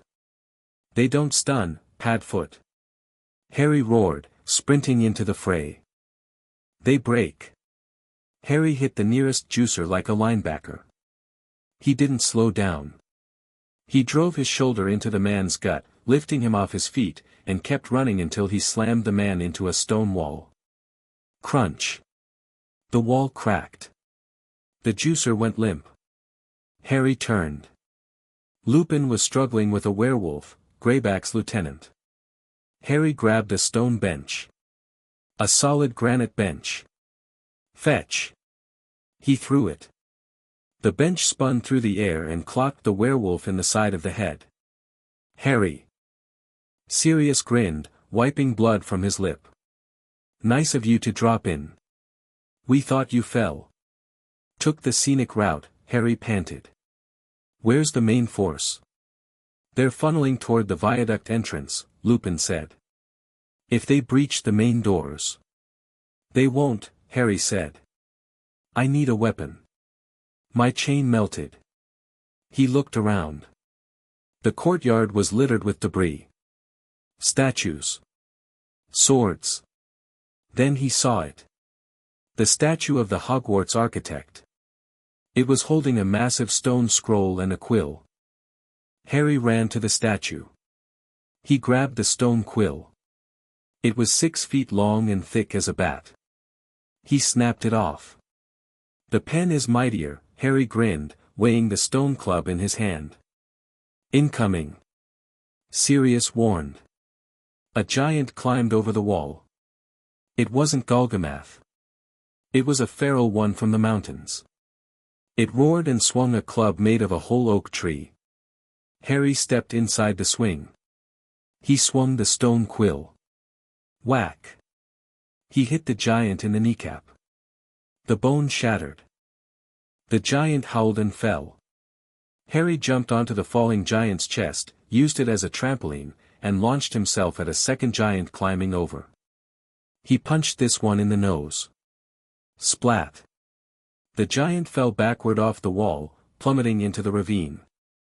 "That's 2. Harry counted. Suddenly, the air grew cold. Colder than Dementors. The shadows on the ground began to lengthen. They twisted, turning into spikes. "Look out!" Lupin shoved Harry. A shadow spike erupted from the ground where Harry had been standing. It was solid darkness, sharp as obsidian. Harry rolled to his feet. Voldemort was floating across the gap. He wasn't using a broom. He was flying unsupported, his black cloak billowing like smoke. He landed in the center of the courtyard. The fighting stopped. The juicers backed away. The Order members froze. Voldemort looked at Harry. The Titan looked bigger than before. His armor was pulsing with purple light. "You broke my bridge," Voldemort said, his voice surprisingly calm. "I hate traffic," Harry said, tightening his grip on the stone quill. "You fight well, for a mortal," Voldemort stepped forward. The stones cracked under his boots. "But you are fighting a losing battle. Look." Voldemort pointed a clawed hand at the sky. Mors Mordra. But it wasn't the usual dark mark. The clouds ripped open. A green vortex formed. And from the vortex, something descended. It wasn't a snake. It was a massive, skeletal hand made of green energy. It reached down toward the castle. "The ley line," Hermione whispered from the balcony above. "He's tapping into the castle's own magic source." "I am taking the magic of the Founders," Voldemort declared. "I will drain this place dry. And with that power, I will reshape the world into a paradise of strength." Voldemort clenched his fist. The castle groaned. The stones screamed. The protective wards, the ones McGonagall had cast, shattered like glass. The green energy flowed into Voldemort. He grew. 9 feet. 10 feet. His armor fused with his skin. Spikes erupted from his shoulders. His eyes ceased to be eyes, they became pits of red fire. He was no longer just a Titan. He was an avatar of war. "Now, God," Voldemort rumbled. "Kneel." He unleashed a wave of force. It wasn't a spell. It was a gravity well. Everyone in the courtyard was forced to their knees. Sirius, Lupin, the students. They were pinned by the sheer weight of the aura. Harry felt it. It felt like the mountain was sitting on his shoulders. His knees buckled. He went down to one knee. "You see?" Voldemort laughed. "Gravity obeys me." Harry looked at the ground. He saw a beetle crawling on the stone, struggling against the pressure. Harry gritted his teeth. "Gravity," Harry wheezed, "is just a suggestion." Harry planted his boots. He pushed. His muscles screamed. His bones creaked. The veins in his neck stood out like ropes. He stood up. He was the only one standing. He was shaking, fighting the weight of a god, but he stood. "No," Harry said. Voldemort's smile vanished. "Impossible." "I don't kneel," Harry growled. "Not to you. Not to anyone." Harry took a step forward. It was slow. Heavy. Thud. "You want the castle?" Harry yelled. "Come and take it." Voldemort roared in frustration. He raised his warhammer. "I will drive you into the earth." Voldemort charged. Harry dropped the stone quill. He raised his fists. "Let's go, big man." But before they could clash, a spell hit Harry in the back. It wasn't a damage spell. It was a expulso curse, but cast with surgical precision at the back of his knee. Harry's leg buckled. He fell forward. Voldemort's hammer swung. It hit Harry in the shoulder. Crack. Harry flew. He flew across the courtyard, smashing through the fountain, through the stone wall, and into the great hall. He skidded across the floor, crashing into the high table, destroying Dumbledore's podium. Harry lay there, gasping. His shoulder was dislocated. His vision swam. He looked up toward the courtyard entrance. Voldemort stood there, lowering his hammer. And behind him, stepping out of the shadows, was Severus Snape. Snape's wand was smoking. "Severus." Dumbledore whispered, stepping forward from the teacher's line. "What have you done?" Snape looked at Dumbledore. His face was unreadable. A mask of cold indifference.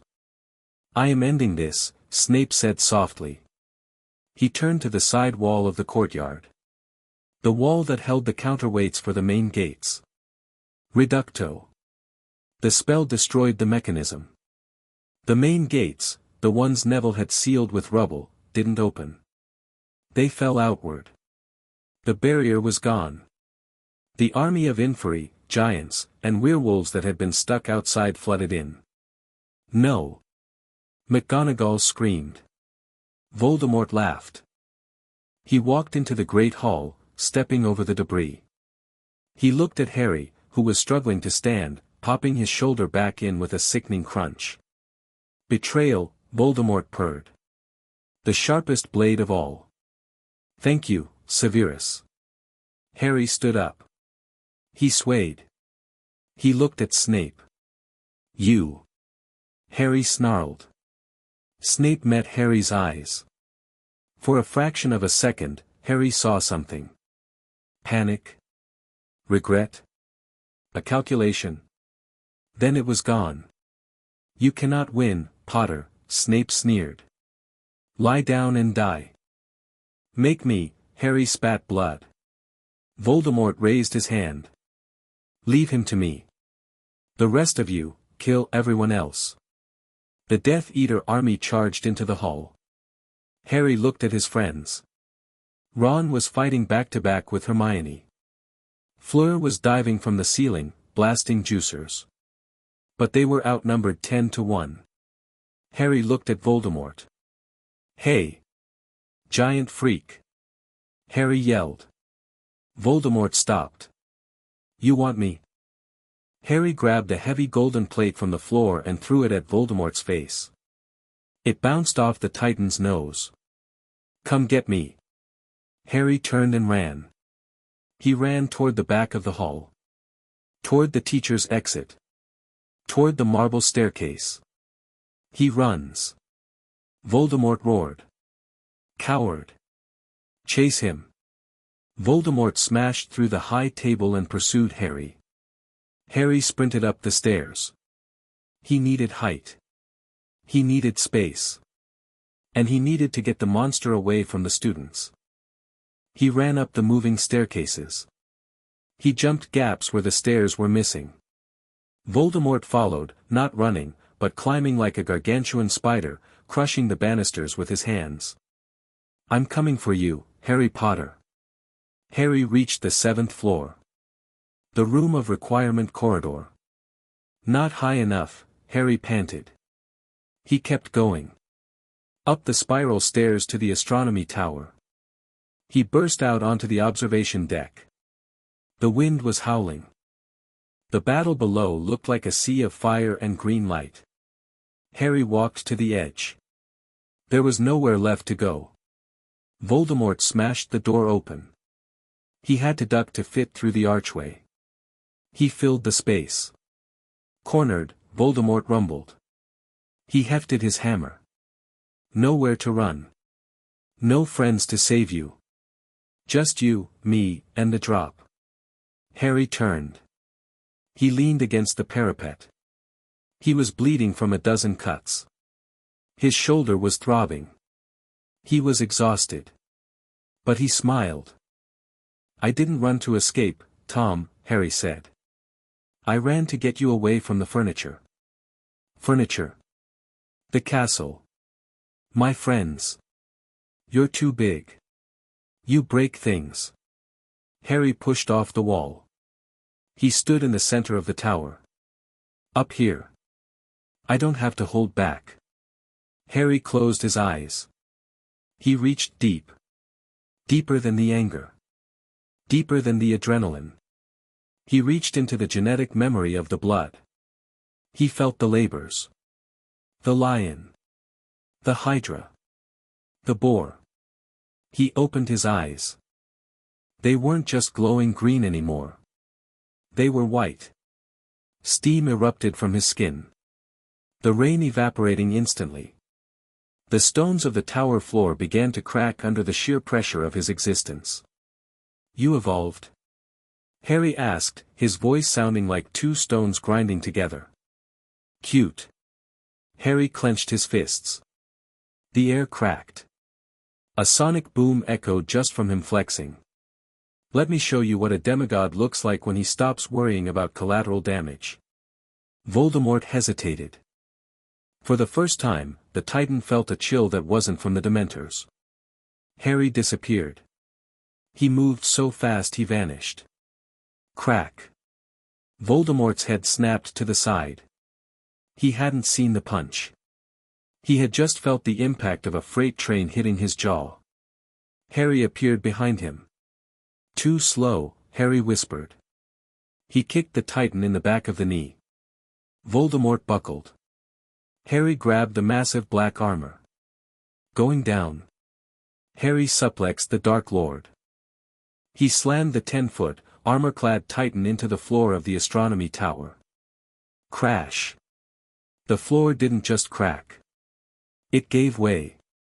The entire top floor of the tower collapsed. They fell. Harry and Voldemort, locked in a grapple, plummeted through the ceiling of the floor below. Smash. 6th floor. Smash. 5th floor. They were a wrecking ball, punching a hole straight down through the castle. "Get off me!" Voldemort roared, firing a blast of point-blank magic into Harry's chest. Harry took it. He headbutted Voldemort as they fell. "No ticket!" Harry yelled. Smash. 4th floor. They were falling through classrooms, through libraries, through centuries of history. And they were laughing. Both of them. The monster and the hero, locked in a free-fall of mutual destruction. This wasn't a duel. It was an apocalypse in a bottle. And they hadn't even hit the ground yet. Chapter 8 and Chapter 9. Chapter 9, Breaking the Unbreakable. Gravity is a harsh mistress, but terminal velocity inside a castle is a whole different kind of relationship. Harry Potter and the Titan formerly known as Tom Riddle were currently testing the structural integrity of Hogwarts School of Witchcraft and Wizardry, one floor at a time. They weren't falling gracefully. They were a tangled ball of limbs, armor, and kinetic energy, smashing through centuries of architectural history. Crash. 5th floor. Muggle studies. They hit a long wooden table. It disintegrated. Harry, currently in a headlock, used the momentum to drive his elbow into Voldemort's ribs. The Titan grunted, the sound vibrating through his chest armor. Voldemort retaliated by grabbing a handful of Harry's hair and slamming his head into a stone pillar as they fell past it. The pillar cracked, Harry's skull did not. Smash.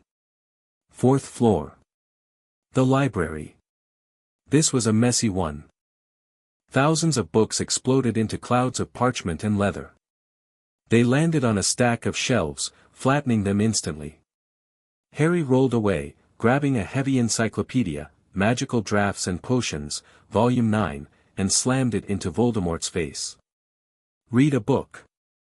Harry yelled over the roar of collapsing masonry. Voldemort roared, spitting out paper. He grabbed a heavy iron candelabra and swung it. Harry ducked, and the iron smashed into a priceless bust of Rowena Ravenclaw. The floor gave way. Again. Boom. 3rd floor. Trophy room. Gold and silver flew everywhere. Shields clattered. Medals rained down like hail. Harry grabbed a silver shield, a large heater shield from the Goblin Wars, and bashed Voldemort in the nose with the rim. Voldemort grabbed the shield, crumpled it like a soda can, and tossed it aside. "You are annoying," Voldemort bellowed. "I'm persistent," Harry corrected. He kicked Voldemort in the chest. They separated in midair. Crash. 2nd floor. Moaning Myrtle's bathroom. Water pipes burst. Sinks exploded. Water sprayed everywhere, mixing with the dust and plaster. Myrtle screamed and dove into a toilet as two demigods fell through her haunt. Thud. First floor. They didn't stop. The castle's foundations were deep, but the force of two super beings falling from the tallest tower was too much for the wood and stone. Kaboom! They hit the ground floor. Specifically, they crashed through the ceiling of the entrance hall, right in front of the marble staircase, and kept going. They smashed into the dungeons. The impact was seismic. It wasn't a thud, it was a geological event. The stone floor of the dungeons vaporized. Dust billowed out in a mushroom cloud. The shockwave blew the heavy oak doors of the potions classroom off their hinges. Silence.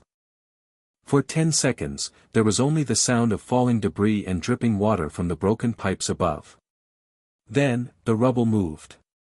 A massive, gray hand burst from a pile of shattered stone. Voldemort pulled himself up. His black armor was dented. His cape was torn to ribbons. He looked furious. A few feet away, a pile of timber and marble shifted. Harry Potter stood up. He looked rough. His dragonhide trousers were shredded. He was shirtless, covered in gray dust, blood, mostly Voldemort's, and water. He was breathing hard, his chest heaving like a bellows. Harry spat out a mouthful of gritty dust. That, Harry wheezed, wiping his eyes, was a long drop. Voldemort stepped out of the crater.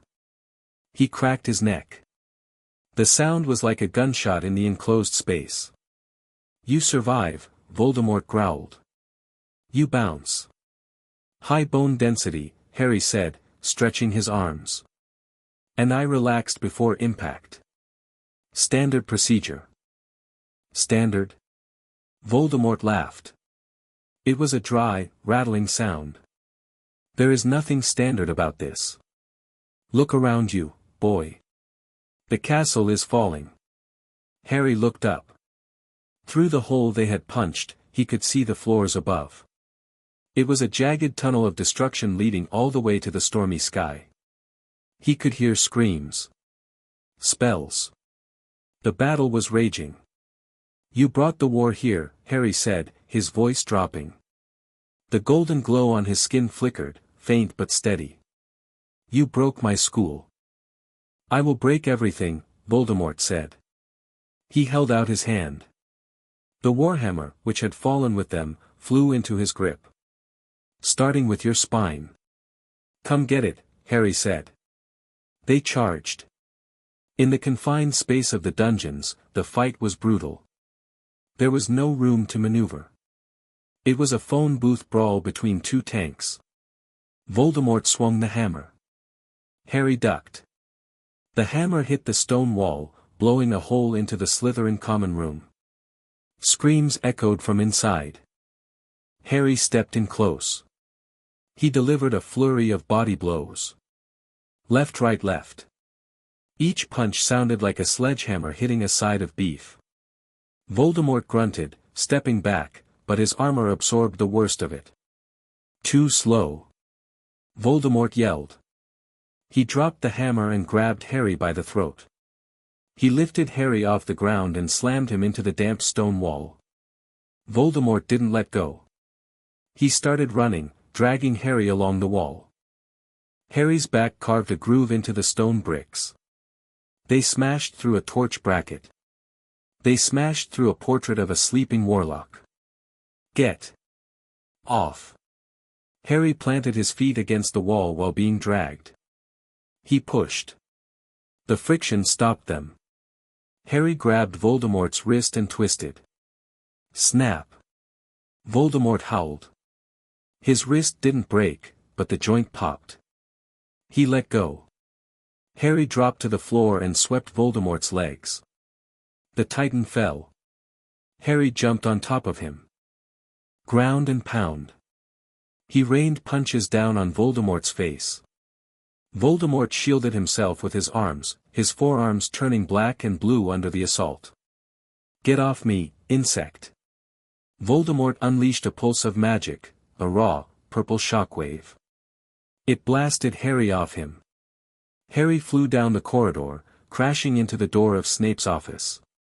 Harry shook his head, clearing the stars from his vision. He stood up.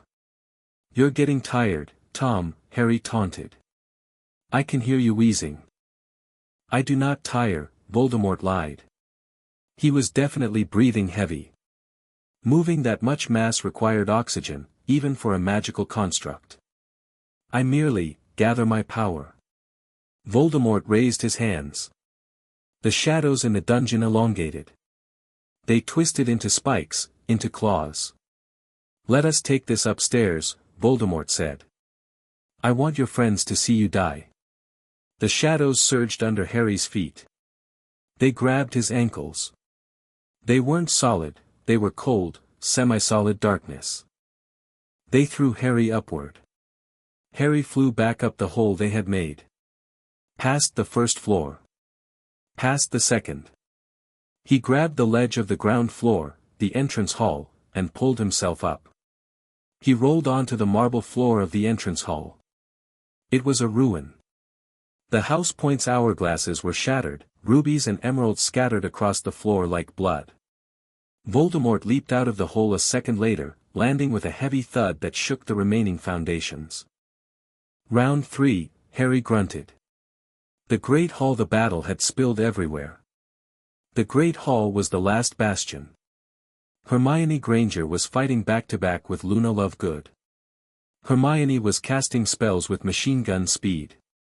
Stupefy. Reducto. Expelliarmus. Luna was casting strange, esoteric charms that made the Juicer Death Eaters trip over their own feet or hallucinate swarms of Raxburts.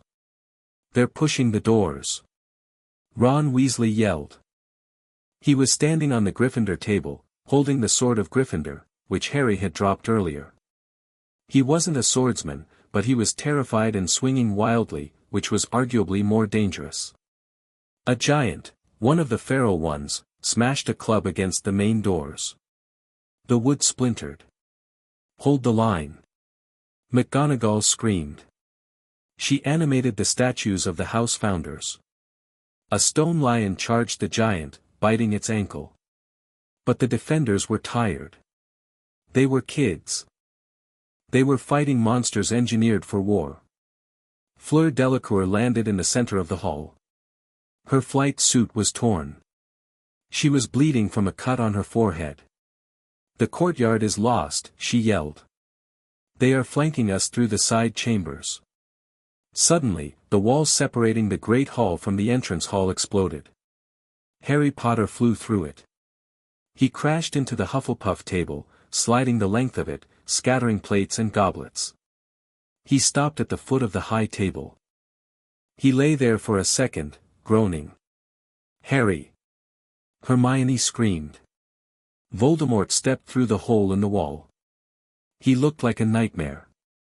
His armor was smoking. His eyes were burning red. He was holding a piece of the marble staircase as a club. "It ends here," Voldemort announced. The fighting in the hall stopped. Even the Death Eaters paused to watch. This was the main event. Harry sat up. He grabbed a roast chicken from a fallen platter and took a bite. He needed the calories. He swallowed, bone and all. He stood up. "You talk too much," Harry said. "Has anyone ever told you that?" Harry walked into the open space between the tables. He looked at his friends. They looked terrified. They looked beaten. "Stay back," Harry told them without looking. "He's got a new trick." "Oh." Voldemort smiled. "You noticed?" Voldemort dropped the marble slab. He spread his arms. "I realized," Voldemort said, his voice echoing off the enchanted ceiling which was currently raining fire, "that I cannot break your skin. Your mother's protection, the old blood, it is a physical barrier. A shield of biological perfection. Flattery will get you nowhere," Harry said, cracking his knuckles. "But," Voldemort continued, stepping closer. "You are still a man. You have a mind. You have a soul." Voldemort's eyes flared. And souls are fragile. Voldemort didn't cast a beam of light. He didn't shout an incantation. He just pushed. He pushed his magic directly at Harry. But it wasn't kinetic force. It was a mental and spiritual assault. It was legilimency weaponized into a blunt instrument. It was the Dementor's kiss amplified by the power of a titan. Wham! Harry felt it. It didn't hurt his skin. It didn't break his bones. It hit his nervous system. It hit the core of who he was. Harry dropped to his knees. Arg! It felt like ice water was being injected into his spine. It felt like every happy memory he ever had was being shredded in a blender. It was the feeling of despair, heavier than any mountain. Harry! Ron yelled, jumping off the table. He ran toward Harry. Stay back. Harry gasped. Voldemort flicked a finger. Ron was blasted backward, hitting the wall and sliding down, unconscious. The body is strong, Voldemort whispered, walking closer. But the mind is weak. He focused the attack. Harry screamed. He clutched his head. He tried to stand, but his legs wouldn't obey. It wasn't that his muscles were weak, it was that the signal from his brain was being jammed. The connection. The scar. Voldemort was using the link. He was pouring his own corrupted, dark essence directly into Harry's psyche. Look at them, Voldemort commanded. Harry's head was forced up. He saw Hermione, backed into a corner by Bellatrix. Bellatrix was laughing, toying with her. He saw Neville, beaten bloody, trying to shield a first year from a werewolf. He saw Fleur, her wingsuit torn, barely holding off two juicers. They die because of you, Voldemort's voice echoed inside Harry's skull. You are strong. But you cannot save them. Strength is useless without the will to use it. And I am taking your will. Harry tried to punch the ground. He tried to focus on the pain. Pain was good. Pain was clarity. But he couldn't feel his hands. He felt cold. Numb. Give up, Voldemort whispered. Just, let go. Sleep. It is heavy, isn't it? The world. The expectations. The hero complex. Put it down. Harry's vision blurred. The golden glow on his skin faded. He looked small. Just a boy in torn trousers, kneeling in the wreckage of his childhood. Voldemort stood over him. He placed a massive hand on Harry's head. Die, Voldemort said softly. Not your body. Your soul. He squeezed. Darkness flooded Harry's mind. It was a black ocean. He was sinking. It's too heavy, a voice whispered. You can't lift this. You can't punch magic. Harry felt himself drifting. It would be easy to stop. Just close his eyes. No more fighting. No more pain. Harry. A voice. Faint. Get up, you lazy bum. Hermione. No. Ron. Lift it. It was a memory. Not a specific one. Just the feeling. The feeling of the iron bar in his hands. The rough knurling of the deadlift bar. The chalk dust. The weight. Harry's eyes snapped open. They were green. Bright, angry green. Weight is weight. Whether it's a barbell, a boulder, a building, or a dark wizard trying to crush your soul. It's all just resistance. And Harry Potter hated failing a rep get. Harry whispered. Voldemort frowned. What? Get out of my head. Harry moved. He didn't stand up yet. He reached up. He grabbed Voldemort's wrist, the one holding his head. Voldemort tried to pull away. He couldn't. Harry's grip was locked. You think. Harry gritted his teeth. Veins bulged on his forehead. You think a soul doesn't have mass? It doesn't. Voldemort yelled, increasing the pressure. It is abstract. It is magic. Everything. Harry gasped, forcing his head up against the Titan's hand. Has mass. Harry closed his eyes. He visualized his soul. He didn't see a wisp of light. He saw a muscle. A glowing, golden muscle deep in his chest. And it was cramping. It was tired. Flex it. Harry focused. He pushed against the darkness in his mind. He treated the despair like gravity. He treated the fear like a weighted vest. He pushed. Push. Inside Harry's chest, something snapped. Not a bone. A limiter. The old blood, the heritage of Hercules, wasn't just about physical strength. It was about divine will. It was the power to deny reality and substitute your own. Harry's skin began to heat up. The gray dust on his shoulders vaporized. The blood evaporated. A light began to shine from his pores. It wasn't the faint glow from before.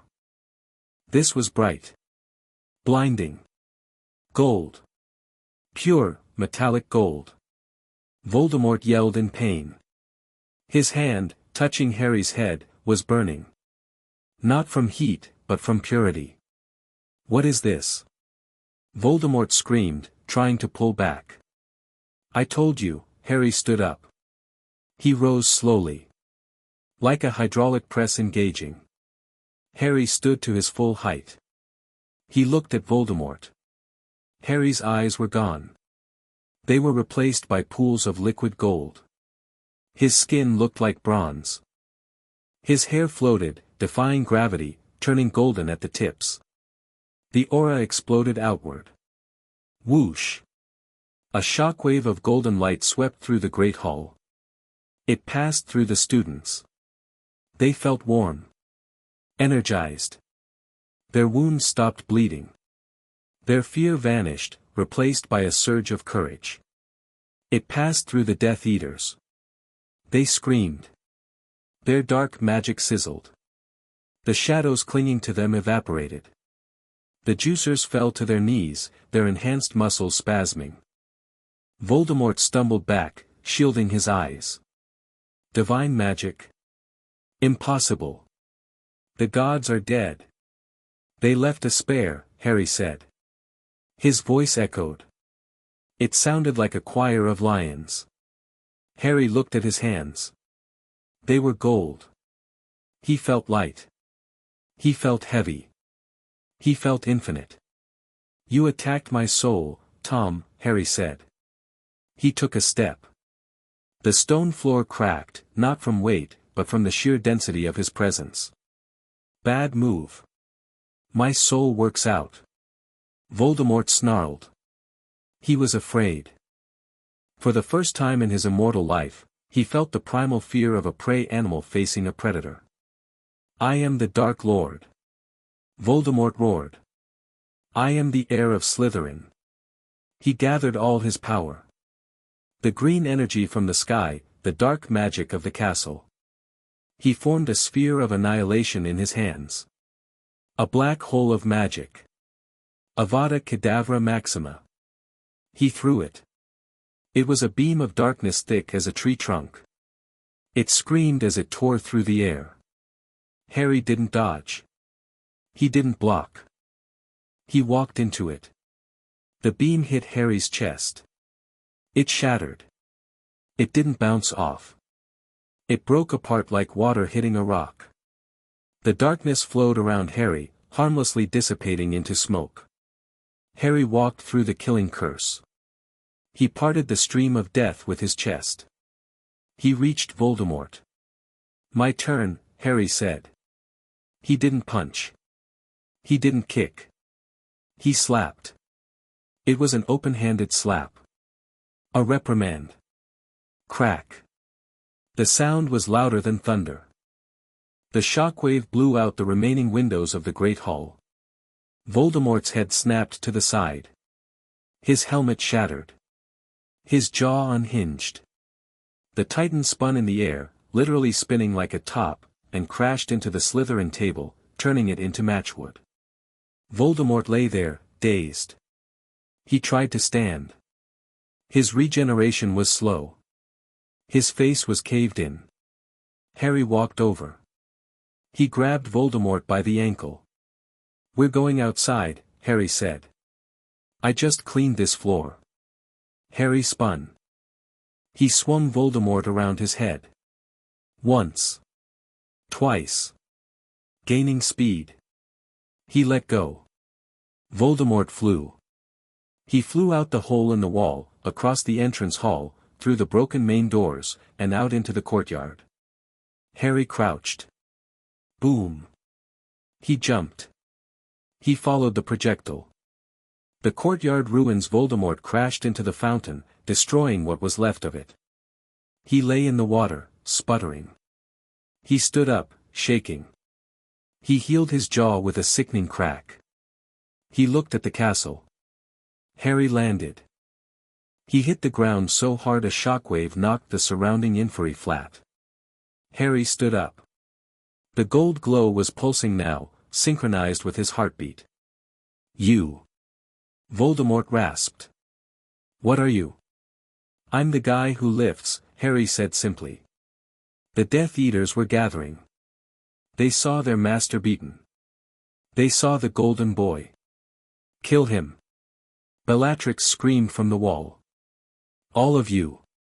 Rush him." The army turned. Giants. Werewolves. Juicers. Hundreds of them. They charged Harry. A tidal wave of monsters. Harry looked at them. He didn't flinch. He looked at the ground. He saw the sword of Gryffindor lying where Ron had dropped it near the door. "Accio sword," Harry said. The massive claymore flew into his hand. Harry held it. The blade turned gold. It reacted to his apotheosis. It grew longer, sharper, humming with holy energy. 12 labors, Harry whispered. Labor 1, the Nemean lion. Skin of gold. He tapped his chest. Labor 2, the Hydra. Dealing with multiple problems. Harry swung the sword. He didn't aim at a person. He aimed at the air. Slash. A wave of golden energy, pure kinetic force given form, erupted from the blade. It was a crescent moon of destruction. It hit the charging army. It cut through the ranks like a scythe through wheat. Giants were knocked off their feet. Juicers were sent flying back into the forbidden forest. The ground was carved open in a trench 10 feet deep. The charge broke instantly. Harry walked forward. Who's next? The army hesitated. They looked at the golden demon. They looked at the broken titan in the fountain. Voldemort roared. Cowards! Attack! He charged Harry himself. He summoned his hammer back. Titan versus God. They clashed in the center of the courtyard. Clang! The hammer met the sword. Sparks showered the area. The ground beneath them turned to glass from the heat of the friction. Voldemort was strong. But Harry was stronger. Harry pushed. He drove Voldemort back. Step by step. You stole power, Harry gritted out, pushing the blade against the hammer handle. You juiced up. You cheated. Real strength is earned. Harry kicked Voldemort in the knee. The armor shattered. Voldemort fell to one knee. I earned this. Voldemort screamed. I conquered death. You ran from death. Harry corrected. And you got tired running. Harry headbutted Voldemort. Wham! Voldemort fell onto his back. Harry stood over him. He raised the sword. Finish it. Voldemort hissed. Strike me down. I have Horcruxes. I am eternal. Harry paused. The sword hovered. Horcruxes, Harry said thoughtfully. Right. Soul pieces. Anchors. Harry looked at the scar on his own chest. He felt the connection. He felt the other pieces out there. The snake. The cup.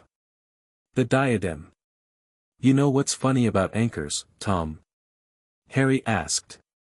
He sheathed the sword. He reached down. He grabbed Voldemort by the throat with one hand. He grabbed Voldemort's chest armor with the other. If you pull hard enough, the chain breaks. Harry began to squeeze.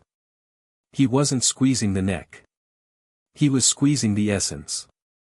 The apotheosis allowed him to touch the metaphysical. He could feel the dark web connecting Voldemort to his soul pieces. Harry pulled. He literally tried to rip the darkness out of Voldemort. Voldemort screamed. It was a sound that shattered every remaining window in the castle. What are you doing? Breaking the chain, Harry growled. The air around them turned black. Ghostly shapes emerged. A cup. A locket. A snake. A diadem. They swirled around Voldemort, tethering him to life. Harry let go of the armor and grabbed one of the ghostly tethers, the spectral chain leading to the snake, Nagini. He grabbed the intangible magic line. Snap. He broke it. He physically snapped the magical bond. In the distance, near the forest edge, the giant snake Nagini suddenly convulsed. Her head exploded. She dissolved into smoke. Voldemort gasped. My snake. Harry grabbed another line. The diadem. Snap. Up in the room of requirement, the diadem shattered into dust. Voldemort convulsed. He was shrinking. The Titan form was destabilizing. Stop. Voldemort begged. You're killing me. I'm evicting you, Harry said. He grabbed the line for the cup. Snap. He grabbed the line for the locket. Snap. Voldemort was shrinking rapidly now. The gray skin was turning pale white. The muscles were withering. The armor was falling off him because he was becoming too small to wear it. He was returning to his skeletal, snake-face form. One left, Harry whispered. He looked at his own scar. There was a tether connecting him to Voldemort. The soul piece inside Harry. Harry grabbed it. He grabbed the black thread coming out of his own forehead. It hurt. It felt like pulling out a tooth. Harry gritted his teeth. Get out. He pulled. With a wet tearing sound, a black cloud was ripped from Harry's scar. It shrieked. It was a piece of Voldemort's soul. Harry held the screaming smoke in his hand. He looked at it. Trash, Harry said. He crushed it. He closed his fist. The smoke vanished. Harry looked down. Voldemort lay in the mud. He was normal-sized now. He looked frail. He looked terrified. He was just a wizard without a wand, which Harry had stepped on, without Horcruxes, without an army. The golden glow on Harry's skin began to fade. The adrenaline dump was hitting him. He felt heavy. But he was still standing. The Death Eaters saw this. They saw their god reduced to a man. They saw the golden boy standing tall. They dropped their weapons. Clatter. Clang. Thud. Hundreds of wands hit the stone. Harry looked at the army. He pointed to the forest. Run, Harry said softly. They heard him. They ran. They trampled each other to get away. The giants retreated to the mountains. The werewolves fled into the trees. Harry looked down at Voldemort. Get up, Tom, Harry said. Voldemort shook his head. Kill me. Do it. No, Harry said. I'm not a murderer. I'm a lifter. Harry grabbed Voldemort by the robes. He lifted him up. And you, Harry said, walking toward the edge of the ravine, dragging the Dark Lord like a naughty child. You are lightweight. Harry reached the edge of the cliff. The deep ravine where the bridge used to be. Have a nice trip, Harry said. He tossed Voldemort. He didn't throw him to kill him. He threw him into the containment field that Dumbledore, who had just arrived on the steps, was hastily erecting below. A cage of light. Voldemort fell into the cage. He screamed in frustration, pounding on the bars of light. He was trapped. Powerless. Mortal. Harry stood on the edge of the cliff. He watched the sun begin to rise over the mountains. The golden light was gone from his skin, but the warmth remained. He turned around. The students were pouring out of the castle. Ron. Hermione. Fleur. Neville. They stopped. They looked at Harry. He was bruised, bleeding, half-naked, and covered in grime. He looked like a ruin. But he was smiling. Hey guys, Harry croaked. Did we win? Fleur ran to him first. She crashed into him, hugging him so hard he winced. You idiot, she sobbed. You golden idiot. You jumped off a tower. It was a tactical descent, Harry mumbled into her hair. Hermione and Ron joined the hug. Then Neville. Then Ginny. You glowed, mate, Ron said, awe in his voice. You actually glowed. Like a light bulb. Must have been the protein shake, Harry joked weakly. Dumbledore walked up. He looked at the prisoner in the ravine. He looked at Harry. Harry, Dumbledore said, his eyes wet. You broke the unbreakable. Yeah well, Harry shrugged, leaning heavily on Fleur. Everything breaks if you apply enough pressure, Professor. Harry looked at the sunrise. Now, Harry yawned. I'm starving. Is there any breakfast left? I think I burned about 50,000 calories. We will find you food, Harry, Fleur laughed, wiping tears from her face. We will find you all the food. Harry closed his eyes. He let them support him. The war wasn't quite over, there was cleanup to do, trials to hold, and a ministry to rebuild. But the heavy lifting? That was done. Chapter 9 and Chapter 10, Chapter 10, the 13th labor. The silence that follows a war isn't actually silent. It's heavy. It has a texture. It sounds like settling dust, groaning stone, and the collective exhale of 1,000 people who just realized they aren't going to die today. Harry stood on the edge of the ravine, looking down at the glowing cage where Tom Riddle, shivering, pale, and looking like a shaved mole rat, was currently curled up in a fetal position. The sun was fully up now.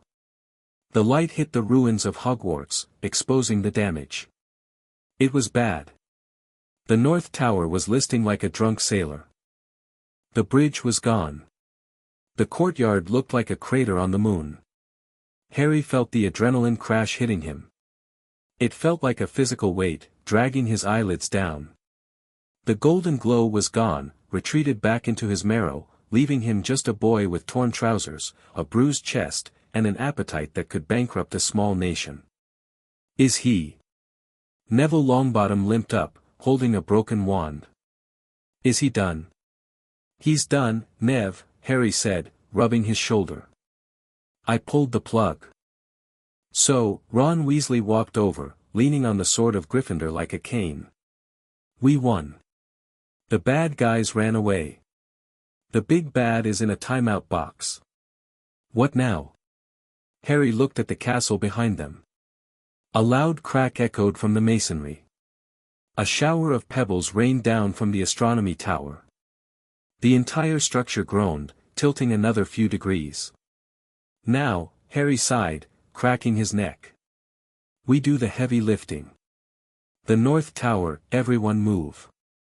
Professor McGonagall screamed, her voice shrill with panic. The foundation is shattered. The tower is coming down. The courtyard was a frenzy. Students were scrambling away from the shadow of the massive stone spire. The impact of Harry and Voldemort's earlier descent through the floors had compromised the structural integrity of the entire West Wing. Harry looked up. The tower was swaying. It was thousands of tons of stone, magic, and furniture. If it fell, it would crush the hospital wing below it. "Not on my watch," Harry muttered. He didn't run. He sprinted. "Harry! No!" Hermione yelled from the steps. "Physics doesn't work that way. You can't catch a building." "Watch me," Harry grunted. He reached the base of the tower just as the groan turned into a roar. The stone supports buckled. The tower began to tip. Harry didn't try to catch it with his hands. That would just punch holes in the stone. He needed surface area. He jumped. He leaped onto the sloped roof of the greenhouse adjacent to the tower. He scrambled up the slate tiles, his boots finding purchase on the slick surface. He reached the point where the tower was leaning, a massive stone overhang. Harry wedged himself under it. He placed his back against the stone wall of the greenhouse, which was reinforced with earth magic, and placed his hands and shoulders against the falling tower. "Squat form," Harry whispered to himself. "Back straight. Core engaged." The weight hit him. Thump. It wasn't like lifting a barbell. It wasn't like lifting a giant. This was a castle. The weight was alive, shifting, grinding. It tried to compress his spine into dust. Harry's boots cracked the slate roof beneath him. He sank 6 inches into the building structure. "NRRGH!" Harry roared. The sound was animalistic. His muscles swelled, tearing the remains of his shirt completely off. The veins in his neck popped out like garden hoses. The tower stopped moving. It hung there, suspended at a precarious 45-degree angle, held up solely by one teenager who was currently turning purple. He's holding it," Seamus Finnegan whispered, staring up. "Don't just stare." Harry yelled, his voice strained and raspy. "I can't hold this all day. Shore it up." McGonagall snapped out of her shock. "Transfiguration. Seniors, with me. We need buttresses. We need supports." Spells flew. Stone blocks from the rubble were levitated and fused into the base of the tower. Steel girders were conjured and jammed into the cracks. Harry's legs were shaking. The burn was incredible. It was the ultimate isometric hold. "Come on," Harry gritted out. "Feel the burn. Love the burn." Suddenly, a massive shadow fell over him. Hagrid was there. And he wasn't alone. The giants, the ones who had fled but hadn't left the valley, were creeping back. They saw the boy holding the castle. They saw the Alpha displaying dominance over gravity. Hagrid roared at them in giant. "Help him. Move rocks. Push." A giant, the one Harry had punched in the nose earlier, lumbered forward. He looked at Harry. Harry looked back, sweat pouring down his face. "Little Gurg Strong," the giant grunted. The giant placed his massive hands against the tower, 20 feet above Harry. He pushed. Another giant joined him. Then a third. The weight on Harry's shoulders lightened. Just a fraction, but enough. "On 3. Harry yelled. "Push it back. 1. 2. 3. Harry extended his legs. The giants heaved. With a grinding screech that sounded like the earth splitting open, the north tower was forced back into a vertical position. "Fuse it!" Harry screamed. McGonagall and Flitwick cast Reparo Maxima simultaneously. The cracks sealed. The mortar knit itself back together. Harry slumped. He slid down the greenhouse roof and landed in a pile of hydrangeas. He lay there, panting. His arms felt like jelly. "You okay?" Fleur was looking down at him. She was dirty, her hair a mess, and she looked beautiful. "Fine," Harry wheezed. "Just, lactic acid buildup. I need a banana. And maybe a massage." "I will find you a banana," Fleur smiled, offering him a hand. "The massage, we will discuss." Harry took her hand. He pulled himself up. He swayed, but he didn't fall. "The castle is safe," Harry said, looking at the tower. "For now." The Great Hall, the Great Hall was a mess, but a functional one. The house tables had been pushed together to form beds. Madame Pomfrey was directing a squad of house elves who were passing out potions and bandages. Harry walked in. The room went silent. Everyone looked at him. They looked at the bare chest, the bruises, the dust. They looked at the guy who had just bench-pressed a piece of the skyline. Then, someone started clapping. It was Colin Creevey. He was bandaged around the head, looking like a mummy, but he was clapping. Then Fred and George joined in. Then the teachers. Then the whole hall. It wasn't polite applause. It was a roar. Harry blushed.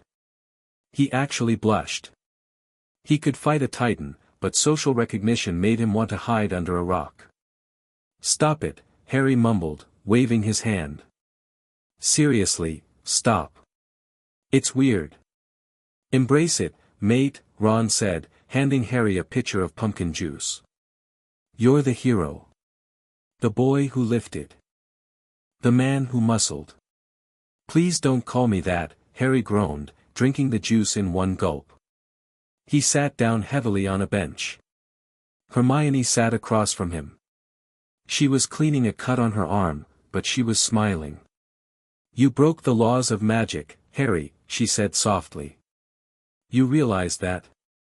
The killing curse, it didn't just bounce. You disassembled it."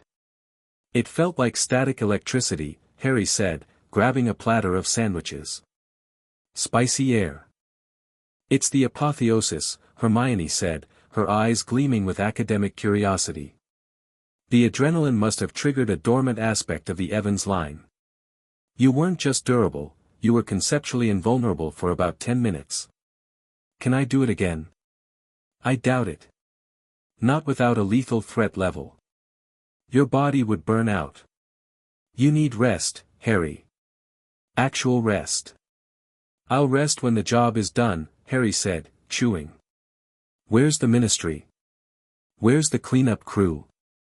"Arriving now," Kingsley Shacklebolt said, walking up. He looked exhausted. "Fudge is gone. Resigned an hour ago via OWL. Scrimgeour is interim minister." But what? "Dolores Umbridge is with him. She's trying to assert authority." Harry stopped chewing. He swallowed. "Umbridge?" Harry asked. "The pink toad. She's technically the senior undersecretary. She's demanding custody of the prisoner." "And you?" Harry stood up. The bench scraped loudly. "Custody of me?" Harry laughed. It wasn't a nice laugh. "Let's go say hello." The entrance hall, the main doors were gone, so the wind blew freely into the entrance hall. Rufus Scrimgeour stood there, looking like a lion who had seen too much. Beside him stood Dolores Umbridge. She was wearing a pristine pink cardigan that looked violently out of place amidst the rubble and blood. She was flanked by 4 nervous Aurors. "Where is he?" Umbridge demanded, her voice that sickeningly sweet girlish high pitch. "Where is the delinquent?" "Right here," Harry said, walking down the marble stairs. He didn't look like a delinquent. He looked like a warlord. He was still shirtless, his dragon-hide trousers torn, his boots covered in mud. He carried the sword of Gryffindor loosely in one hand. Umbridge sneered. "Mr. Potter. You are under arrest. On what charges? Harry asked, stopping at the bottom of the stairs. Public disorder. Destruction of ministry property. Use of unauthorized strength. And vigilante justice. I just saved the world, Harry said calmly. You're welcome. You created chaos. Umbridge shrilled. The ministry is the only authority. Aurors. Seize him. The Aurors didn't move. They had seen Harry throw a giant. They liked their limbs attached to their bodies. I said seize him. Harry took a step forward. He tapped the flat of the sword against his own palm. Dolores, Harry said. Can I call you Dolores? You seem to be under a misconception. What misconception? She spat. You think you have power. Harry gestured around the ruined hall. Power isn't a title. It isn't a decree. Power is the ability to do things. I just held up a tower. I just punched a Dark Lord into a hole. What can you do? I have the backing of the minister. Harry looked at Scrimgeour. Rufus. You want to arrest me? Scrimgeour looked at Harry. He looked at the sword. He looked at the army of students standing behind Harry on the stairs, wands drawn. No, Scrimgeour said gruffly. I want to give you a medal. And then I want you to go on vacation. Rufus. Umbridge gasped. He is a threat. He is unstable. Look at him. He is a beast. Harry walked right up to Umbridge. He towered over her. Hem, Harry mocked. He leaned down. If you ever threaten me, or my school, or my friends again. Harry reached out. He gently took the wand from her hand. She was too terrified to stop him. He held her wand between two fingers. Snap. He broke it. He dropped the pieces into her pocket. You're fired, Harry said. You can't fire me. I just did. Physically. Now get out of my school before I throw you out. And I have very good aim. Umbridge turned purple. She looked at the Aurors. They looked away. She looked at Scrimgeour. He shrugged. With a squeak of rage, she turned and ran out of the castle, her heels clicking on the broken stone. Sorry about the wand, Harry told Scrimgeour. It slipped. Paperwork, Scrimgeour sighed. I'll handle it. Now, the prisoner. In the ravine, Harry said. He's powerless. Just a man named Tom. Treat him like a criminal, not a legend. Put him in a cell without windows. And feed him broccoli. He hates broccoli. The ravine, the talk before they took him away, Harry went down to the cage. Tom Riddle was sitting on the mud. He looked up when Harry approached. The red eyes were gone. They were dark, human eyes now. Fearful eyes. You came to gloat, Riddle whispered. No, Harry said. He sat down on a rock outside the barrier. I came to check. Check what? If you were ever scary. Harry looked at the man. You know, for years, people whispered your name. They were terrified. But looking at you now, you're just a guy who was afraid of dying.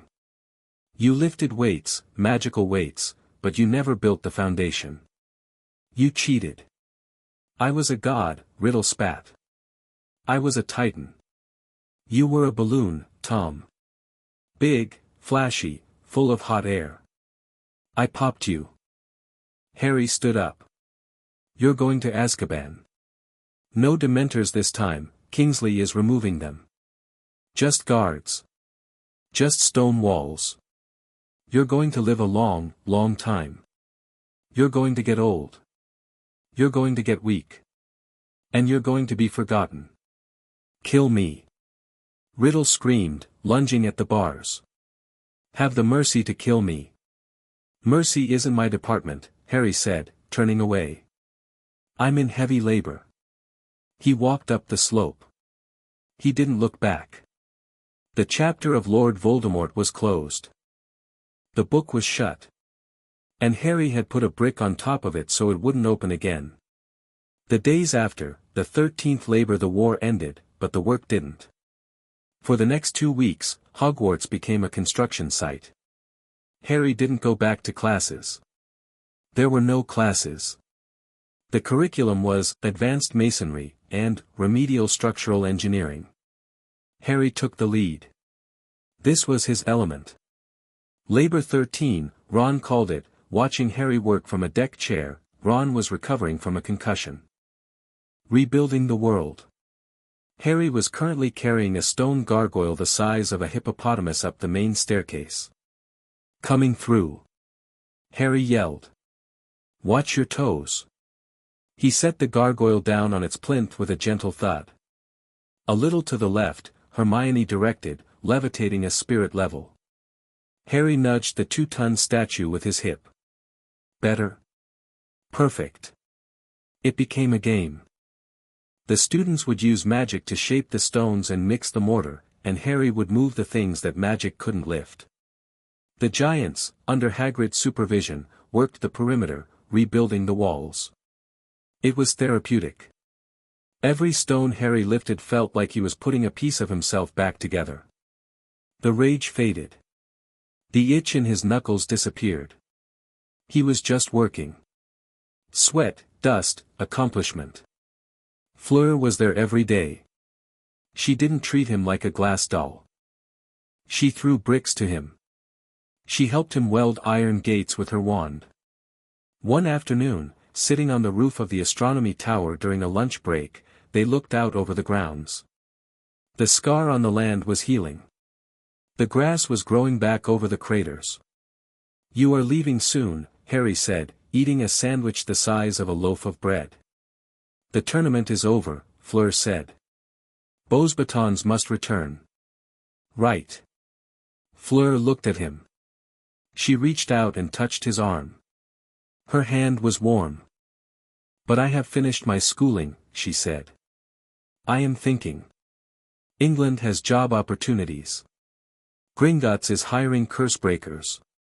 They need people who can handle heavy situations.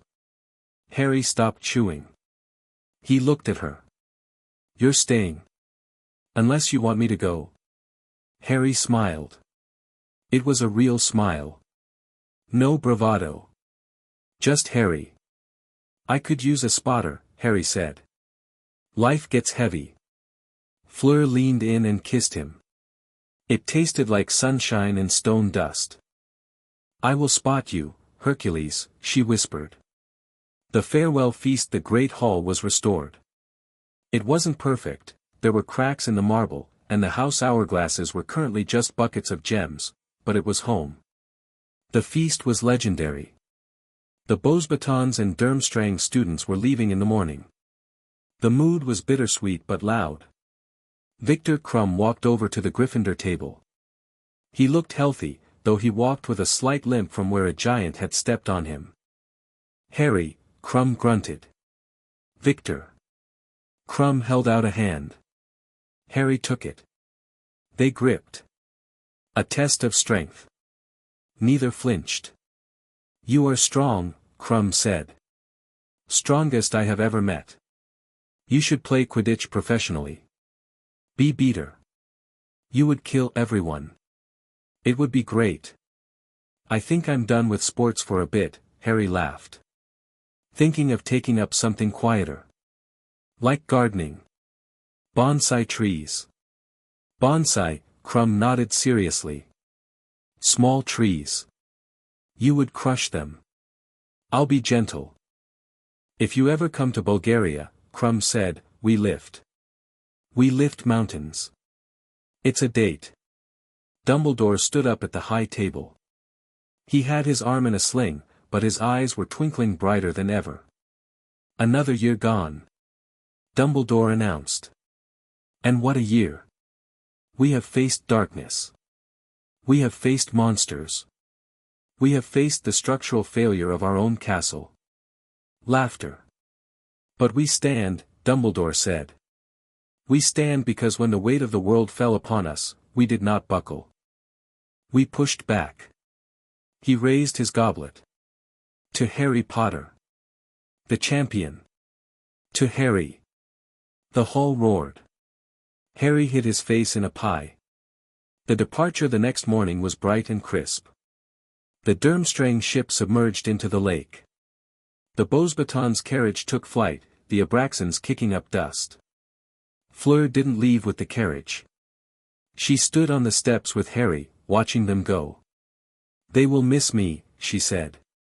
They'll survive, Harry said. So. Gringotts. Bill Weasley has offered to show me the ropes, Fleur said. He says the goblins will like me. I am, fierce. They'll be terrified of you, Harry corrected. Hermione and Ron walked up. They were holding hands. Finally. We're going to the Burrow, Ron said. Mum's cooking a victory dinner. You coming, mate? She says you look peaky and need feeding up. Peaky. Harry looked down at his chest, which was currently stretching a t-shirt to its limit. I'm 200 pounds of lean muscle. To Mum, anything under a ton is skinny, Ron grinned. Come on. Heavy lifting is done. Harry looked at the castle one last time. It stood tall. Battered, scarred, but standing. He felt the old blood settle. It wasn't gone. It would never be gone. It was there, waiting for the next time the world needed to be bench-pressed. But for now, it was quiet. Yeah, Harry said, draping an arm around Fleur and another around Ron. Let's go. I heard your mum makes good sausages. The best, Ron confirmed. Excellent, Harry grinned, the morning sun catching the hint of gold in his eyes. I could eat a dozen. Only a dozen. Fleur teased. It's a rest day, Harry shrugged. Gotta watch the macros. They walked down the path toward the gates, leaving the war behind them, stepping into a future that was heavy with promise, but light enough to carry.